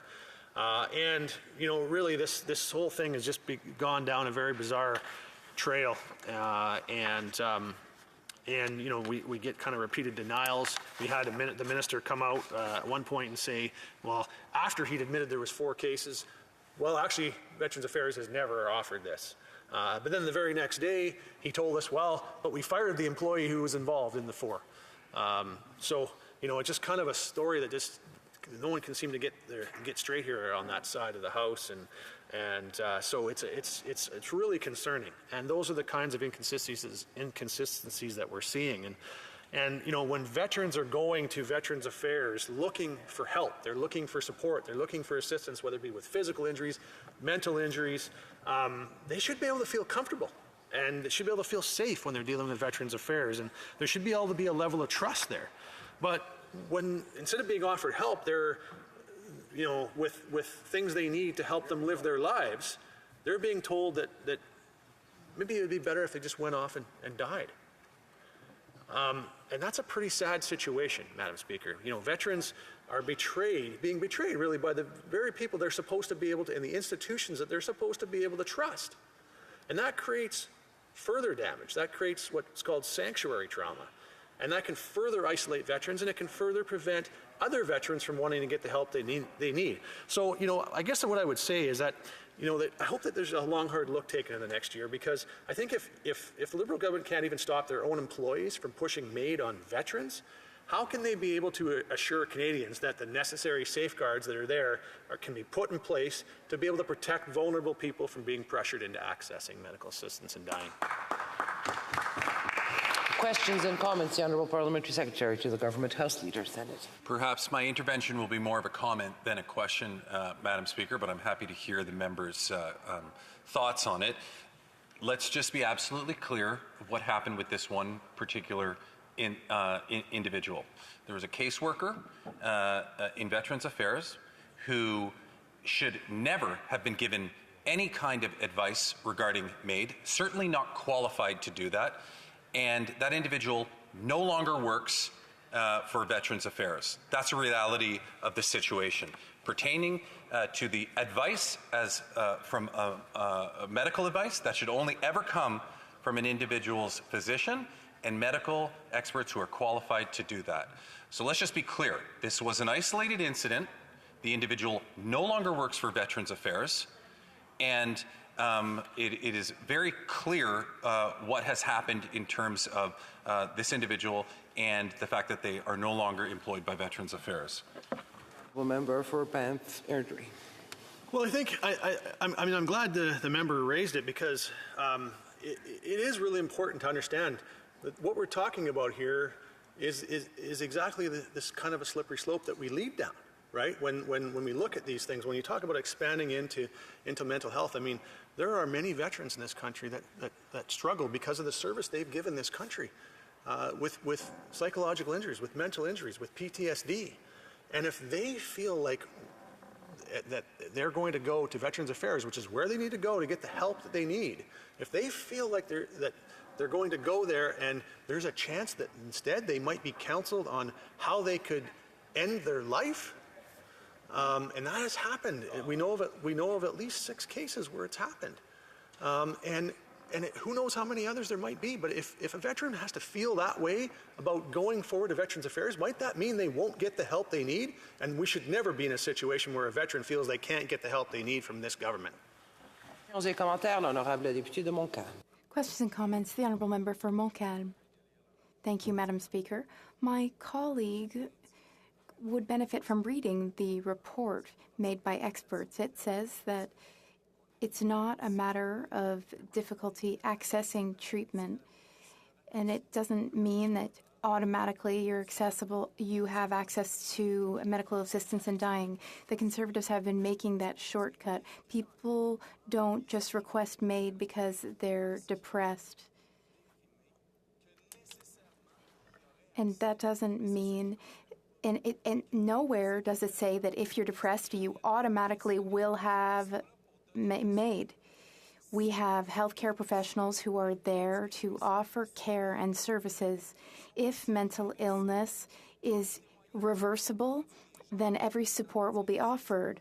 I've heard stories of suicide attempts. The colleagues have raised examples in the House tonight, and those individuals have had reversible illnesses, and they're here to tell the tale today.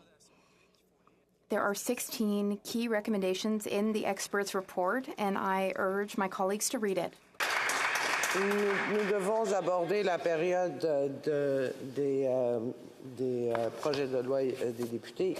The honourable member will have about 2 minutes after the time for private members' business to pursue with the questions and comments. But we do have to go to private members' business now. It being 6:09, the House will now proceed to the consideration of private members' business as listed on today's order paper. Orders of the day. Orders of the day, private members' business. Consideration at report stage of Bill C-224, National Framework on Cancer Linked to Firefighting Act, standing in the name of Mrs. Romanado. Comme il n'y a aucune motion à There being no motion at report stage, the House will now proceed without debate to a putting of the question at report stage. Romanado, seconded by Mr. Gerritsen, moves that Bill C-224, an act to establish a national framework for the prevention and treatment of cancers linked to firefighting, as amended, be concurred in at report stage. Si un député d'un parti reconnu If a member of a recognized party present in the House wishes that the motion be carried or carried on division, or wishes to request a recorded division, I would invite them to rise and indicate it to the chair. The honourable member. I think we have to wait until I finish this, if the honourable member doesn't mind. L'honorable député de Longueuil-Charlemagne. The honourable member for Longueuil-Charlemagne. Said it, Carrie. That it? My apologies. Laryngitis.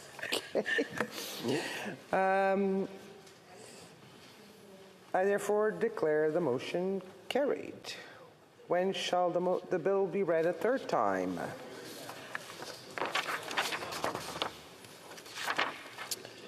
Madame Romanado, appuyée par Monsieur Mrs. Romanado, seconded by Mr. Garrettson, moves that Bill C-224, an act to establish a national framework for the prevention and treatment of cancers linked to firefighting, be now read a third time and do pass. Debate. L'honorable député. The Honourable Member for Longueuil-Charlemagne. Floor to the Honourable Member. I have to give the Honourable Member from Banff Airdrie an opportunity to raise his point of order. Thank you, Madam Chair. And I should have raised it more immediately, but I was a little bit confused as to what was happening earlier. But during the debate on Bill C-39, I was obviously had finished giving a speech. I was in the middle of a question and answer period, which you'd indicated there was 2 minutes remaining in. But I found that the normal practice is, someone asked a question.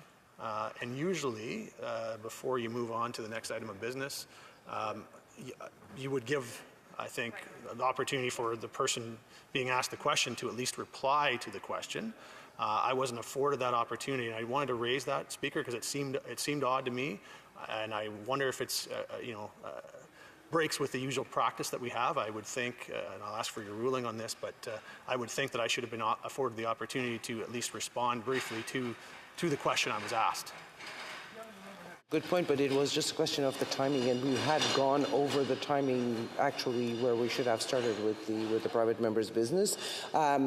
Since the Honourable Member from Montcalm did not actually ask a question, made more of a comment, which is why I thought that it would be appropriate to leave the other 2 minutes for after but I agree that it's not the normal practice. Had it been a question, yes, I would have asked the Honourable Member to answer. No, he asked him to read the report. So that was my judgment, and it's just a question that I judge that the comment the Honourable Member made was not necessarily a question, but more of a comment. But the Honourable Member does have 2 minutes left of questions and comments right after the private members. The Honourable Member for Longueuil-Charlemagne. Thank you, Madam Speaker. I'm recovering from a bout of laryngitis, so please excuse my voice. Before I begin, I want to take a moment to thank the member for Cloverdale-Langley City for agreeing to switch places with me on the order of precedence so my private member's Bill C-224, an act to establish a national framework for the prevention and treatment of cancers linked to firefighting, could come back to the House for report stage earlier than scheduled. I thank him because if we've learned anything since my bill was first introduced in the House in January 2022, it's that when it comes to protecting our Canadian firefighters from the risk of developing a duty-related cancer, time is of the essence. Every day can mean more dangerous exposure, more new cancer diagnoses, and heaven forbid, more preventable deaths. Comme beaucoup d'entre vous, j'en suis sûre. Like many of you, I'm sure, I've heard from many firefighters over the past year about just how necessary and essential this legislation is. Men and women from every province and territory have contacted me to share their stories of their own battle with cancer, or the story of a beloved colleague whose life was cut short by the dangers that firefighters face on the job every single day. Madam Speaker, right here in this House, we heard the heartfelt words of members on both sides of the aisle, some of them former firefighters themselves, who stood up to share their own experiences and to pay tribute to the co-workers and dear friends they have lost to cancer along the way in the service of Canadians. Au Comité Permanent de la... At the Standing Committee on Health's meeting last June, we heard representatives of the International Association of Firefighters and the Canadian Association of Fire Chiefs about the prevalence of cancer among firefighters. They talked to us about the risks that these first responders face every day. They told us about the importance of this bill in raising awareness and in promoting information sharing about the prevention and treatment of fire-related cancers, and ultimately, to save lives. I've also heard it, as again, I'm certain many members here have, from family members or loved ones of firefighters who are currently battling an occupational cancer, who have sadly succumbed to one. Recently, Donna from Alberta wrote to me to voice her support for Bill C-224 and to tell me how she only wished it had come earlier. In 2021, Donna lost her husband, a retired Edmonton district chief with 36 years of service, to pancreatic cancer. He had been feeling unwell for some time and had undergone countless tests, but pancreatic cancer, which is not on Alberta's list of presumptive cancers, was simply not on his doctor's radar. By the time her husband received the diagnosis, his cancer had reached stage 4. As the daughter and wife of former firefighters, my heart immediately went out to Donna. I remember well the fear that would grip me each time they went out on a fire call, and that huge sense of relief I would feel every time they walked back through the door when it was over, thinking they were out of harm's way and safe. But, Madam Speaker, we now know the danger was never really gone. Les faits sont. The facts are in and clear. Last summer, following an extensive review of the scientific literature on the association between firefighters' occupational exposure and cancer risk, the World Health Organization's International Agency for Research on Cancer reclassified firefighting as a Group 1 carcinogenic occupation. That is the highest hazard classification. I made a pledge to Donna that I wouldn't rest until lasting and positive change comes from the sacrifice she, her husband, and firefighters and their families across the country have made to keep Canadians and our community safe.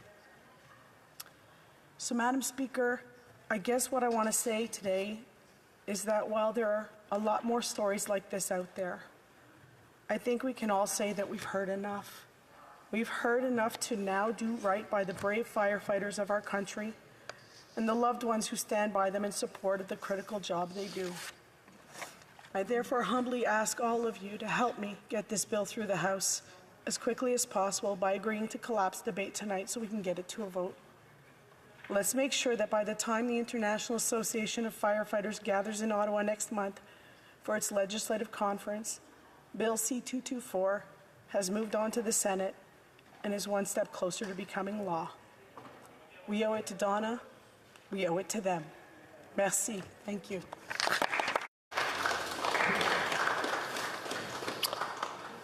Questions and comments? Questions et commentaires? The Honourable Parliamentary Secretary to the Government House Leader, Senate. Thank you very much, Madam Speaker, and I want to congratulate my colleague and seatmate for the bill that she's brought forward. I know I'm not allowed to reference members who are in the gallery when we're sitting, but I can say that when we first voted on this at second reading, to see the number of firefighters that were sitting in the gallery to witness that vote was truly astounding in terms of the implications of this bill to the firefighting community throughout our country. I'm wondering if my colleague can further explain why we should allow this to get through now, what the impact will mean if we can get it through the Senate as expeditiously as possible, and what the significance to that would be in terms of its significance to the firefighters that were here when we voted on that the first time, and all firefighters throughout Canada. The Honourable Member for Longueuil-Charlemagne. Thank you, Madam Speaker. I'd like to thank my colleague and seatmate for the question and, of course, for seconding this bill at report stage and third reading.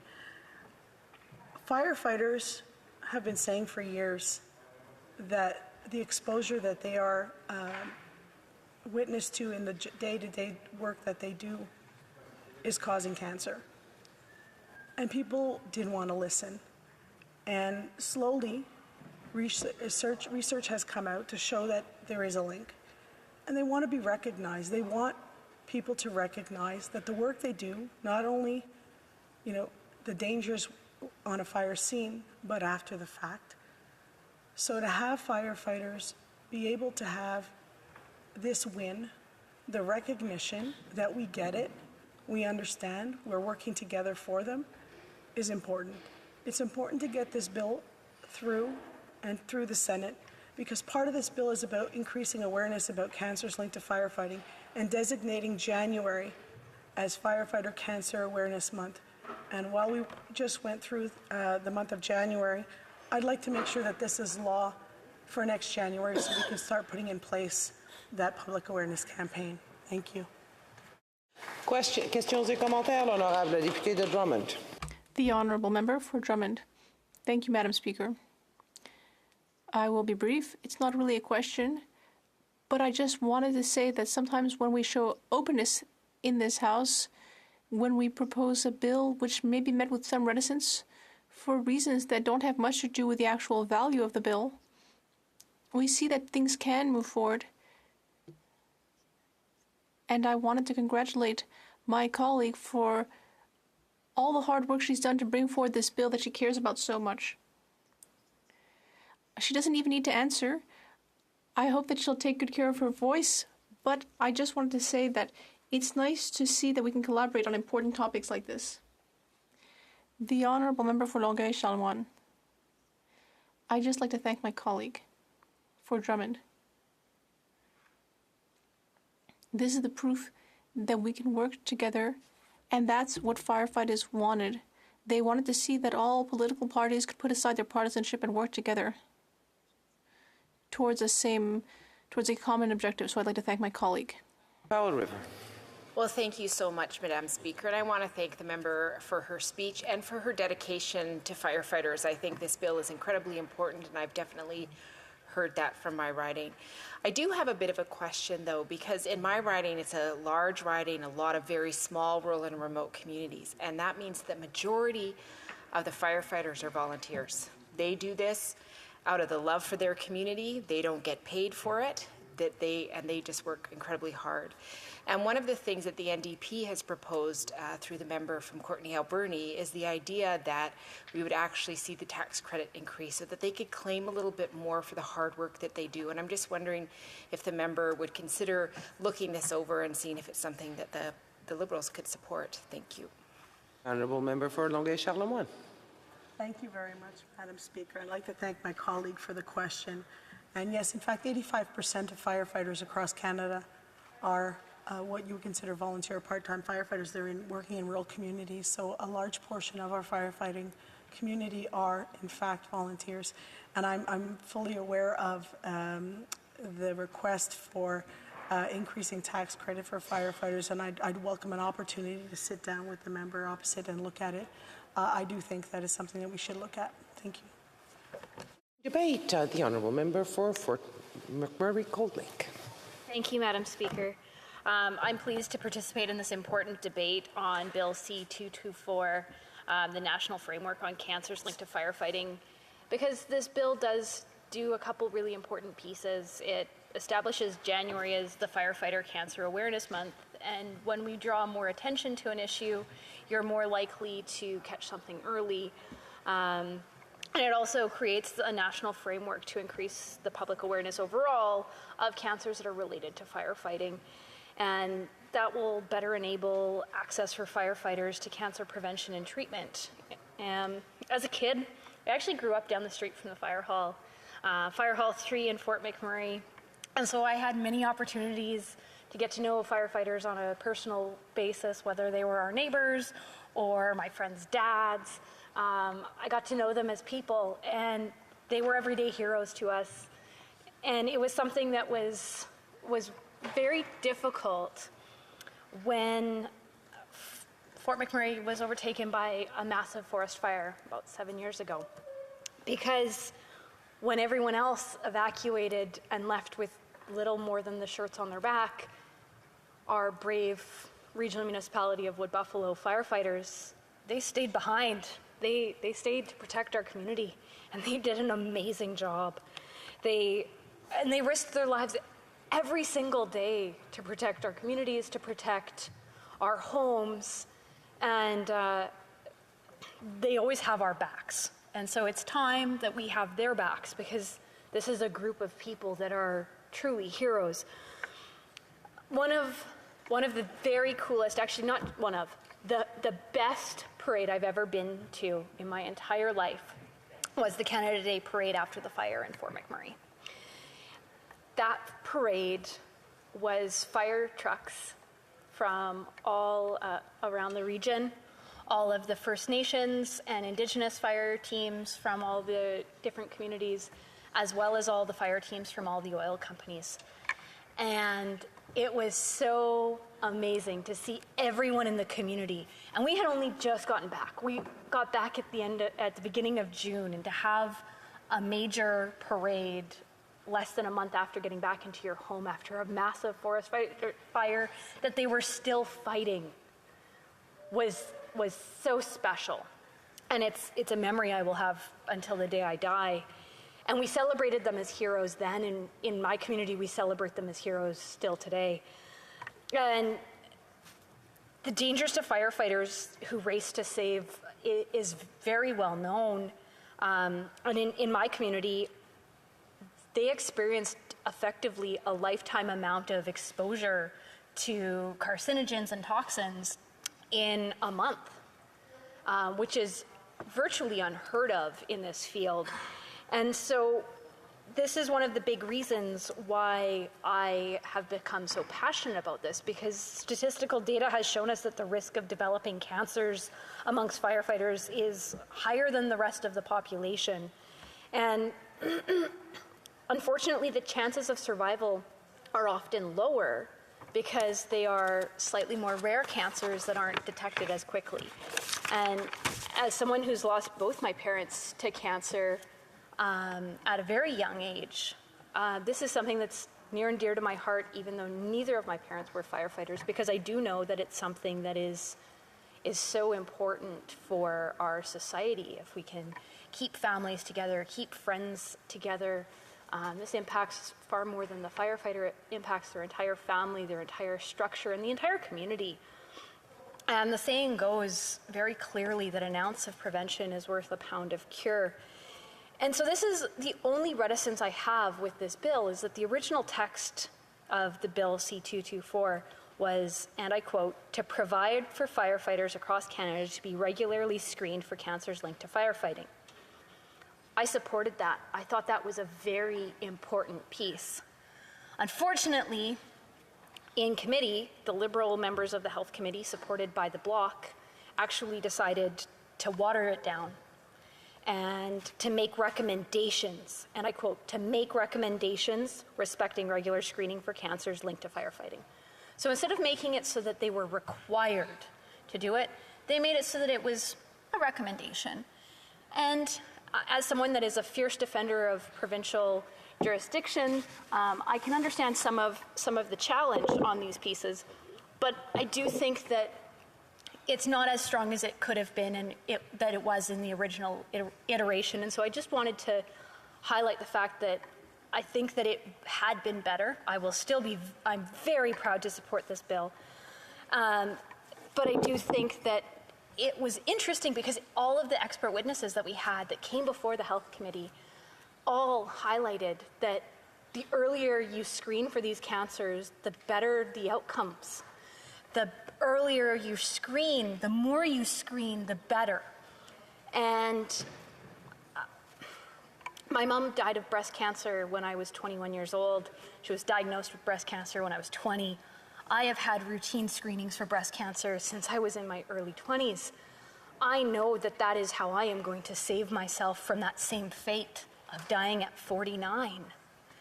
And I know that the original intent of this bill was to do things like that so kids would get to have their parents.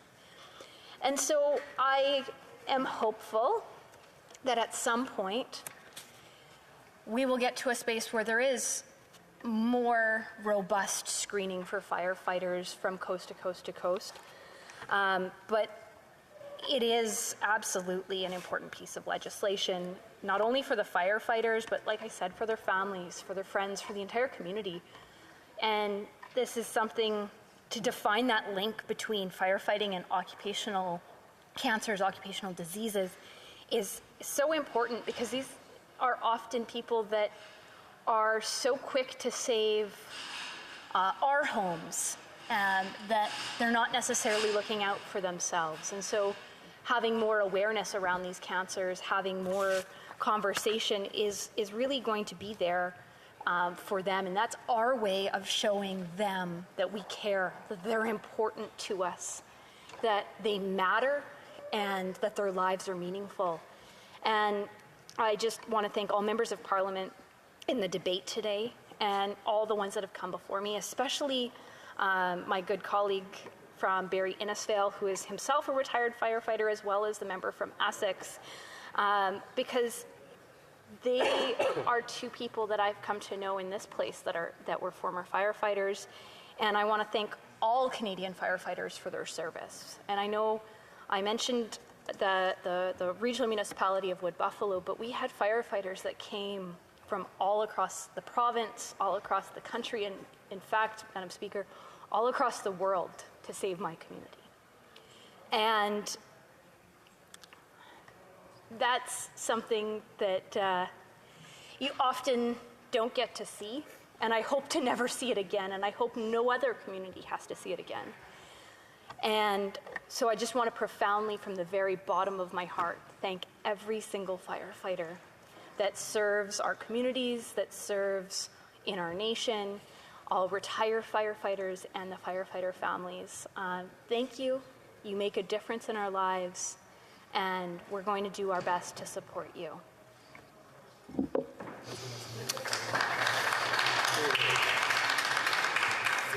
Reprise du débat, l'honorable député de Drummond. The honourable member for Drummond. Thank you, Madam Speaker. And I would just like to say one more time how much I appreciate the sponsor of this bill. I accidentally said the parrain, but it's a non-gender term anyway. She worked very hard on this bill, but there's also been collaboration between all parties. And when we collaborate, we see that that works really well. It's a great thing to remind ourselves of periodically, that when we work together, we can get a lot done. Now, this bill, C-224, there wasn't consensus about it at the beginning. Because at first, we had some concerns about our convictions regarding Quebec jurisdiction. And in fact, these convictions are even the very reason for the existence of our political party. In the original bill, there was what we considered to be interference in areas of provincial and Quebec jurisdiction. So it was hard for us to initially want to vote for this bill, even though everything else about it is good. Of course, one can't be against the idea of improving the working and living conditions of our firefighters. But we had reservations because of this. And, Madam Speaker, it wasn't very long before we felt that there was openness from our colleague. We really appreciated that. And thanks to that openness, we were in a much better position to help the bill move forward. And I was replacing my colleague for Mirabel on the Health Committee the day that the member for Longueuil-Charlemagne came to present her bill. At the time, in the room, there were firefighters and other MPs who had previously worked as firefighters. And this led to some very moving statements. I'm sure anyone who was there will remember that. There were firefighters in my riding, Drummond, who contacted me afterward to say that they really appreciated that meeting. Not just the fact that I spoke, that's not important, but everything that was said that day. I know that my colleague for Longueuil-Charlemagne heard this story that day, but I'm going to tell you all about the day that I was a firefighter. That may sound odd. I grew up with dreams that were quite different from becoming a police officer or a fighter like a lot of little boys want. I dreamed of becoming a radio host, and I did that later. But earlier, I worked as a sailor before I started working in media. And as a sailor, we had to receive training in incident prevention, like fires on deck. And so I only had the vaguest or abstractest idea of the profession of firefighter. But then one weekend they sent me to a training site for firefighters. I was dressed in the very heavy equipment, and I was told, get in the container over there, we're going to set a fire, and you're just going to have to deal. Well, that's not exactly how it happened. There were some safety directives, which unfortunately I didn't listen to that closely. But it was a revelation that day.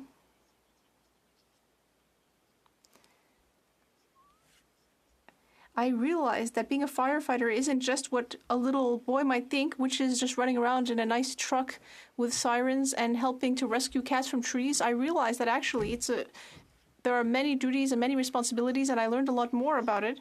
It changed my perceptions. And even though at that time when I was doing this job, I didn't have to personally do anything regarding firefighting, I still retained real admiration for that job. I see it more as a vocation than a job, actually. And so I was very much honored to participate in that meeting at that committee when we spoke about C-224. And then subsequently, I continued to follow closely the progress of the bill, and my colleague from Mirabel was following the issue more closely. And I was very pleased to see the Bloc Québécois position change in favor of this bill, and to see the portions of the bill that were more problematic disappear. The bill still isn't perfect in our opinion, but we just wanted to ensure that we put into place something that better protects those who aim to protect us. And I think the result is not bad at all. Of course, there are still some things that could be improved. I think it lays a good foundation, and it shows that the House of Commons wants to do something to make sure that firefighters in Quebec and Canada feel supported and feel that we are concerned about their health and safety. But I think that the federal government could do more. It could do more without interfering with Quebec and provincial jurisdiction. For example, it could do more to fund research into the treatment and diagnosis and prevention of cancer, and it could research more carcinogenic materials. We would also suggest that the federal government would make its own list of cancers recognized for the commemorative program for first responders. We could also do more to invest in municipal emergency preparedness infrastructure. After I was at the committee that day, Madam Speaker, a firefighter, Marco Héroux from Drummondville, spoke to me. I asked his permission to speak about our meeting in my office. Monsieur Héroux is a lifetime firefighter. He's been working in Drummondville for some time. And he has faced some health challenges having to do with his work. Some of those challenges have to do with the trauma and shocks that he received in the course of his work. We can barely imagine the kinds of situations that firefighters have to face during their work. But he was also concerned. He was also concerned about other issues, such as risks in fire stations, the various chemicals and so on that may be present there, and the fact that in some municipalities there is no ability to put in place systems for ventilation and protection to ensure that firefighters in the fire station are not still in contact with these toxins. That would require a great deal of investment for municipalities, of course. And it's hard for municipalities to respond to this emergency, because it is an emergency for firefighters. So yes, the federal government could do more to invest in municipal infrastructure to ensure that fire halls are properly equipped with ventilation systems that work really well, to ensure that our firefighters actually be safe when they're at the fire hall, instead of having such high risks of cancer when they're at the fire station, when they're not even present on the site of an incident. So there are some concerns that I would like to raise that may not have anything to do directly with the bill, but these are things the federal government could do to improve the situation for firefighters and to help them with their health and safety. I also have to go back about the whole question of health transfers. I think for several months now and years now, the Bloc has continued to say that the federal government has to increase health transfers. We saw the agreement that seems to be panning out between the federal government and the provinces, but when we say that it's not enough, when we say that we need more, what we could have done in terms of prevention and implementation of tools and research against cancer and treatments, it's all of this. That's all of this. We have to implement funding to meet this demand, this type of demand. It's not just to meet the needs at the emergency rooms. I think this is a good example of something in terms of our healthcare needs and increasing the transfers. So I would reiterate, Madam Speaker, that I'm happy to see this bill. I think that is an important bill that is highly anticipated by firefighters in Canada. And I'm happy to see that it is the result of cooperation that this bill will be adopted, and the Bloc will support it enthusiastically. Thank you. Resuming debate, the honourable member for North Island Powell River.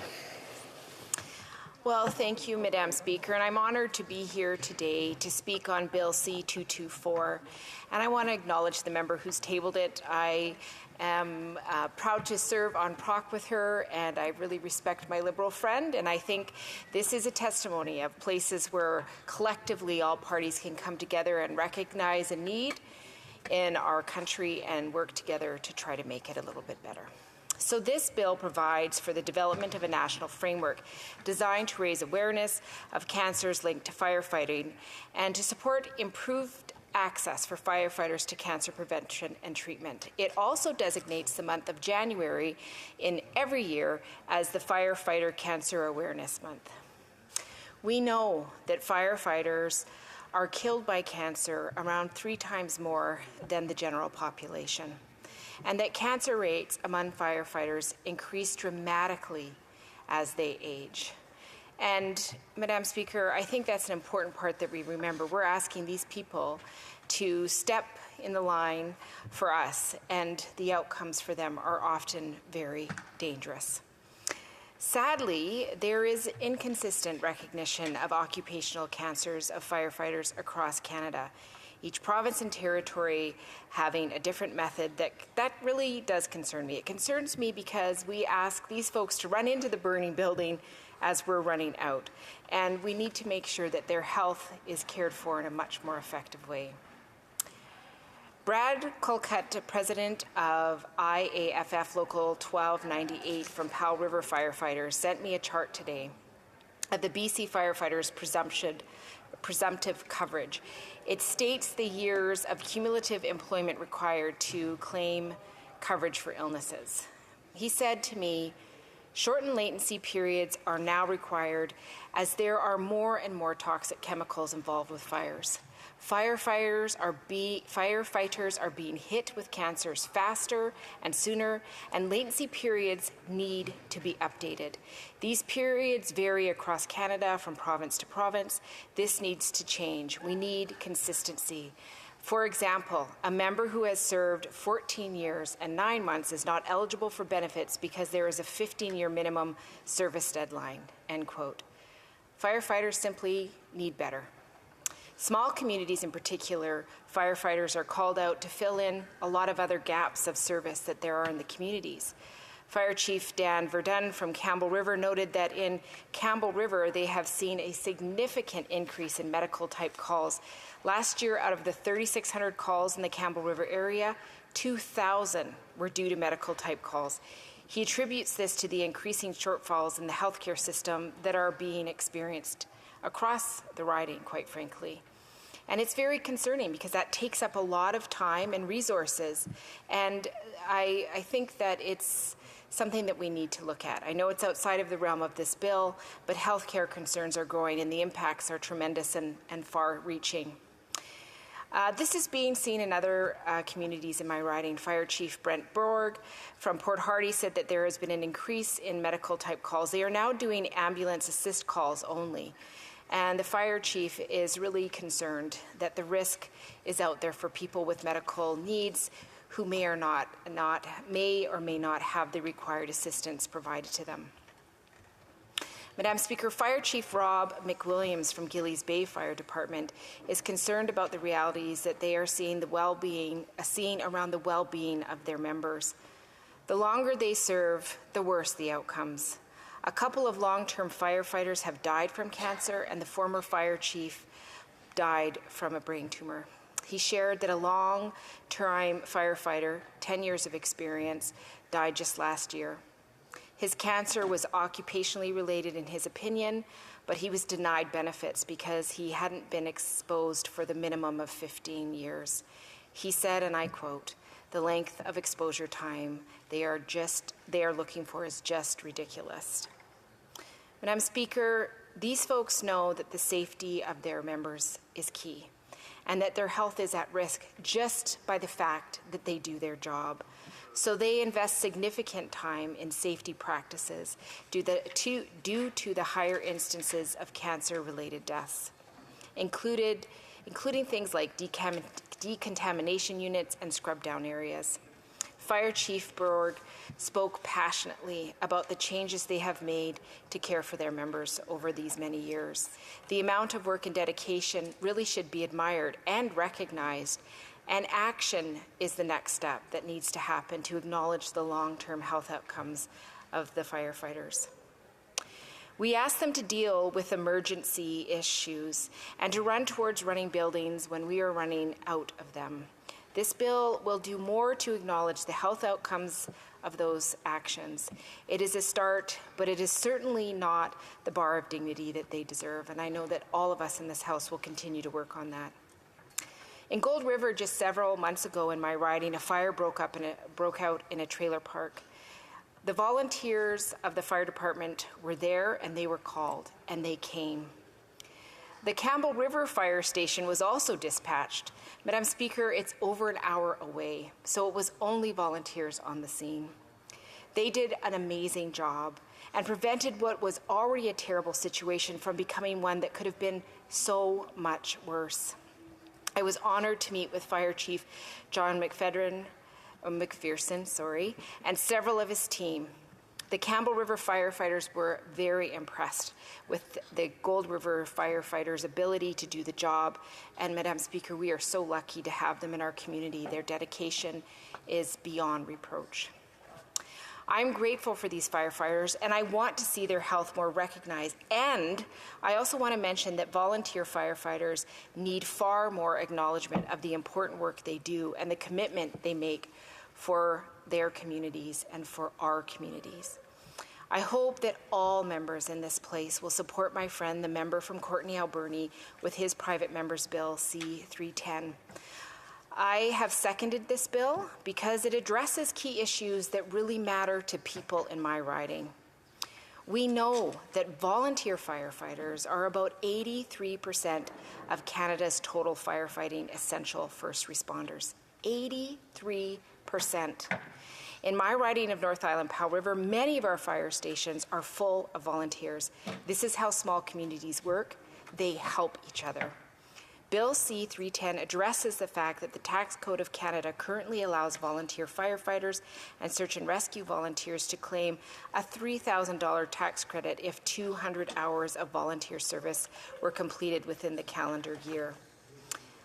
In my opinion, this is not respectful for the work these people do. In fact, Madam Speaker, this works out to a mere $450 a year, which we allow these essential workers, volunteers, to keep of their own income from their regular jobs. So they work to keep us safe, our community safe, for about $2.25 an hour. If they volunteer more than 200 hours, which many do, this tax credit becomes even less. I want to be clear. These folks work their everyday job and then add hours of volunteer time to protect our communities. These essential volunteers not only put their lives and health on the line and give their time, training, and efforts to Canadians, but they also allow communities to keep property taxes lower than if the paid service were required. Again, an example of the commitment small communities have. Bill C-310 would increase the tax credit to $10,000. This is about dignity, and this would allow these essential volunteers to keep more of their hard-earned money, likely to be spent in their community in which they live, and it would help retain these volunteers in a time when volunteerism is decreasing. And Madam Speaker, if you've ever lived in a small community, you realize how scary it would be if that happened. All Canadians know we need firefighters. I'm not sure how many understand the commitment and health realities they face because of their service. We must all do better. I want to thank all the fire stations in my riding: Cortez Island, Powell River, Malsapina, Savory Island, Northside, Tla'amin, Alert Bay, Campbell River, Comox, Gillies Bay, Gold River, Port Alice, Port Hardy, Port McNeil, Quadra Island, Sayward, Sointula, Tassaswas, and Zabalas. I see them working hard in their communities, their intense engagement on social media, and all that they do to keep us safe. I hope all the members in this place will do better for firefighters. Thank you, Madam Speaker. Est-ce que j'ai les papiers? Resuming debate. The honourable member for Longueuil-Charlemagne for her right of reply. Thank you very much, Madam Speaker. And I'd like to thank all the parties for coming together to get this done. It really has been an experience to bring forward a piece of legislation and have every member of the House support it. I bet before I brought forward this bill, most of us didn't know that there was a link between firefighting and cancer. We now have 338 members of Parliament representing every Canadian who now know this and can help spread the word in terms of increasing awareness. I want to thank a few people who worked with me behind the scenes on this. Catherine from my office, Trevor, Jean-Luc. A lot of times the work that gets done behind the scenes, they don't get the credit, and I want to thank them for everything they did to help me get this across the finish line. Puis, Then, Madam Speaker, I have a message for all the firefighters in Longueuil who were looking forward to this legislation and who celebrated their 50th birthday this year. Happy birthday, Jean-François. Madam Speaker, this bill is going to save lives. We owe it to firefighters, and I know how proud they will be when this bill becomes law. Merci. Thank you.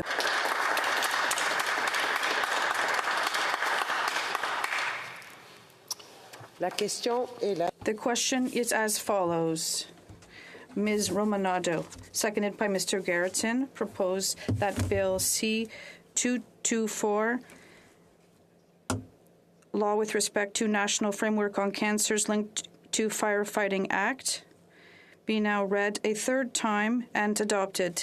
A recognized party present in the House wishes that the motion be carried or carried on division, or wishes to request a recorded division, I would invite them to rise and indicate it to the chair. The honourable member for Longueuil-Charlemagne. Thank you, Madam Speaker. I request a recorded division.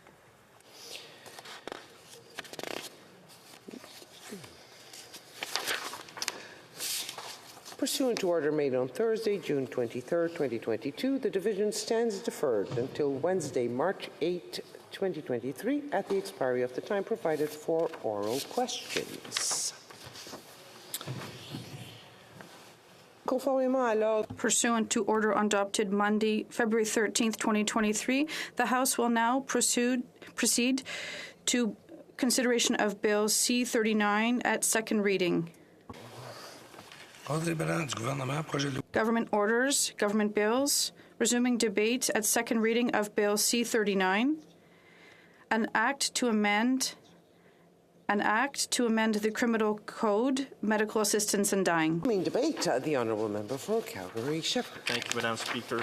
So I'm glad to be joining this debate in this late hour. I understand that this is an issue that is very close to many people's hearts, and a lot of members wanted to rise. So I wanted to make sure I caught your eye on this one. The Lord rewards a good deed, but maybe not right away is a Yiddish proverb that I've often heard. I've heard it in Polish. I love Yiddish proverbs, as many members know, because in my family growing up, my grandmother used to say them, but she said them in Polish. Turns out nearly all of them were Yiddish in their origins, so that was always something humorous I would talk to her about when she was still alive.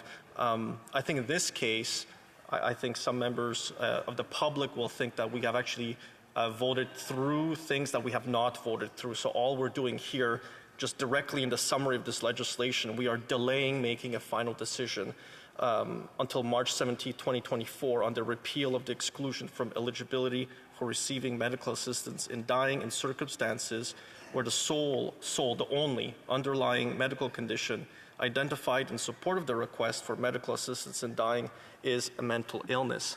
So in preparation to speak on this particular piece of legislation, like I've done in past parliaments, because I have been here since the 42nd Parliament, so I have been through the debate on C7 and then debate on C14. C7 originally was the response to the Carter decision rendered by the Supreme Court of Canada. In it, the Supreme Court found that there was a constitutional right to seek an assisted suicide from a medical professional, so an exemption to a part of the criminal code. Don't ask me to quote which section of the criminal code it is. I have fortunately not been burdened with a legal education, so I come at this with a layperson's eyes on it. But what it provided was an exemption. And sometimes when I have a back and forth with constituents back home, I raised the point that this is an exclusion to that particular section of the criminal code. So then I think it becomes incumbent upon the federal government to put in place some measures to protect the vulnerable in society.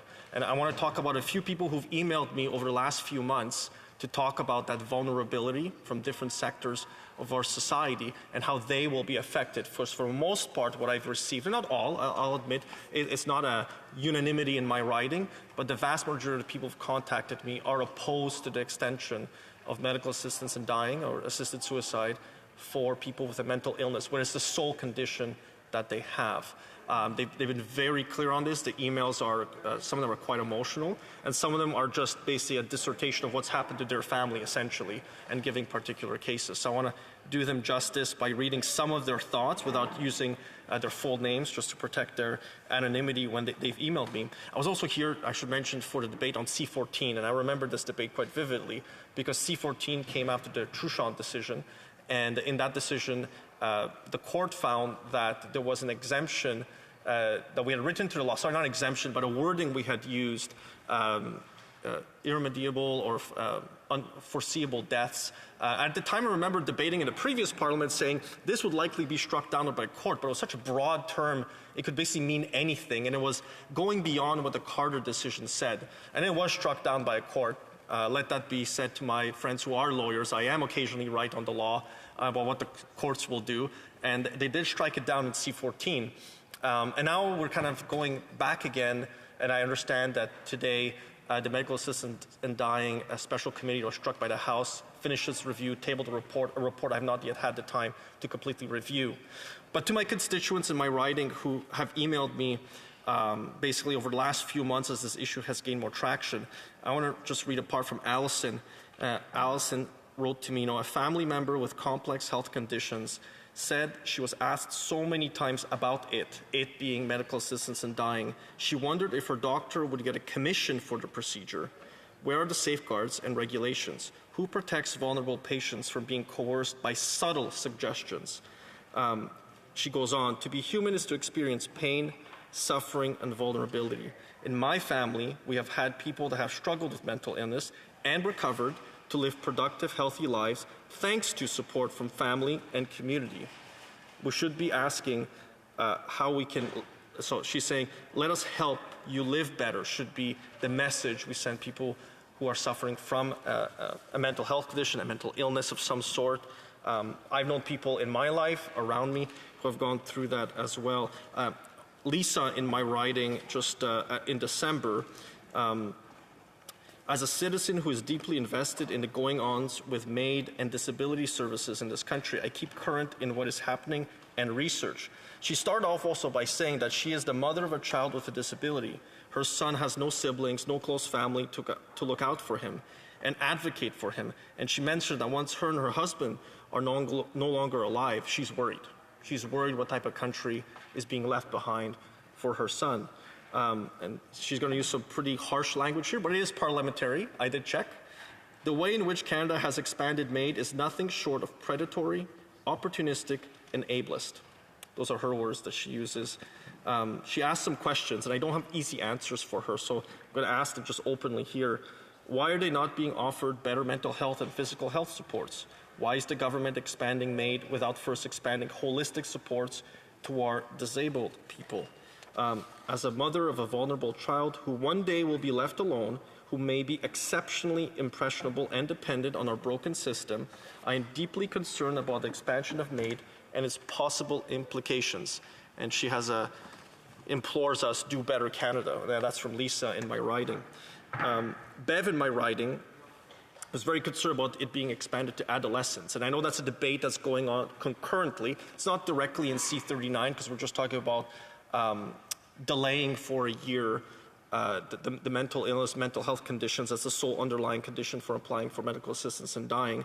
But in her email to me, she said to me about how vehemently opposed she was to being expanded to adolescents or children to make this type of expansion to the law permanent in the law.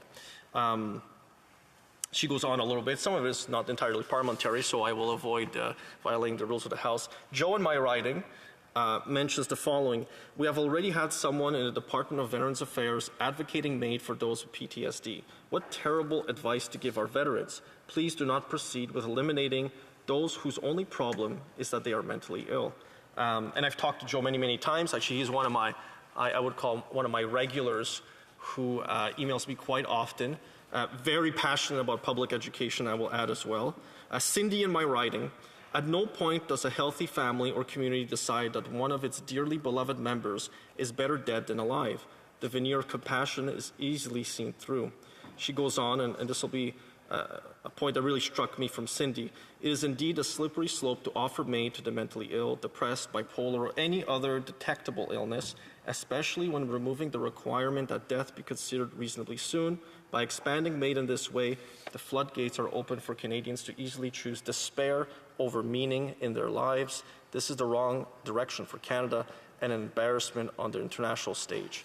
And the last one I want to read is from Shirley, just very simple. Has the world gone mad? And she talks about expanding it to those who have a mental illness, just expanding it to young people, and on it sort of goes. And those are the people, those are the types of emails I've been receiving on top of phone calls. And those are the worries I wanted to express here on the floor. I think those who are suffering, who are going through difficult times, and those diagnosed with like really serious chronic conditions which are essentially terminal, conditions I think of like Alzheimer's, conditions like Lou Gehrig's disease. The original foundational decision that Carter was gripped with was, what do you do about ALS? An awful, awful condition, and degenerative, chronic, and pretty much incurable. There are many therapies out there to delay the condition. And we had a member of this House, I remember the 42nd Parliament, an honorary chair for a day, chair occupant for a day, Maria Belanger, who passed away from it. But since I have met others who've had family members pass away, that was, I think, what the judges in the court was trying to get at. These are the people we should be looking after. And I'm sure you've given me the signal that I have to stop, so I'll be happy to continue questions and comments after. But I wanted to lay this before the House. When your doctor gives up on you, you're much more likely to give up on yourself. And I've seen this time and time again. I've also experienced it myself when my disabled daughter was so sick that they termed the condition, there was 4 of them in the room, they termed the condition not conducive to life. And there's nothing like being told by the physician who are supposed to look after your child that essentially, kind of gently, the subtle pushing that one of my constituents talked about, and the repeated over and over and over, and the consumption of resources it will have, that will lead to more people using the system when they have other options, because resisting the urge to just give up is difficult to do on the best of times, and you need that community and family support all around you. And with that, Madam Speaker, I'm happy to take questions and comments. Questions and comments. The Honourable Parliamentary Secretary to the Minister of Justice. Thank you, Madam Speaker, and I'd like to thank my colleague for his speech. I do note that there's a number of inconsistencies in what he's saying to that of actually what MAID is for people with mental health as the sole and underlying condition. The expert panel reported on MAID and have made a number of recommendations. I know the extension that we're seeking today is really so that all of our systems could be in place. So I'm just wondering if my friend could reflect on what the expert panel has said, clearly outlining what's required and the safeguards that are clearly in place for MAID to be extended to those with mental health as a sole and underlying condition. Member for Calgary-Shepherd. On behalf of my constituents, I'm just going to say the ones I've read into the record and many others I've spoken to, they're not so much interested by what the expert panel has to say. They simply don't want the extension to happen. I don't mean the delay, and if the government is looking for a pat on the back and that reward for a good deed, like the Yiddish proverb goes, it's not going to happen right away. My constituents, I think the starting point is there's a lack of trust because they read of stories where people have accessed MAID where they had a condition that it did not fit the description given in law. And because there are different provinces applying in different ways, and it's fairly subjective the way physicians have applied it, there's a very low level of trust from constituents in my riding. Questions and comments. The Honourable Member for New Westminster Burnaby. Merci beaucoup, Madame la Présidente, et je remercie. I would like to thank my colleague for his presentation. Something has been raised a few times, and that's the question of mental health. We have a government that up to now has refused to make the necessary investments in order to help people with mental health issues, to make sure that all Canadians that need it have access to mental care. There is nothing at the moment because of this lack of funding and resources. I would like to know what my colleague's impression is of this government's funding of mental health and how it's important to implement investments so that people always have options when it comes to mental health. The Honourable Member for Calgary-Shepherd. Thank you, Madam Speaker. It's interesting for we Western MPs to be debating in French on the question of mental health. Mental health is not just a question of funding programs and offering more services to Canadians. There's the role of family, the community, one's career, one's profession, one's faith, and reason to live, which is always very important. When we think about this, there is a spot, of course, for government to offer more services to people who have disorders and mental health disorders and who ask for help. This is, I believe, a provincial jurisdiction. I think that provinces should work. Alberta, for example, works very hard to make sure that people have choice and access to service, but there is more to do at the community level to offer this service in our rural areas, in big cities. There's also a space for family, friends, work and faith. Comments, questions et commentaires. The Honourable Member for Kamloops, Thompson Caribou. Thank you, Madam Speaker. It's always a pleasure to rise on behalf of the people from Kamloops, Thompson Caribou. Prior to asking my learned colleague a question, I want to reflect on the life of a constituent who passed away over the holiday break, and that was of Paul De Silva. I'm very sorry for his family's loss, and I wish his wife and children all the best in this difficult time. May eternal light shine upon him. Now, Madam Speaker, my question to my learned colleague is this. We just heard from the Parliamentary Secretary about an expert panel. Typically in law, when we talk about the expert panels generally come down to what the court says. In this case, I'm not sure if my colleague is aware, but I'd like him to comment on this, that no court, from what I can see, has unequivocally stated that there is a right to medical assistance in dying for people who are mentally ill. I'd like his comment on that, please. Brief comment from the Honourable Member for Calgary-Shepherd. Thank you, Madam Speaker. So very briefly, at the beginning of his comments, it sounded almost like a Standing Order 31, so I encourage the member to try and catch your eye next time he rises to speak. But he's absolutely right. At no time in any of the decisions that I can tell in Truchon or Carter, and I've read both, did the government say there's a right to die in Canada because of an underlying mental illness as your only condition. Resuming debate, the Honourable Member for Mission, Mascouche, Fraser Canyon. Thank you, Madam Speaker. And to my constituents, I'm just letting you know I am still staying in the riding to take care of my newborn, but I'm happy to participate in hybrid fashion on your behalf on this very important subject. Bill C-39, an act to amend the Criminal Code, medical assistance in dying, seeks to delay the expansion of medically assisted death to individuals whose sole mental condition is a mental illness. We are here today because of previous legislation, last Parliament's Bill C-7, which responded to the Truchon decision and the Justice Minister's interpretation of it by removing critical safeguards to accessing MAID, particularly that death must be reasonably foreseeable. In Bill C-7, it contained an arbitrary deadline of March 17th, 2023, to expand MAID to those whose sole condition is a mental illness. And now this government seeks to delay that arbitrary deadline another year down the road. As I don't want MAID to be offered to those solely suffering from mental health, I will be supporting this bill, but I do so in the context of very big and life-altering concerns regarding the direction the Government of Canada has taken since the debate on MAID commenced in 2016. Conservatives believe that we should never give up on those experiencing mental illness, and we should always be focused on offering help and treatment rather than assisted death. Conservatives will bring forward alternative proposals to support those with mental illness instead of this government's approach.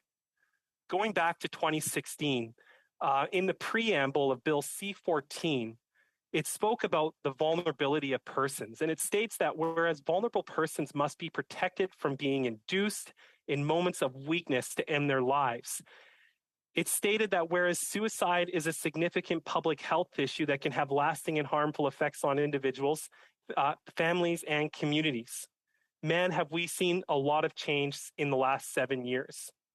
Conservative members at the time, despite these assurances in Bill C-14, that the approach of the government was going down a slippery slope.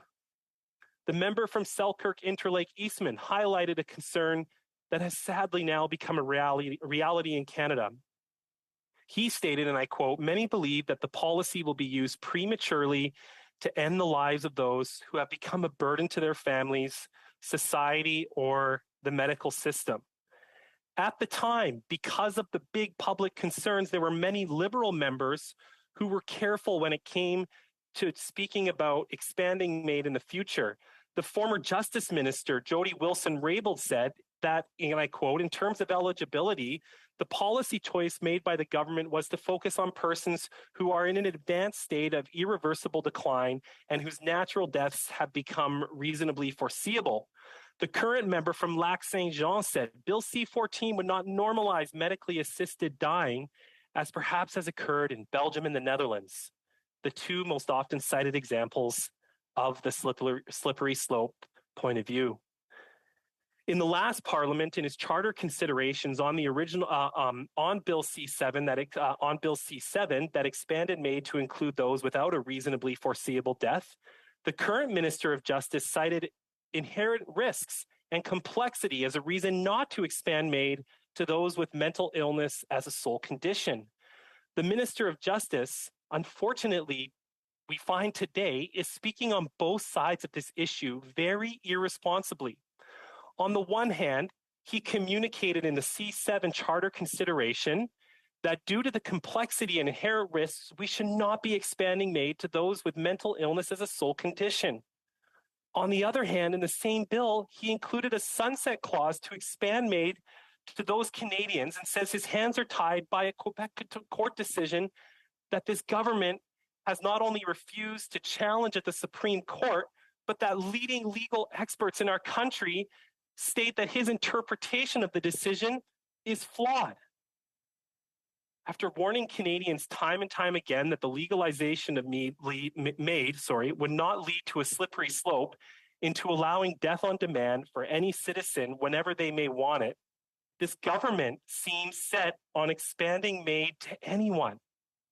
I plead with backbench members of the Liberal Party to stand up against the Justice Minister today.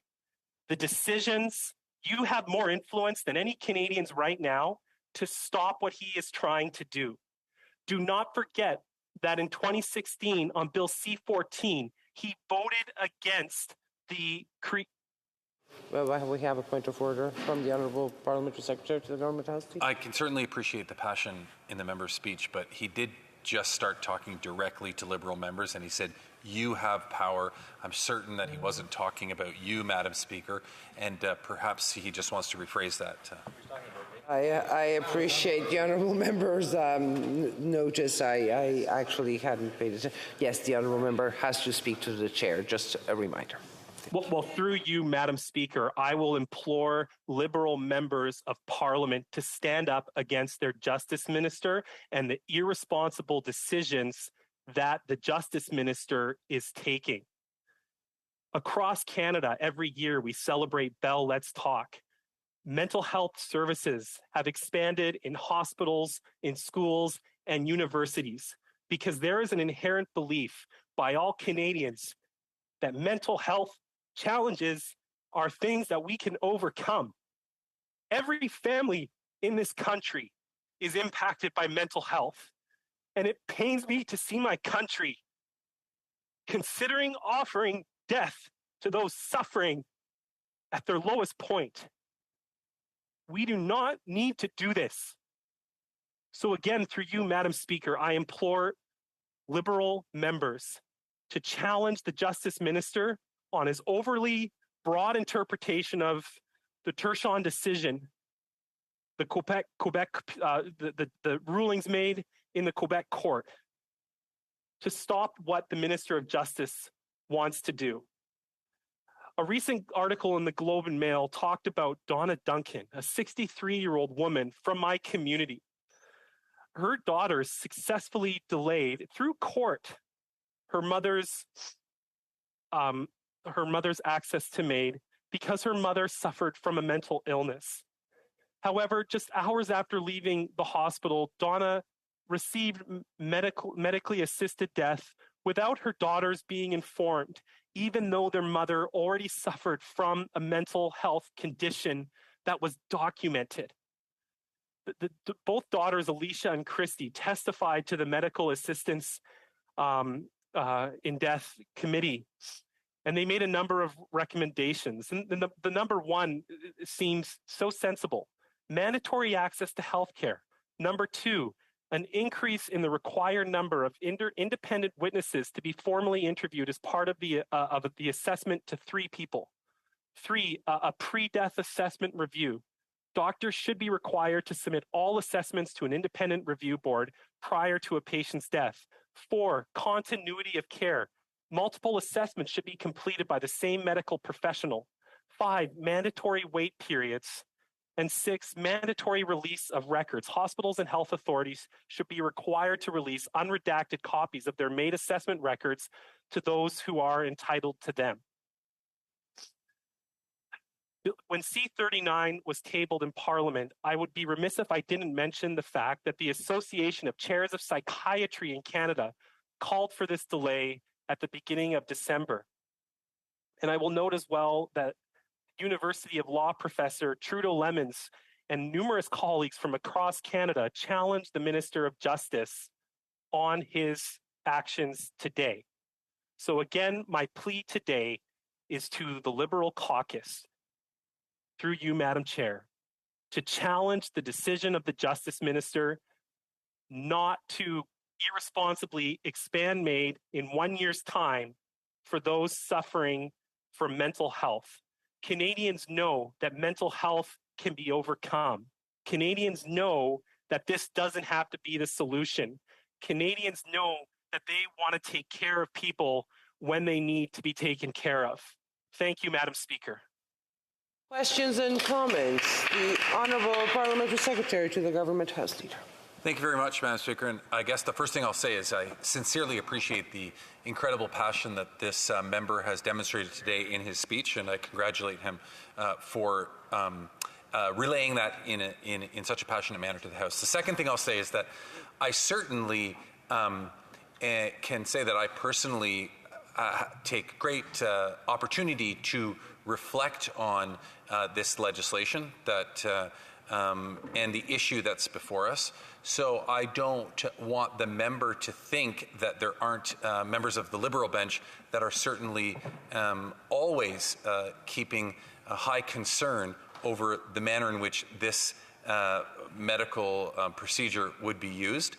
And then finally, what I would ask him is that I'm unsure exactly what he's asking when he makes a plea to Liberal backbenchers in his terms. You know, the whole point of this extension is to make sure that everything that is in place is done so in a responsible and appropriate manner. And he, by his own admission, is voting in favor of this extension. So what is it that he's asking exactly? Is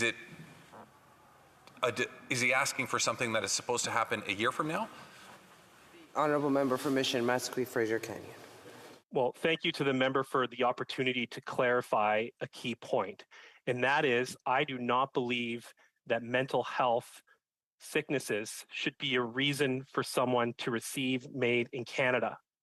The legislation before us today will delay the ability of medical professionals to offer MAID on the basis of mental health sicknesses. I do not want to see my country ever reach that point. So in the year ahead, through you, Madam Speaker, I implore the Liberal members of Parliament to challenge their Justice Minister, because I know and they know that the large majority of Canadians are against this.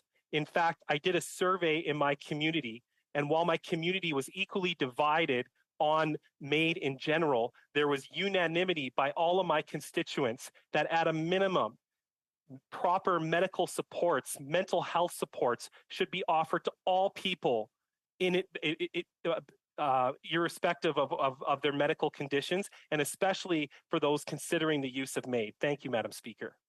Questions and comments. The Honourable Member for Kamloops Thompson Caribou. Thank you, Madam Speaker. Always a pleasure to rise on behalf of the people for Kamloops Thompson Caribou. I'll admit it, my honourable colleague kind of stole my thunder there, because I was going to ask a little bit about what his constituents were saying. But I'm wondering if there are any responses that particularly stood out, because as I understood his last comment here, he said that it was about 50-50 on the issue of medical assistance in dying generally.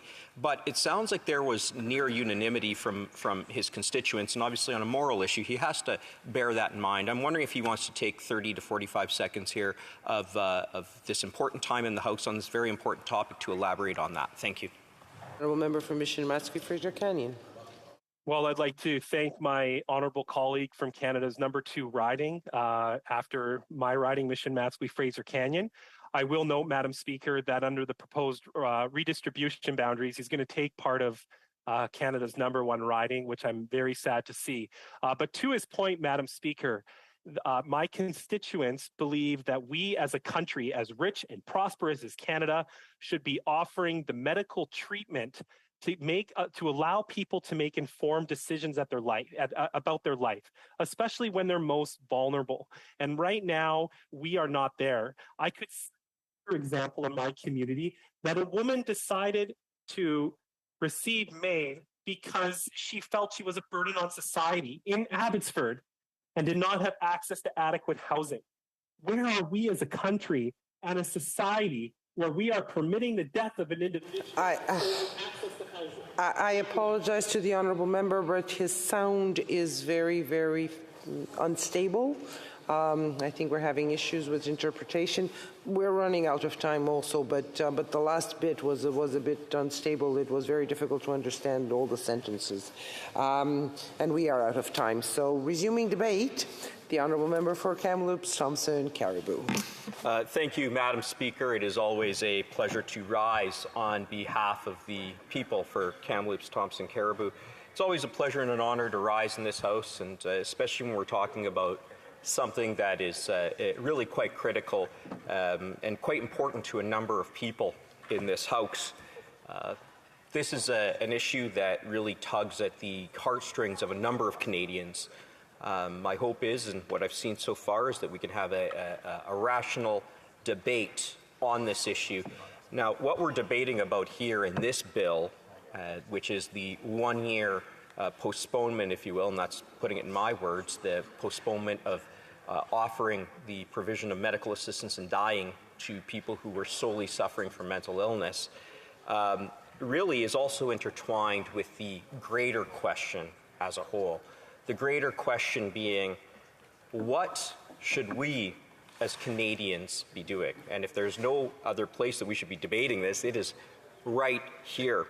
And I want to take my time in my speech, Madam Speaker, to reflect on a little bit on how we got here, so to speak, and also where I anticipated we might go based on what materials have been provided both to the Minister of Justice and that the government has put out through its charter statement.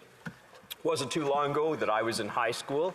Well, maybe it was a while back, 1993 if I recall.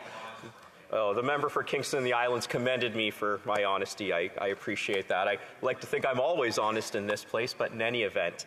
1993, if memory serves, was the Rodriguez case, and I'm probably simplifying this, but that was a question on the right to die.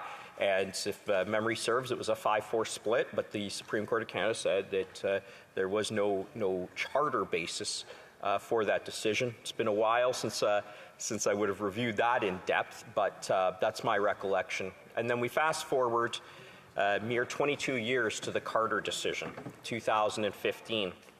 That came to an opposite conclusion. Now, in that case, I believe it was what's called a per curiam decision for the court, which means it was all 9, I think it was 9 justices that were sitting, that found that the prohibition did offend the charter.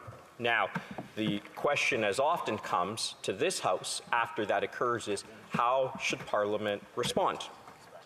And I wasn't here. I got here in 2021. It's been 18 of the best months of my life being here. But I can tell you that from 2015 to now 2023, we've really seen a dramatic shift in what was seemingly envisioned, both in what I would say the legal community, but not only the legal community, seemingly the Canadian community at large. That change from medical assistance in dying for people who had irremediability, I guess would be the correct term, as in a terminal condition or a condition that simply was not going to get better, with death being foreseeable. I think that if you had talked to people, and certainly my understanding of this issue when I was growing up, and it was an issue when I was in high school and into university and things like that, was that this was really at the crux of the issue, is somebody who is terminally ill, should they have a right to euthanasia, as we framed it. Now, I'm going to go to the minister's charter statement. This charter statement is dated October 21, 2020. And actually, I'm going to pause there to note, I'm not sure. I'm not sure if a charter statement has actually been provided for this bill, Bill C-39. As of yesterday, I was with the minister in committee, Madam Speaker, and no charter statement had been provided.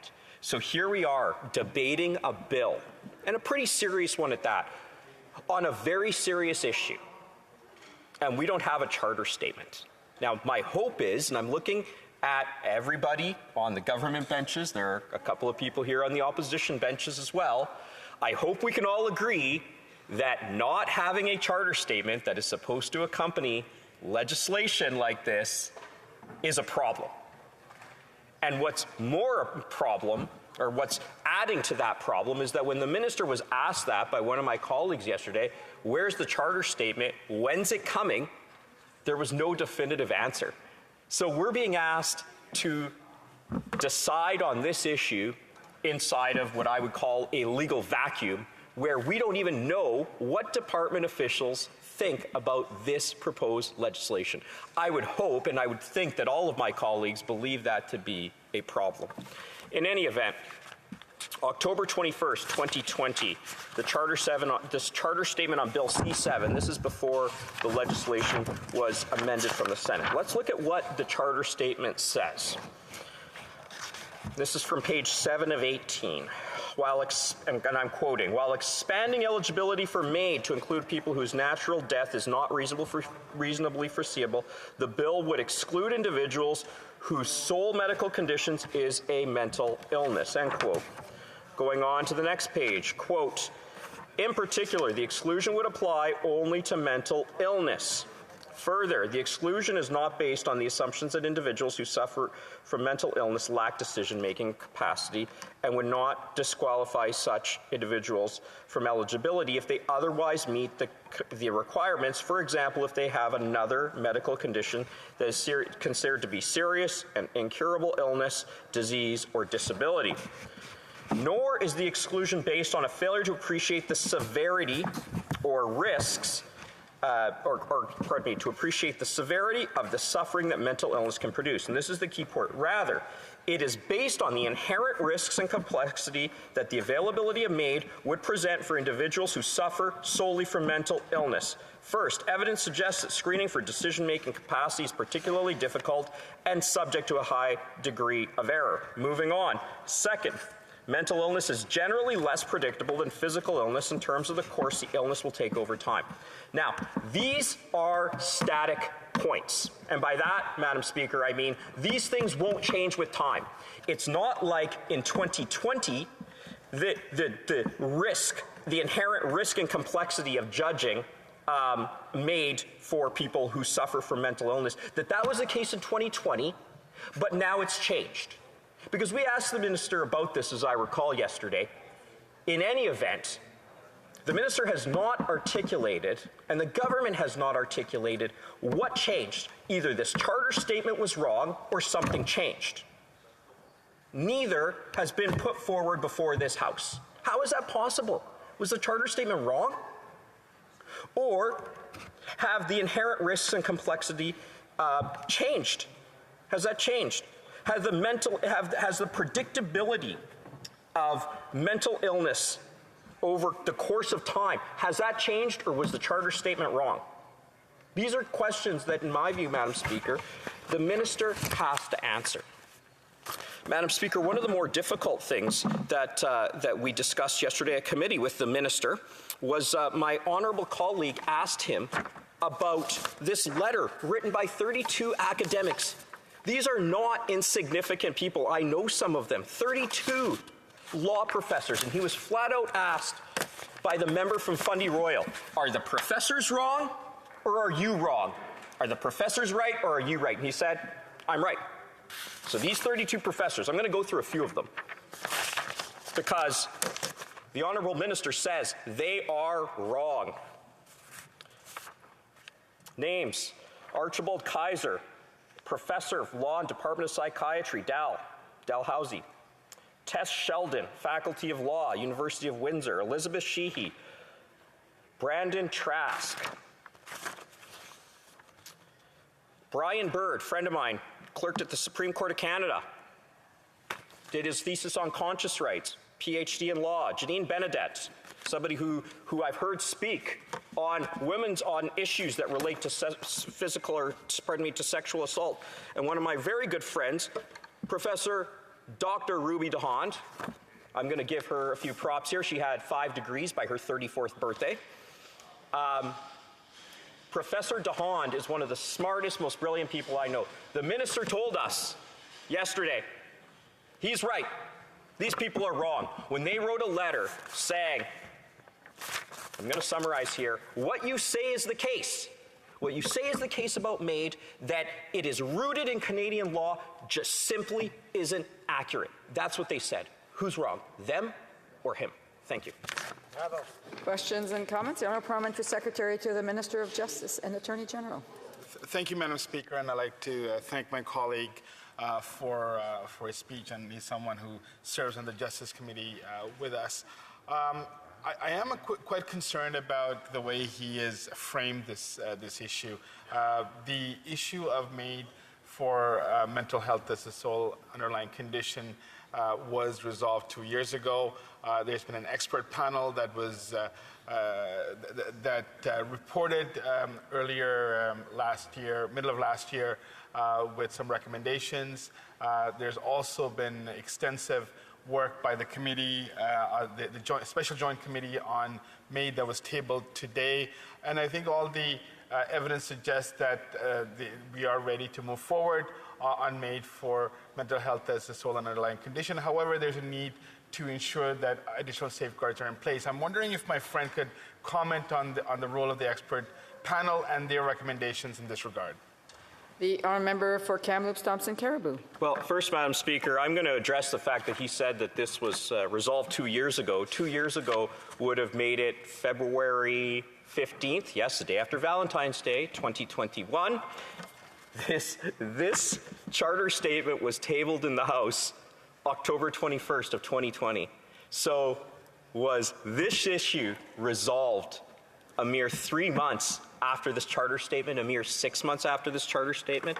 I get it. Reasonable people can disagree sometimes, and we talk about expert panels. Well, I will say this much. This letter here to the minister is tabled, I believe it was, seems to be led by Trudeau Lemons, February 2nd, 2023. There are concerns, and there are serious concerns, and when there are serious concerns about an issue this significant, we shouldn't be saying we are pressing on in 1 year. We should be giving this more thought. Then comments, the Honourable Member for Edmonton-Griesbach. Thank you very much, Madam Speaker. I want to thank my honourable colleague who often speaks in this place about the need for justice and the need to ensure that those who are left behind actually get support. But I often find myself thinking about solutions. You know, New Democrats have tabled solutions to fix some of the core drivers of the mental health crisis in Canada, which is poverty. Poverty is one of the greatest contributors to mental health crisis in this country. We've tabled solutions, and I understand the Conservatives may disagree with some of those solutions. One of them, the guaranteed livable basic income. Can the member, given the kind of description of the problems of poverty and the effects it has on mental health, offer at least one solution that those who are struggling to pay their rent, struggling to pay for their groceries, can actually ensure that they get that kind of support? Can the member elaborate? The Honourable Member for Kamloops Thompson Caribou. Well, thank you. I appreciate my colleague's intervention. I said I've been here 18 months, and it's been a pleasure to get to know him over that time. My honourable colleague may not know this, but my wife frequently deals with people who are, as a lawyer and as a clinical lawyer, she helps the most down-and-out people. And one of the things that she relates to me as somebody who I consider as an expert in this field, helping out people and giving them legal advice for the greatest issues, often the most poor, is that one of the contributors is actually trauma. That's one of the greatest issues when it comes to mental health as well, trauma. I'm not going to discount poverty. We as Conservatives talk about poverty every day in this place when we talk about the impact of inflation on poverty. But if you look at trauma, and if we want to really talk about this, why aren't we talking about the government not legislating mandatory minimums for sexual offenses? That's where trauma comes from. So I hope that when we do speak about these things, that my colleague would join me, and I look forward to chatting more about extinguishing poverty with him. Thank you. Time for a brief question. The Honourable Member Calgary Shepherd. Thank you, Madam Speaker. Just to the member spoke about the charter and how every single piece of legislation is supposed to be compliant with it. He mentioned that at the Justice Committee, they did not yet have information on whether this particular piece of legislation was charter compliant. So I want to give him extra time to go over the matter just so this House can be well briefed on the current situation with C-39.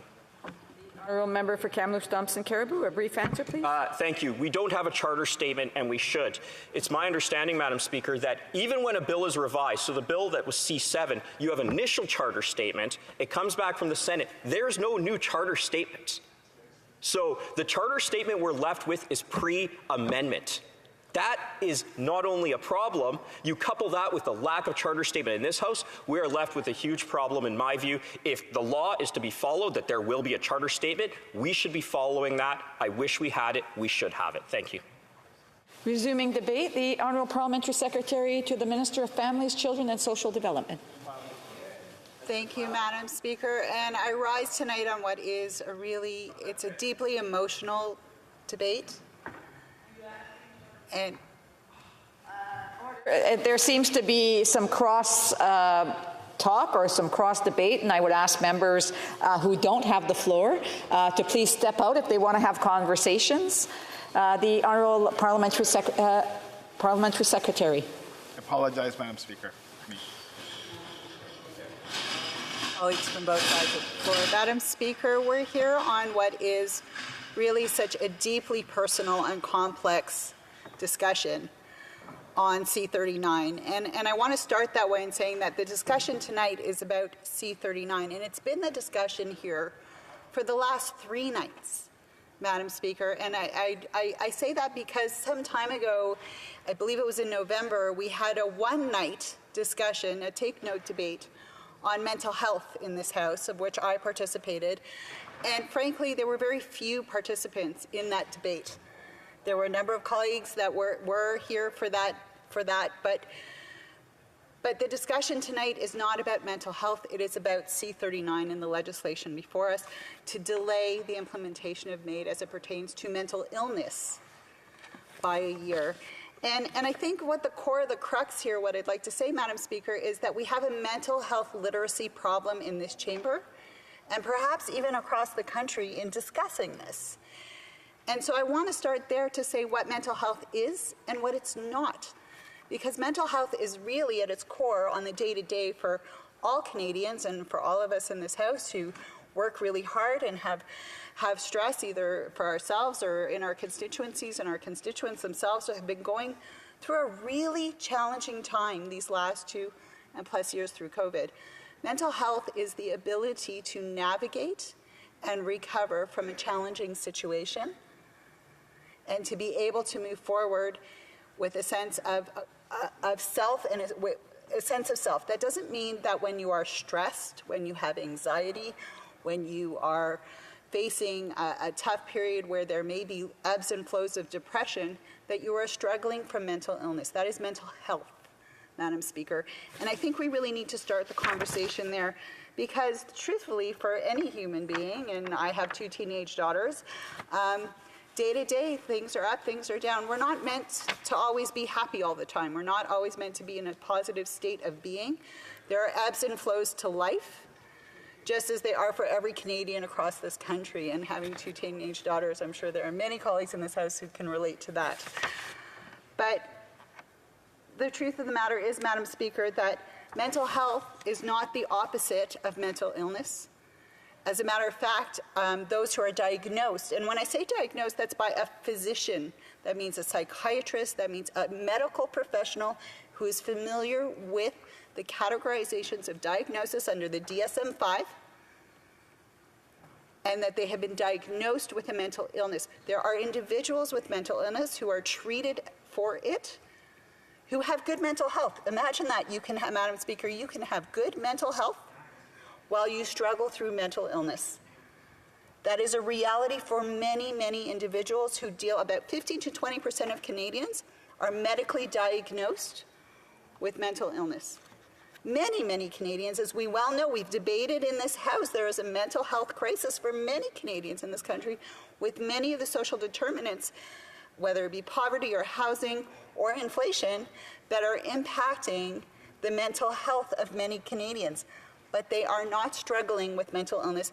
And I really feel strongly that that's where we need to start the discussion, because C39 is not about mental health, Madam Speaker. C39 is about mental illness and those who have struggled with mental illness, that have been presented treatment after treatment after treatment, have tried everything imaginable to address their suffering, and have not found relief. They have not been able to find that ebb and flow of life that many of us experience in mental health. And we need to acknowledge that, Madam Speaker, because, you know, I've heard a lot of disturbing statements in this House talking about this legislation is euthanasia, or of, you know, medical treatment by death.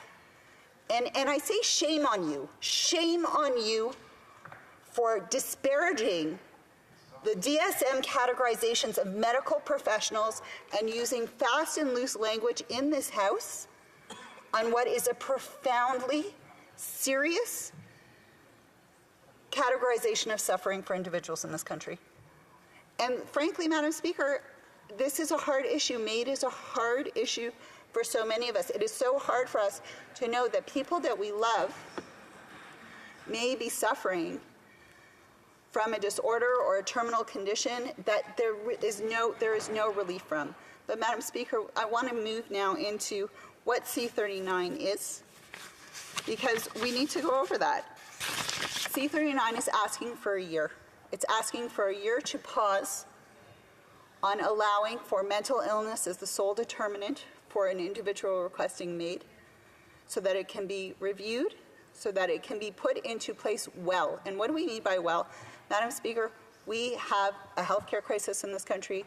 We've gone through 2 years of COVID where doctors, nurses, healthcare practitioners, they are exhausted, and they need to be trained on this. They need to understand the DSM-5. They need to understand what the treatment protocols are for those who suffer with mental illness. And we're not there yet. We want to ensure that the best practices are in place and done with compassion, done with a deep sensitivity of the individual suffering. And it's about the individual. Many of us in this House have beliefs they may be religious beliefs, they may be personal beliefs about what they feel about MAID in general, or how they feel about MAID in relation to this particular categorization of mental illness. But Madam Speaker, at the end of the day, it's about the individual. It's not about you. It's about them. And we need to remember who is at the core of this legislation and why it has been put forward, and the compassion and time that's been put in by medical experts. You know, you can present me one panel or another panel. At the core, at the heart of this is human suffering. That I would not wish on anyone in this House to know what it is to have a loved one who suffers from mental illness, because I did. I had a 15-year-old nephew who suffered from mental illness. And every treatment was offered to him. Every treatment. And he refused. And I lost my nephew to suicide, not because we didn't have hope, not because there weren't resources, not because we didn't try, but because everything that was put on the table, and trust me, I am a fierce mama, did not help him. And I have to live with that loss and the grief of the loss of his choice. And he didn't make his choice in a medically assisted format. He chose suicide. And we need to understand the difference. And Madam Speaker, why do I share this? Because this is a personal issue. I also have a dear friend who had ALS. And she suffered for years, but we put into place protocols for her that when she knew it would be enough, that we would be by her side in her choice. And there were friends that didn't show up for her choice. There were many of us that debated about her choice, that it was gut-wrenching. And each step of the way, we had check-ins with her, even when she could only communicate through her eyelids. Are you sure this is what you want? Are you sure are you ready? Madam Speaker, it was heartbreaking to leave that room that day, but it was her choice. And at the core of this, as hard as it is for members of this House to understand, it is about the individual, and that we have an obligation to provide every guardrail to every professional framework that is caring and compassionate, and that's why we need time to build it and to set it out. But at the end of the day, Madam Speaker, these are professionals. This is mental illness at the degree that individuals are suffering at that level. You should never have to know it, Madam Speaker. To watch individuals suffer to that degree, and even if they go and ask for it from their psychiatrist, even if they're contemplating this, that's the beginning of the process. It's not an automatic decision. Then their entire history of treatment needs to be reviewed. Every protocol questioned. Every stone needs to be turned and reviewed by another professional. So this is not even sober second thought like we would have in the Senate. This is sober after sober after sober, 3 times, 4 times, 5 times, until every check has been done with the individual who is truly suffering. And so I want to get out of the speak of professionals and all of that, because, Madam Speaker, at the core of this is the human being who is suffering. We need to know our language and to be clear about that. Thank you, Madam Speaker. Questions et commentaires, questions and comments. The honourable member for Saanich Gulf Islands. Thank you, Speaker, and thank you to my honourable colleague.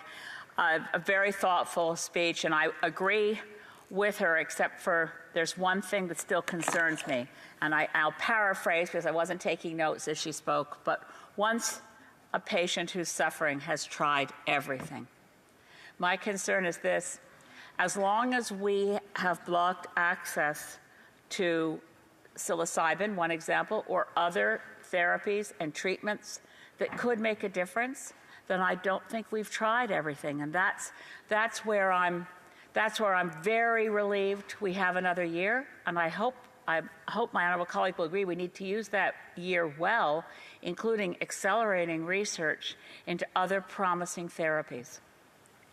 The Honourable Parliamentary Secretary.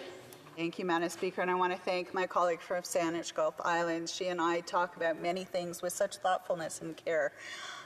Madam Speaker, I can only speak at the moment to the current available treatments that are out there. I know some of the treatments that she mentioned are in great debate and great discussion at this time. But the point is, why are we asking for time? We're asking time for exactly that reason, so that we understand the depth of the treatments and the options to make sure that we are not missing anything before we allow for this to go forward. Comments? The honourable member for Nunavut. And I'd like to thank the member for York Centre for her very thoughtful intervention. I had the wonderful privilege of welcoming her to my community in Iqaluit, and we had a wonderful time there. I want to ask her a specific question about the final report of the expert panel on MAID and mental illness in May 2022, because I really appreciated the refocus on mental illnesses. And in that report, mental illness is said to be for those that are lacking standard clinical definitions. And what my concern is that there are a lot of First Nations, Métis, Inuit who might not fit into this professional model. And so I think this panel recognized it as well, and they made in recommendation number 14 that there needs to be consultations with First Nations, Métis and Inuit on creating practice standards. And I wonder if the member could share her thoughts on that. The Honourable Parliamentary Secretary. Thank you, Madam Speaker, and I'd like to thank my honourable colleague from Nunavut. She always reminds us how important it is to make sure that in all of our consultations, no matter what the issue, whether it is climate change, whether it is education, in Indigenous early learning, and also in mental health and healthcare in Indigenous communities, that the lens of healthcare from the Indigenous lens must be included. Communities handle the care of their loved ones differently. And there are diagnostic tools that are available from many different backgrounds and communities that weigh in on such decisions that we make as a country. And I would welcome the member and her thoughts to share with me outside of what we should be considering in that discussion. Questions and comments? A brief question. The Honourable Member for Northumberland, Peterborough South. Thank you very much, and thank you to the Honourable Member for her sharing her personal story. There's one item that I find confusing, the other side, is that they seem to be saying, and they can correct me if they wish, that people who, if in fact a year from now we allow mental illness as a sole reason for medically assisted, that they wouldn't be suicidal. Well, by the very definition of medically assisted suicide or MAID, that person is suicidal. And so either are we not? If we not allow mental illness as a sole reason for MAID, are we not making suicide easier? The Honourable Parliamentary Secretary, a brief answer, please. Thank you, Madam Speaker. This is exactly the reason why mental health literacy is so important, because those who suffer with mental illness are not necessarily by default suicidal, and I would be more than happy to educate him on the determinants of that. Thank you, Madam Speaker. Resuming debate. Reprise de débat. The Honourable Member for Lévis-Lotbinière. Thank you, Madam Speaker. I am pleased to speak tonight on Bill C-39. As a Member of Parliament and legislator for Lévis-Lotbinière since 2006, I've been called upon and sometimes even witnessed very delicate situations that affected people or families in distress. On May 3rd, 2016 in this House, I took the privilege of expressing the wishes that many of my constituents had shared with me at the time during the delicate debate on medical assistance in dying, which left no one indifferent. Madam Speaker, I would like to highlight that regardless of political allegiance or position on this debate, all parliamentarians are once again showing courage by taking part in this debate that is delicate for all of us. The Supreme Court gave members of Parliament the onerous task and responsibility of establishing the guidelines for a law which obliged us to examine our conscience on the purpose of the end of our lives and those of the people we represent. We were aware that the law as a whole would not be perfect, that it would only be acceptable, given all the changes it would bring to our way of seeing life and living it in the future. It is always a great privilege for me, Madam Speaker, and a mark of undeniable confidence when people confide in me, especially when it concerns life. The expansion of medical assistance in dying for people with mental health problems is no exception. I see parents, grandparents, brothers and sisters and friends who are worried about the issue of expanding the law on medical assistance in dying. When you think about it, Madam Speaker, it's quite obvious that we want to keep our loved ones with us for as long as possible. But surprisingly, Madam Speaker, several discussions I've had with my constituents have led to another very important issue: the causes of mental health problems. The trivialization of the consequences of cannabis use by the Liberals, who already knew the extent of the consequences when legalization was studied in committee. Several studies confirmed that use in adolescence would cause mental health challenges for those who already had a genetic predisposition to it. We were promised that there would be a lot of money invested in programs for people with this addiction, as well as promises of more money for mental health care. Unfortunately, we suspected that as we already have challenges across Canada with access to regular health care, we suspected that access to specialized mental health care would be unavailable and insufficient for the Canadian population, and that's where the problem lies. Madam Speaker, imagine what will happen when hard drugs are legalized in Canada, once again by the Liberal legacy that is breaking the Canada we have known. Madam Speaker, I'd like to share that I will soon be a grandfather for a sixth time.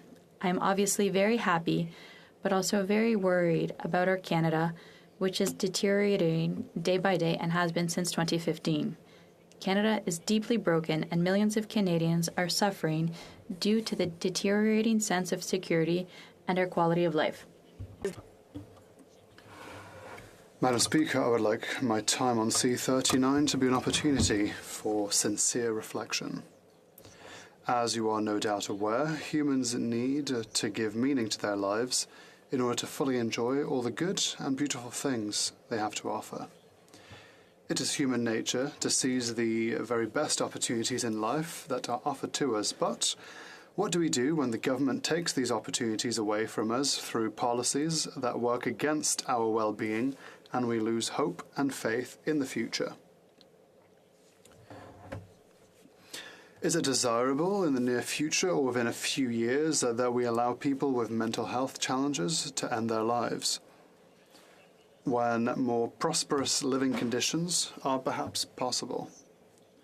If we give ourselves the means to improve what is wrong and to have more resources to find a balance in our daily lives? I believe that Canadians are aware that nothing is working anymore and that we are living in the opposite way that what we used to in many areas of our lives. In spite of this, Madam Speaker, we must not see the future as a fatality. There are always solutions, and in the face of the great fragility of life, we have the privilege of sharing love and friendship together, of strengthening our ties and helping each other. Our society is constantly changing and shaping our fundamental values, cultural values, religious and spiritual values, our values towards life and towards the end of life. What was personally unacceptable yesterday may change tomorrow. Here, we must respect each and every one of us because we all have a voice in this Parliament.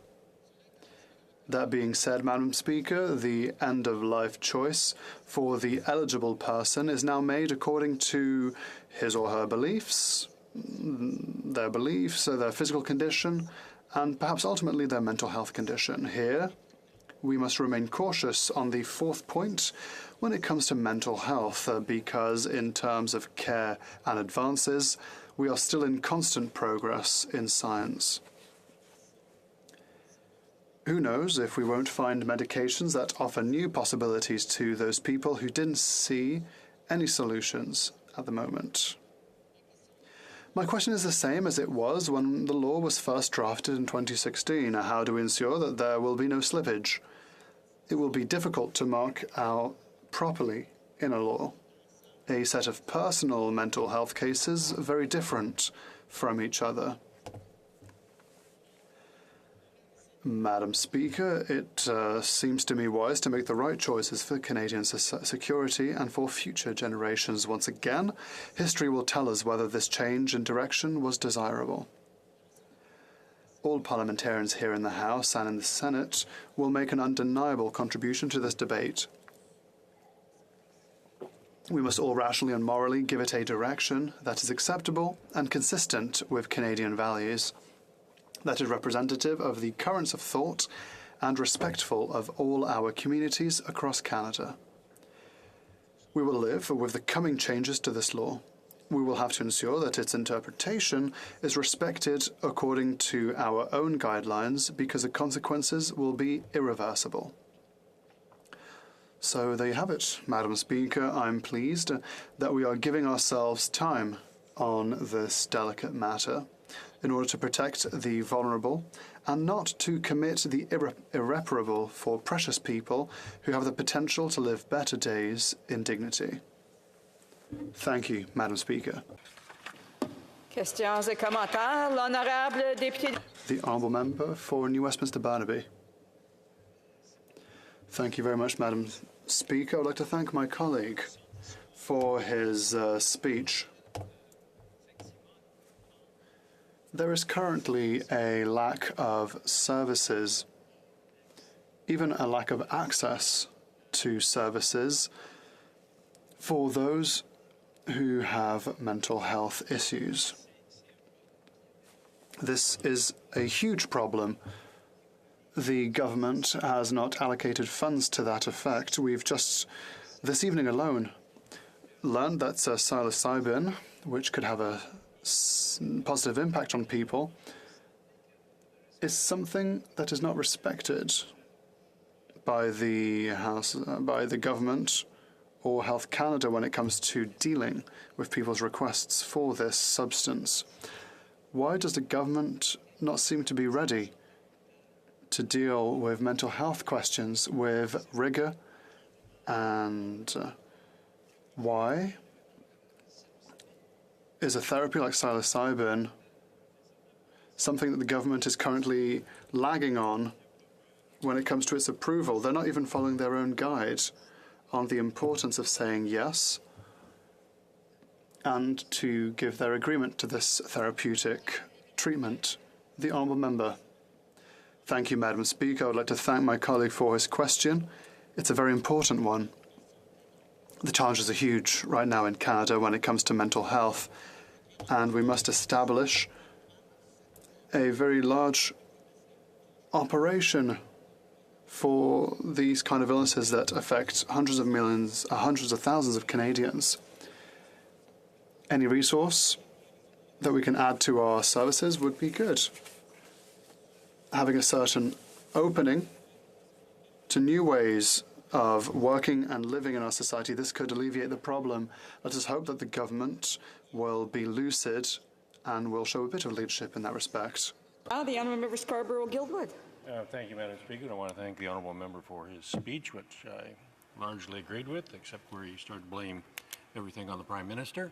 But other than that, I thought he had a good and thoughtful speech. Has the Honourable Member had interaction with the healthcare system in Quebec?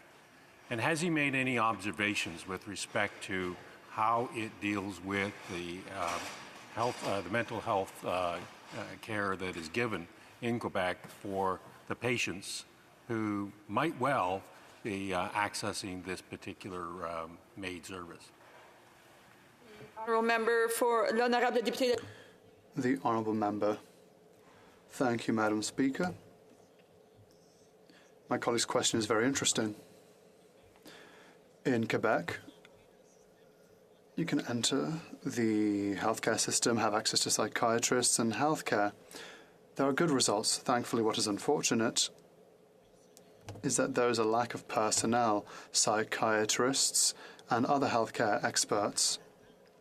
Waiting times to have access to this kind of service is 6 to 18 months based on the severity of the case. Some people, while they wait, risks ending their days, unfortunately. Thank you, Madam Speaker. For a brief question, questions et commentaires. The Honourable Member for Edmonton-Griesbach. Thank you very much, Madam Speaker. And just the lines of one of my colleagues, the Honourable Member from New Westminster, in relationship to doing everything we can for those who may be suffering before it gets to the point of an application to medical assistance in dying. Earlier today, for example, one of our colleagues gathered folks who were suffering with immense pain and living with that pain and living day by day, not knowing what to do. And that pain contributes to their overwhelming feeling of despair, to which they then lead themselves to applying for something like medical assistance in dying, when in fact this government could put in place regulations that can support these folks before it gets to that place, like ensuring psilocybin, a treatment that they're calling for, a right that they've already established, have access to. Would the member speak to the importance of ensuring that we do everything we can to support these folks, including providing medicine that they desperately need? The Honourable Member for Lévis-Lotbinière. Thank you, Madam Speaker. I'd like to thank my colleague for his very interesting question. Yes, if there's the possibility of accelerating the process here in Canada to help people who suffer from mental health disorders, let's do it as rapidly as possible. Thank you, Madam Speaker. Resuming debate, the honourable member for Scarborough-Guildwood. Thank you, Madam Speaker, and I understand I'm the last member to speak on this debate. I doubt, however, that I will be the last word on this. I'm not. Oh, I see. Well, I'm neither the last speaker nor the last word then. So I've been kind of reluctant, frankly, to engage in this debate because I don't consider myself to be an expert. I have not participated in committee hearings. I've not had the benefit of listening to the expert witnesses. And so the only thing that I bring to this particular debate is 25 years in and around the mental health system in the eastern part of the GTA. And that is due, Madam Speaker, to the fact that my son, technically my stepson, has schizophrenia. And schizophrenia started to manifest itself when he was about 15 years of age, and he's now about 40 years of age. And so we've been able to, as a family, make some observations about the current state of the mental health care system in our neighborhood. And we are, Madam Speaker, a well-resourced family. We have been able to access the best that there is on offer in and around the city of Toronto. So our son has spent some weeks at the Whitby Psychiatric Institution east of Toronto, and it is one of the best that Ontario has to offer. He's also had some time at the CAMH and downtown Toronto, and is possibly the leading healthcare facility in this particular area of healthcare. He's also spent time at our local Scarborough Health Network, and that is a good health network, but my observation is that it is just absolutely overwhelmed.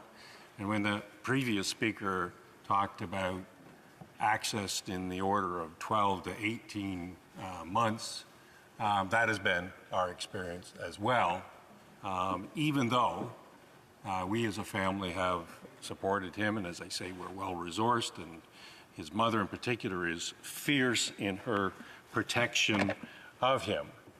But we started to notice his erratic behavior when he was around 15.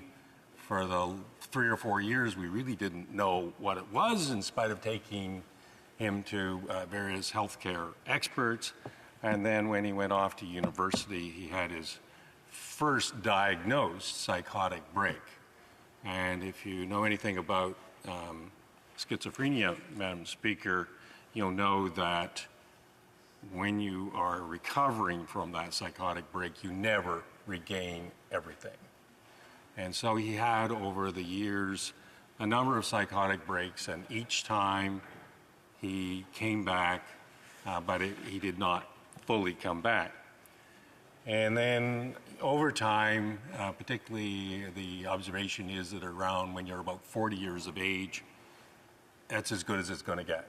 You don't get any worse, but you certainly don't get any better. So he does fill the definition, Madam Speaker, of somebody who has an irredeemable condition. It's medically diagnosed, and he has had episodes where, we've had the police there and things of that nature. Fortunately, as I say, his mother is a fierce advocate for him, and we've been able to stabilize his housing. So he's well housed, he's well fed. That has not always been so. And at this period of his life, he is, as I say, stable. Madam Speaker, over the course of these 25 years, we have made some observations of the system. And the first observation we made of the system is that it is overwhelmed. If the general health care system in Ontario is at its maximum stretching point, the healthcare system is already stretched beyond that point, and possibly, I won't say it's broken, but it certainly is. And this is not a condemnation, Madam Speaker, of the people and the personnel that are in the system. They are good-hearted, they are overworked, but they are exhausted, and it is the patients that suffer. So I don't have a great deal of faith, Madam Speaker, based on my observations, that 1 year from now, somehow or another, we will have a better system than we have today. In fact, Madam Speaker, my guess is that it'll be closer to generations. One of my honourable colleagues from the NDP raised the issue of poverty, of homelessness, all of the issues that are faced. And again, it has been our observation that we as a family have been able to shield him from a lot of things that mental health patients face on a daily basis. How am I going to eat? Where am I going to sleep? All that sort of stuff. And therefore, from time to time, it appears that ending one's life is an attractive alternative. And I fear, Madam Speaker, that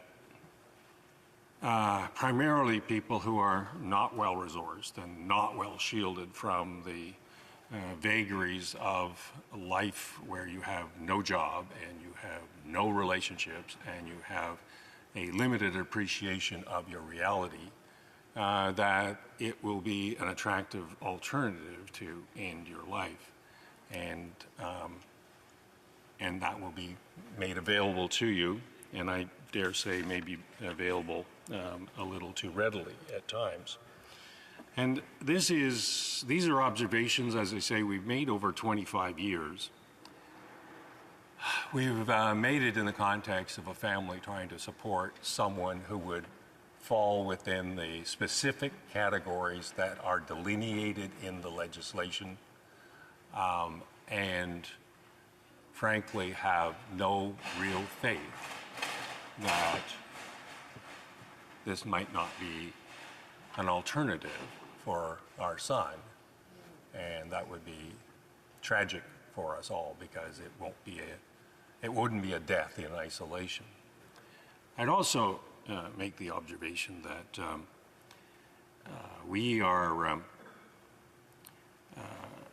are long on talk in this place and short on resources. We talk about fixing the system, we talk about making resources available, and you can pretty well go back in the speeches of Hansard for the last year or 2 years or 5 years or 10 years, and each incident of legislation comes with a promise of resources. I wish that was true. But it doesn't, in our observation, it's only getting more challenging. So in some respects, this legislation is a way out of doing what we need to do to facilitate the healthcare challenges of our most vulnerable citizens. And while I will, with colleagues, support this legislation, I frankly don't think things will change in a year.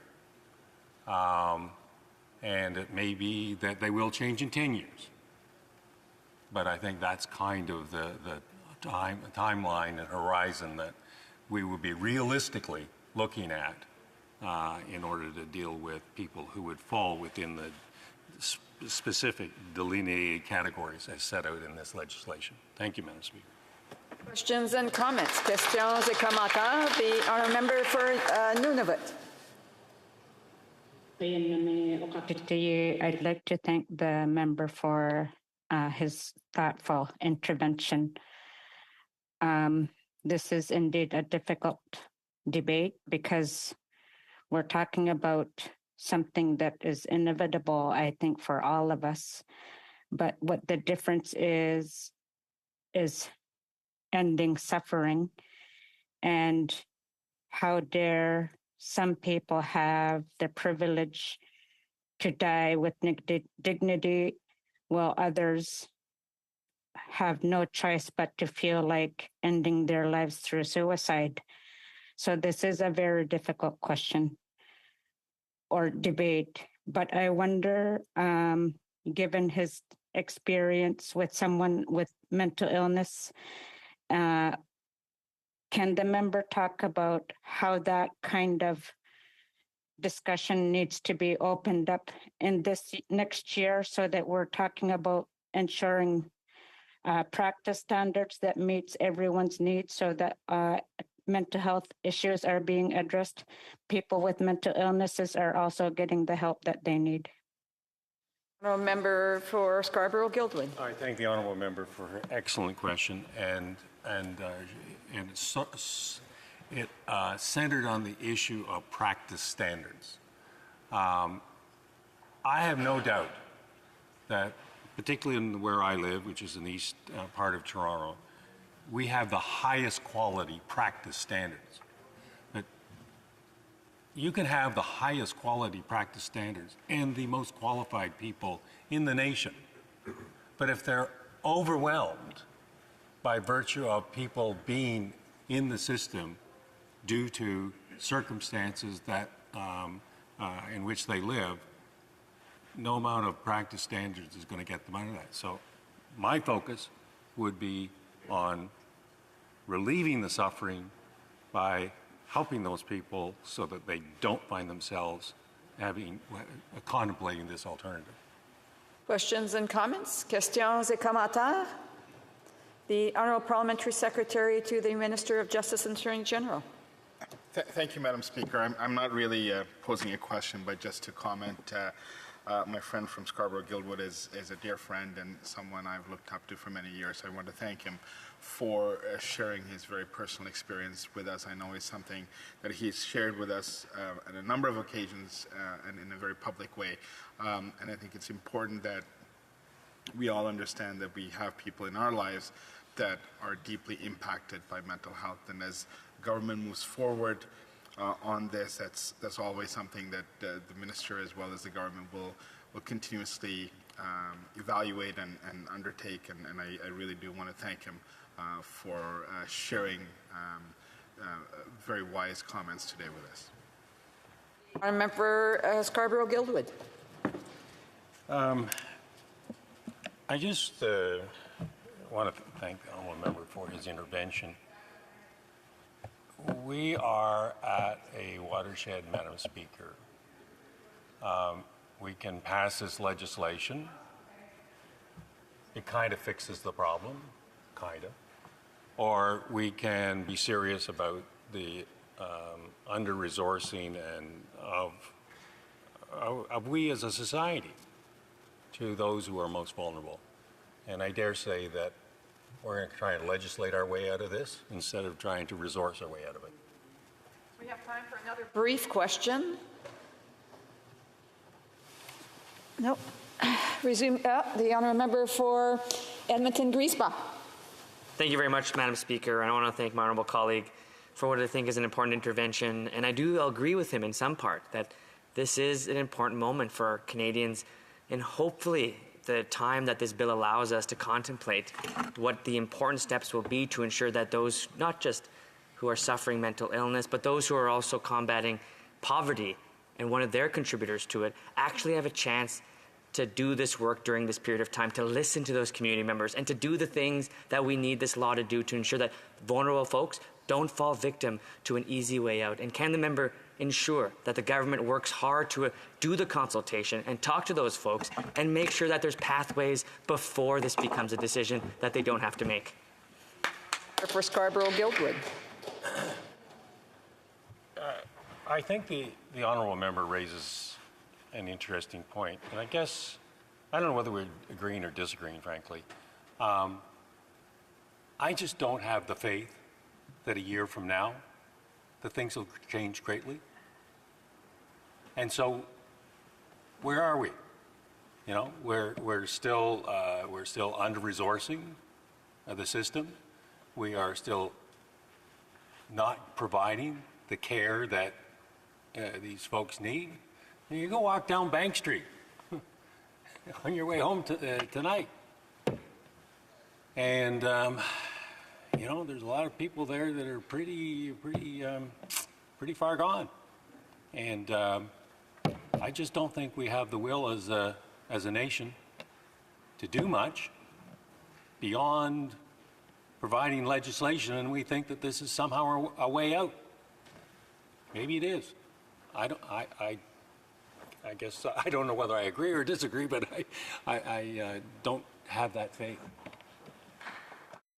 Resuming debate. Resuming debate. The Honourable Member for Saskatoon University. Thank you, Madam Speaker, and a big thank you to the member from Scarborough-Guildwood. That is been a powerful speech, and it gives me great hope. And we probably come at this at two different sides, maybe our different parts of our lives, but I can tell that you're a good dad and a good person. And of the people watching at home or watching this clip on Facebook later on or what have you, even the interventions for my colleague from the NDP gives me great hope that this isn't finished. This isn't done. We have an opportunity here because there are good people in all parties. And I think this year opportunity gives us hopefully some time to reflect on what's important and hear stories like we just heard, that including mental health diseases and conditions in MAID is wrong. For all it shall not be in our society that people seeking help from depression could possibly be turned into a medical-assisted suicide. I believe this is the blessing of that we have 1 year to hopefully convince enough of my colleagues in all parties that we need to not just pause this, but scrap this idea that we could potentially solve one's mental health problems by providing suicide. And we talk about, well, why are we here? Why are we having so much troubles with mental health? And I think mental health and addictions, if you talk to different specialists, they go hand in hand. And I believe we're on a very dangerous course right now with the explosion of mental health issues and the acceptance of hard drugs in our country. We have an epidemic of overdoses happening right now. That's not medically assisted suicide. That's medical or drugs-assisted suicide that I think is not to say there's an analogy to it, but it's wrong. We shouldn't be allowing this in our society. We have to do more. We have to do more for mental health in Canada. And this is a serious subject, and I don't want to get partisan, but our healthcare system was garbage before the pandemic. It was underfunded, and it was on life support before the pandemic. We go through the pandemic, we put our population through so many pressure points that no doubt that we're going to have a spike in abuse of drugs and mental health issues. And the healthcare system before the pandemic was in life support. We kind of muddled our way through it, and here we are today.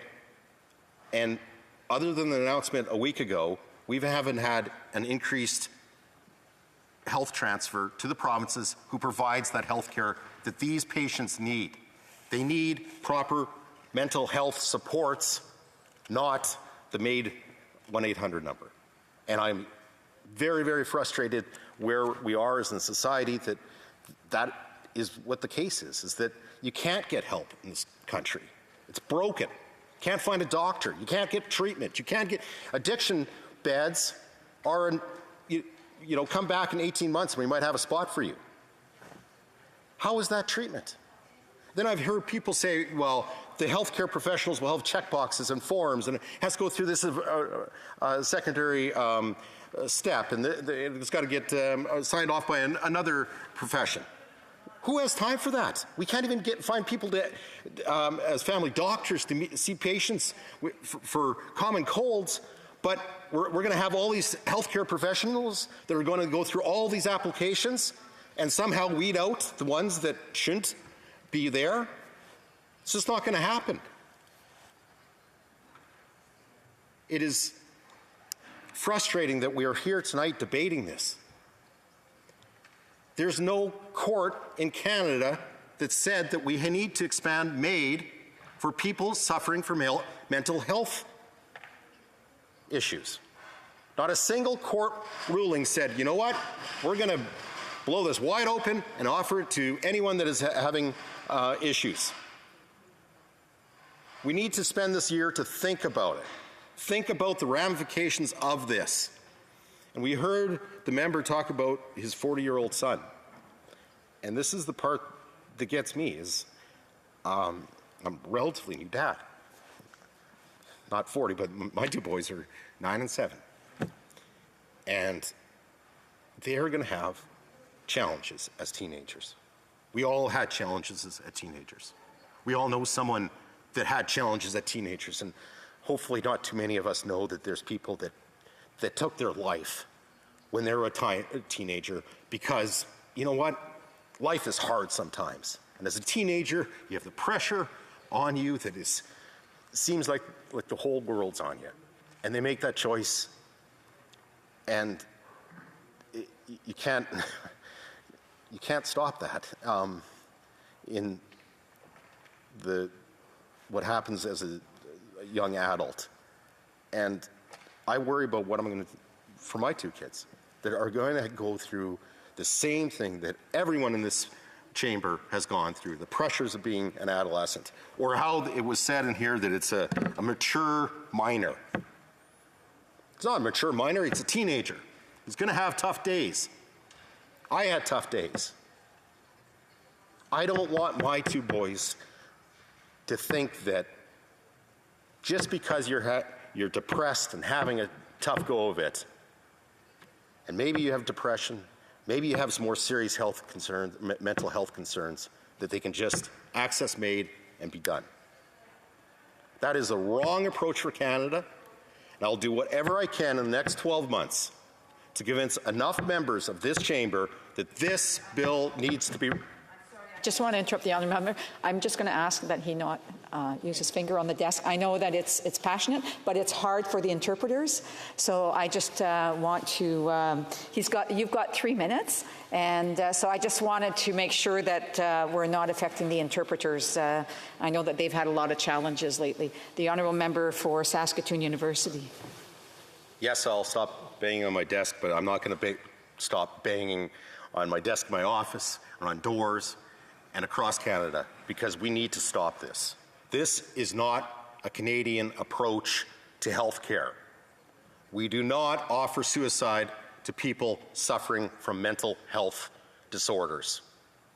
We have 12 months to get this right.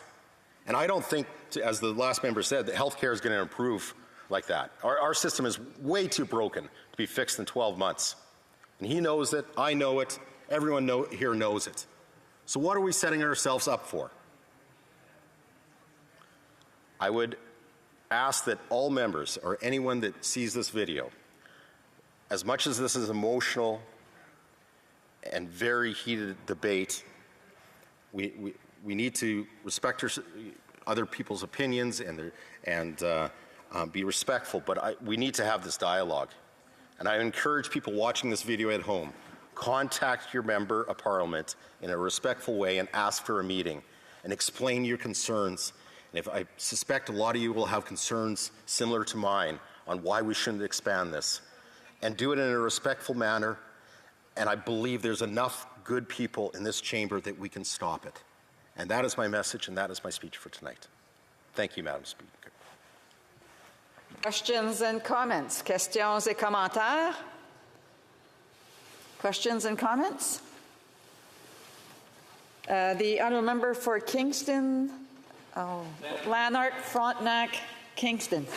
Right. The wrong order. I guess these things are done by size. Lanark's biggest, Frontenac's next biggest, part of my riding. Kingston's the third biggest, but they're all wonderful places. Madam Speaker, I wanted to say that we're talking about mental illness, mental distress, and just depression as being the sources of reasons why it may be permissible to ask for assistance in dying. And I look at this and I say, we've come a long way from a situation, our laws were based on some court rulings surrounding people who wanted to die because they were losing their ability to control their bodies. They had lost their abilities. They had ALS. They have no control over their body at all. They cannot actually go through the act of committing suicide, but they maintain razor-sharp consciousness and a strong will. Sue Rodriguez, for example. To go from that to somebody who is essentially having a failure of will, that's what depression is. An inability to formulate plans to carry on and say, well, there's an easy way out.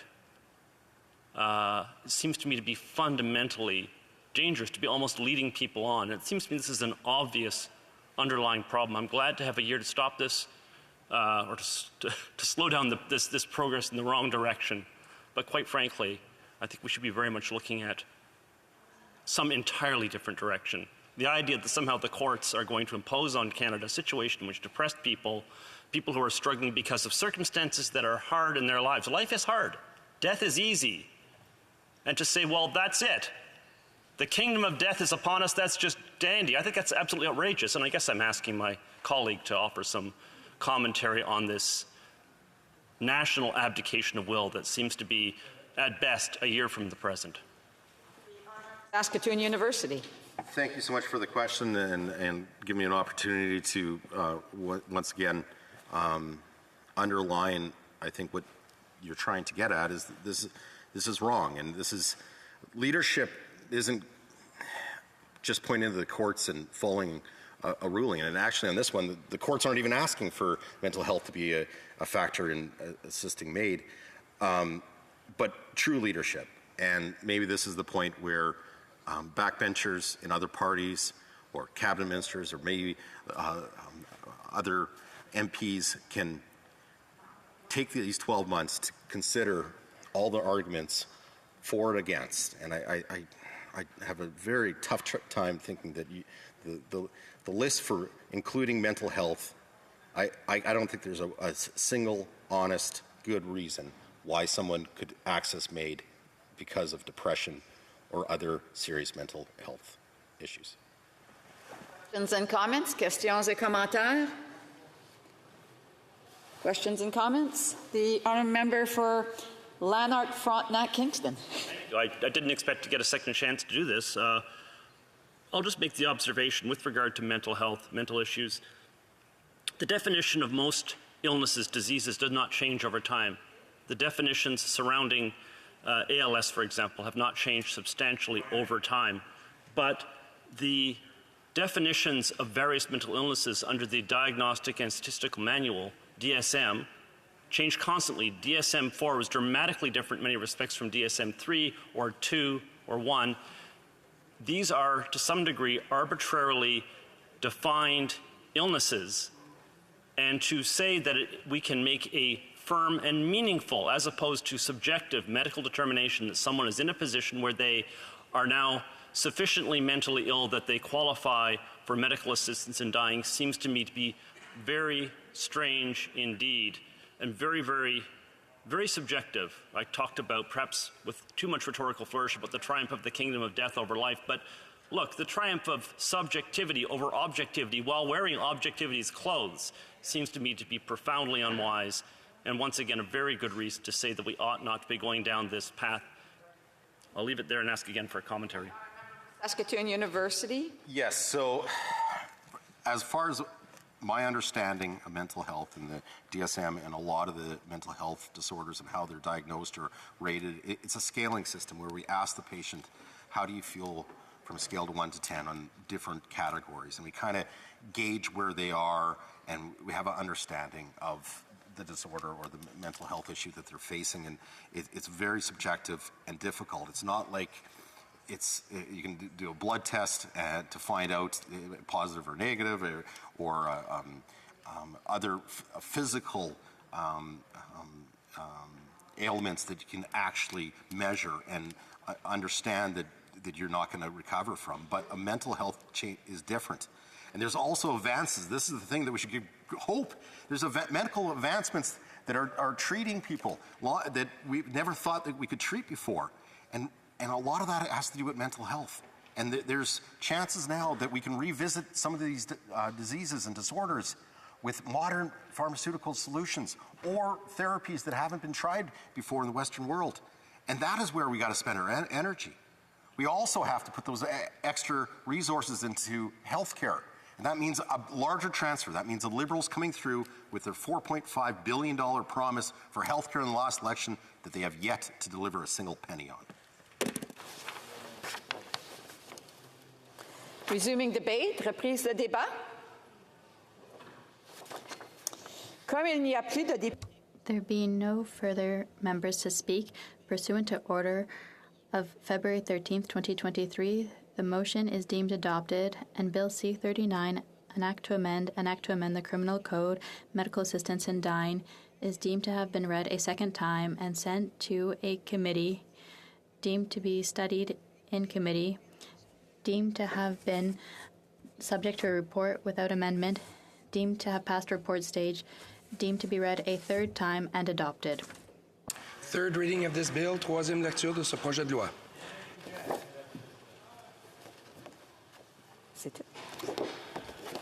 It being, comme il est 20h41. It being 8:41 p.m., the House adjourns until tomorrow at 10 a.m. pursuant to Standing Order 24-1.